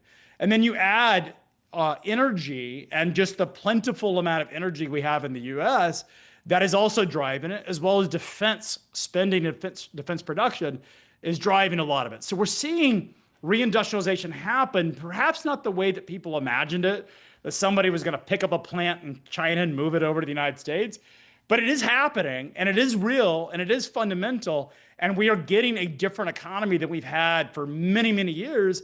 And that's why things like electricians and HVAC people and construction workers, these blue-collar jobs are becoming far more in demand than a lot of the white-collar jobs because we simply don't have enough people to handle all the workload that is required of them. What about regions around the world rather than just in the US? Like I've heard some people say they're very bullish on like the Arabian Peninsula, UAE, Saudi Arabia, because it's got lots of very empty, very sunny land to use for solar panels, for example. Yeah, look, I think it's interesting, but remember that what really drives the Middle East is oil. I mean, that's the part that I think a lot of people get really fascinated with solar, and it's not to dismiss solar energy because I think it's an important derivative. I think, frankly, one of the issues that you could have with this administration is their view that really fossil fuels should take precedence over other forms of energy. Why can't we invest in wind energy? Why can't we invest in solar energy? Because you're just energy, and it's ultimately a watt is a watt, regardless of what the source is. But having said that, I think really what drives the Middle Eastern economy is really energy supplies. And I think as we've learned over the last couple of years, and certainly over the last couple of months, is just how important the free flowing of energy is to the world, and the free flowing of natural gas. Natural gas is a much cleaner energy source than oil is. In fact, the best thing we could do to decarbonize the United States is to shift from diesel, which is a relatively dirty fuel, into natural gas. That would have much more impact than probably any other decarbonization policy that we'd have, is to shift from a dirtier fuel into a cleaner fuel. And the reason in the United States that we've seen the air quality improve significantly, you see all these maps on X about how much cleaner the air is, a lot of that is because of decoalification. We've moved off of coal and shifted to natural gas. That has given us much cleaner oil, and I'd like to see that across the country shift from diesel into natural gas, because that transition is far more viable. You asked what other parts of the country, I think other parts of the world are viable. Obviously, Asia is an epicenter for growth, a major important region of the world. The Americas, and I'm talking places like Colombia and Brazil, they're incredibly well positioned. And I think in some ways, being, as the United States sort of focuses more at home and around the Americas, the Monroe Doctrine area, that significantly benefits the United States and our manufacturing industrial production here, from both the trade that will take place, but also from manufacturing and production in places like Colombia, even Mexico. Like, Mexico is an incredibly well-positioned country right now. Mm-hmm. So last question before we hop off is, what are some of the most interesting things you get to see with high-frequency freight data that most people don't think about? Well, we see the economy, the goods economy, in near real time. And one of the things that I think is poorly understood about freight, it's a commodity. It's all priced on supply and demand, and people only move freight because there's demand on the other side. There's something pulling on that supply chain. And so when we look at freight data, we're seeing the upstream part of the economy, oftentimes months before other data sets. One of the big arguments that has been playing out on X, as I've talked about reindustrialization and the resurgence of the industrial economy, is people have been looking at the employment data. Employment data is a lagging indicator because companies will do everything they can to avoid overhiring. So they'll extend shifts out. They will look for ways to create more productive workforces, and they'll try to stretch as much productivity out of the existing workforce before they add employees. And one of the nice things about freight data is if I'm gonna build something, I gotta bring more raw materials into that production plant. If I'm gonna sell something, I've got to have materials moving into my distribution centers and then into my stores. That data reveals real-time economic activity in ways that leads other data sets by months. And that's one of the reasons that I've been talking about the American reindustrialization story and seeing the resurgence of it really since November, which has been well in advance of a lot of other data sets, because we see it in the freight data. And it's not a prediction, it's actually happening. We see it on the ground.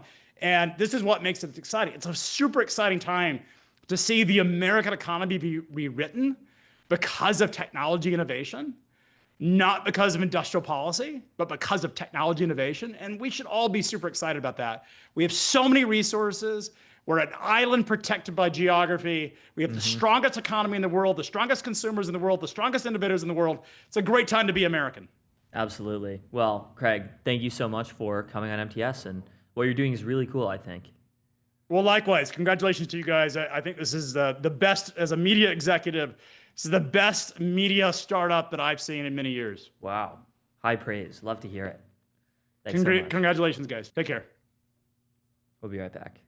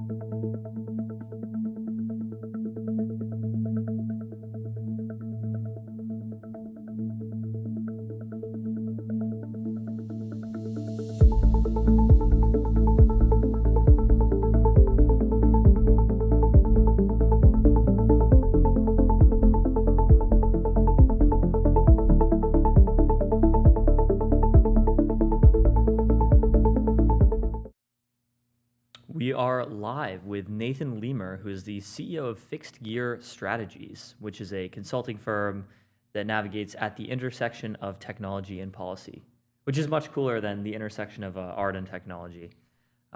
So very cool stuff. And you're coming to us from the Reindustrialized Conference in Detroit. Is this true?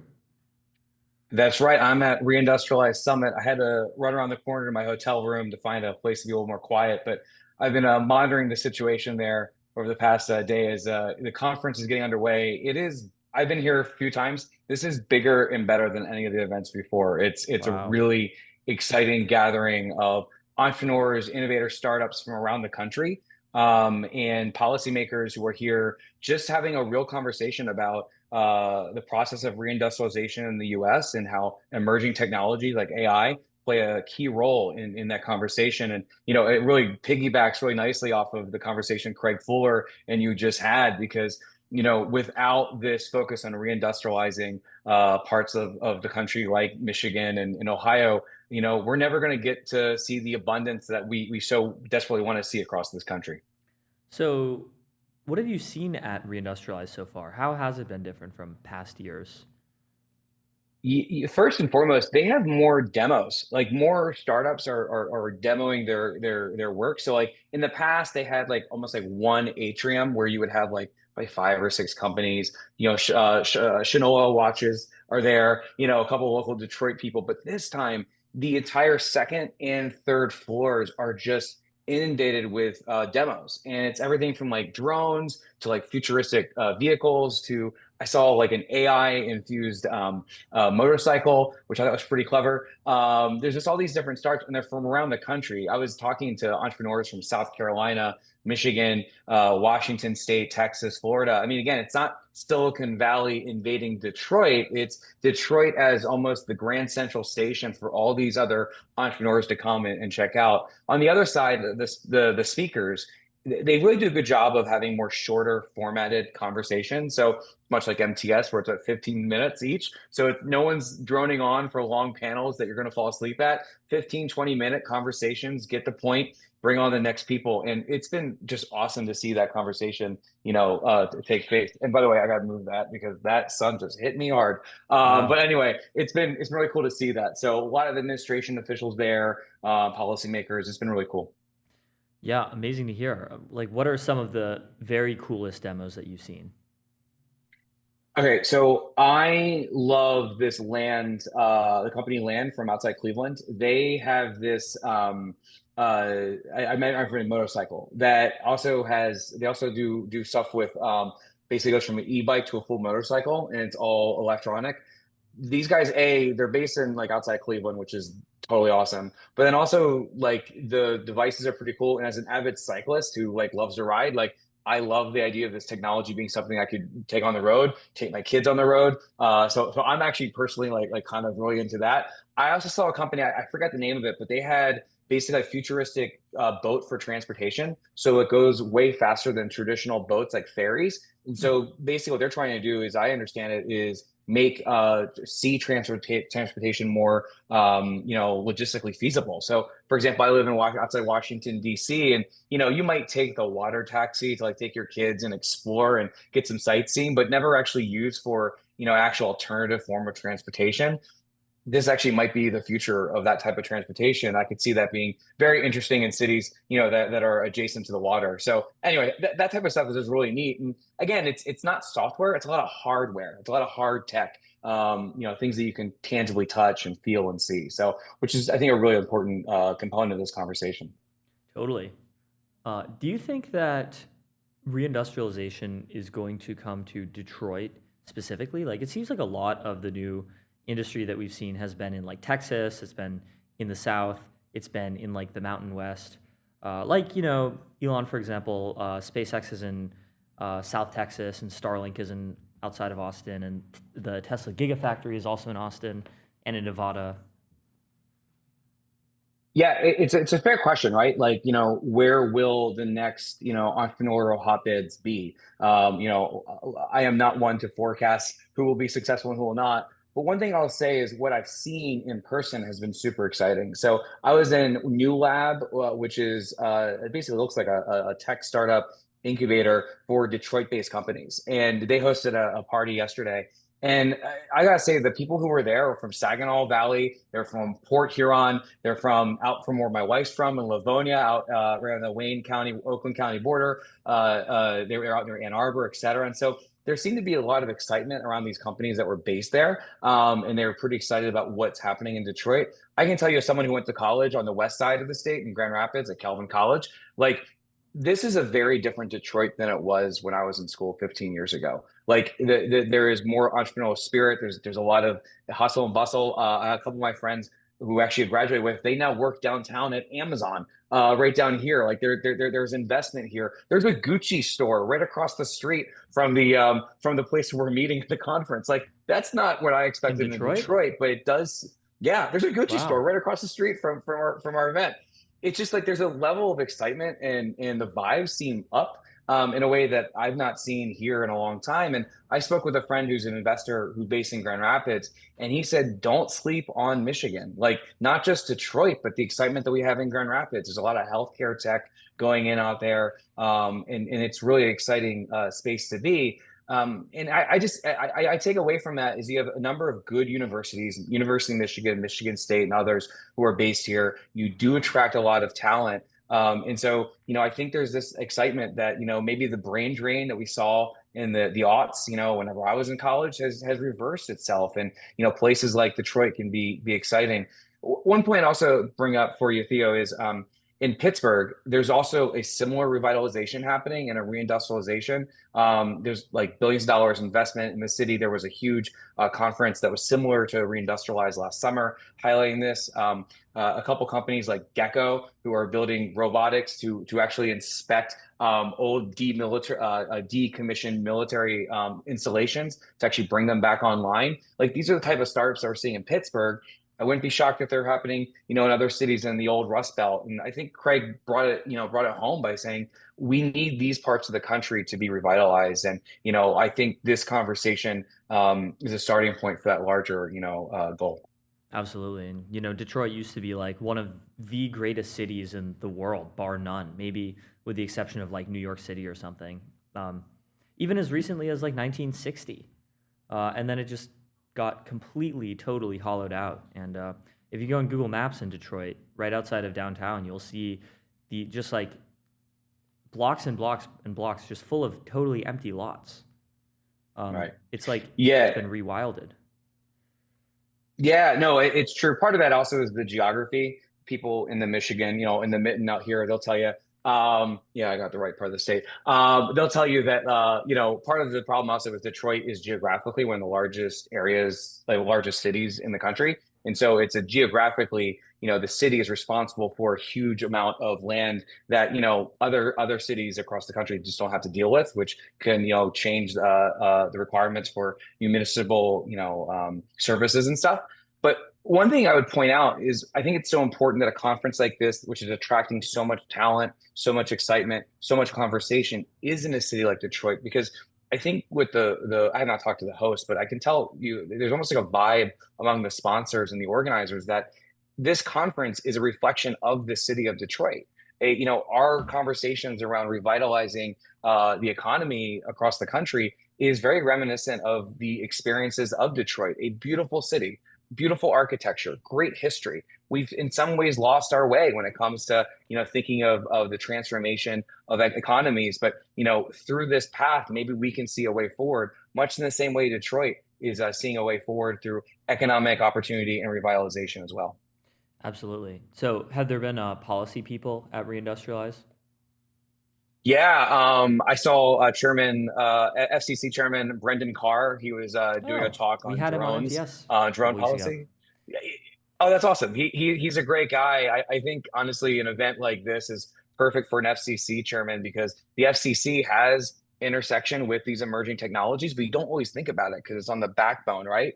And so it's great that guys like him are here. Michael Kratsios gave a really interesting talk in the White House and what they've been working related to the future of AI and the AI action plan. He did not get into Fable. That was not brought up, but he did talk a lot about the workforce and the work they're doing around ratepayer protections and data centers. Emil Michael also gave a talk. I didn't get to hear his talk, but I did see him here. And then, one of the most fascinating conversations I saw was Packy McCormack led a conversation with Alexis Ohanian. I always forgot. I forget. Can't pronounce his last name, but yeah, right. Serena Williams' husband. They had a great conversation about AI policy and the workforce. And one of the things that came around there was this idea that if AI policy, if it allows us to build all these new things, revitalize cities, create new building and whatnot, we can take the time to actually build more beautifully. And one of the points they brought up was that stone through AI is actually making working with stone and craftsmanship with stone way more affordable. And so a lot of cities, a lot of communities were going away from building with stone for so long because it's so expensive. Is this the, but now that craftsmen, what's it called? The like company that's doing like memorialize something. Yes. Yeah. It was like the Memorialize AI, I believe it was. I can't remember the name, but they talked about how like this is actually creating opportunities for artists and craftsmanship. And one of the lines that just stuck with me was so great was that if Florence with 70,000 people in the midst of the Renaissance can create art that can last centuries, Monumental Labs. Yeah, they were there. They made this comment that like if Florence could do all that creativity during the Renaissance with only 70,000 people, what kind of art can we create with the abundance that can come about from this entrepreneurship and revitalization? And I got to tell you, like the room sort of had this like real like excitement that came out of that. Again, it's obviously aspirational. It's obviously an optimistic view, but like it's the type of conversation that I think has been missed in a lot of discussions is we don't talk about art. We don't talk about aesthetics. And so to have that being a part of this conversation was, I think, a really important one and one that I think policymakers would like to have as well. Yeah, absolutely. In the conversations. If you go around like Union Square, like Nob Hill area in San Francisco, or like much of New York City, Soho, there's all these like incredibly ornate stone buildings that are just like beautiful in this distinctive like American architectural style. And when all of these are built, we lived in just an like massively poorer country. So we can totally build stuff like this again, if not even better. That's really the takeaway that I came from with this entire event. And it's just day one. I can't wait for tomorrow to see what they have in store. Yeah, me too. Well, Nathan, thank you so much for coming on MTS. Always a pleasure. Keep up the good work. And thanks again for having me. Absolutely. And we'll be right back.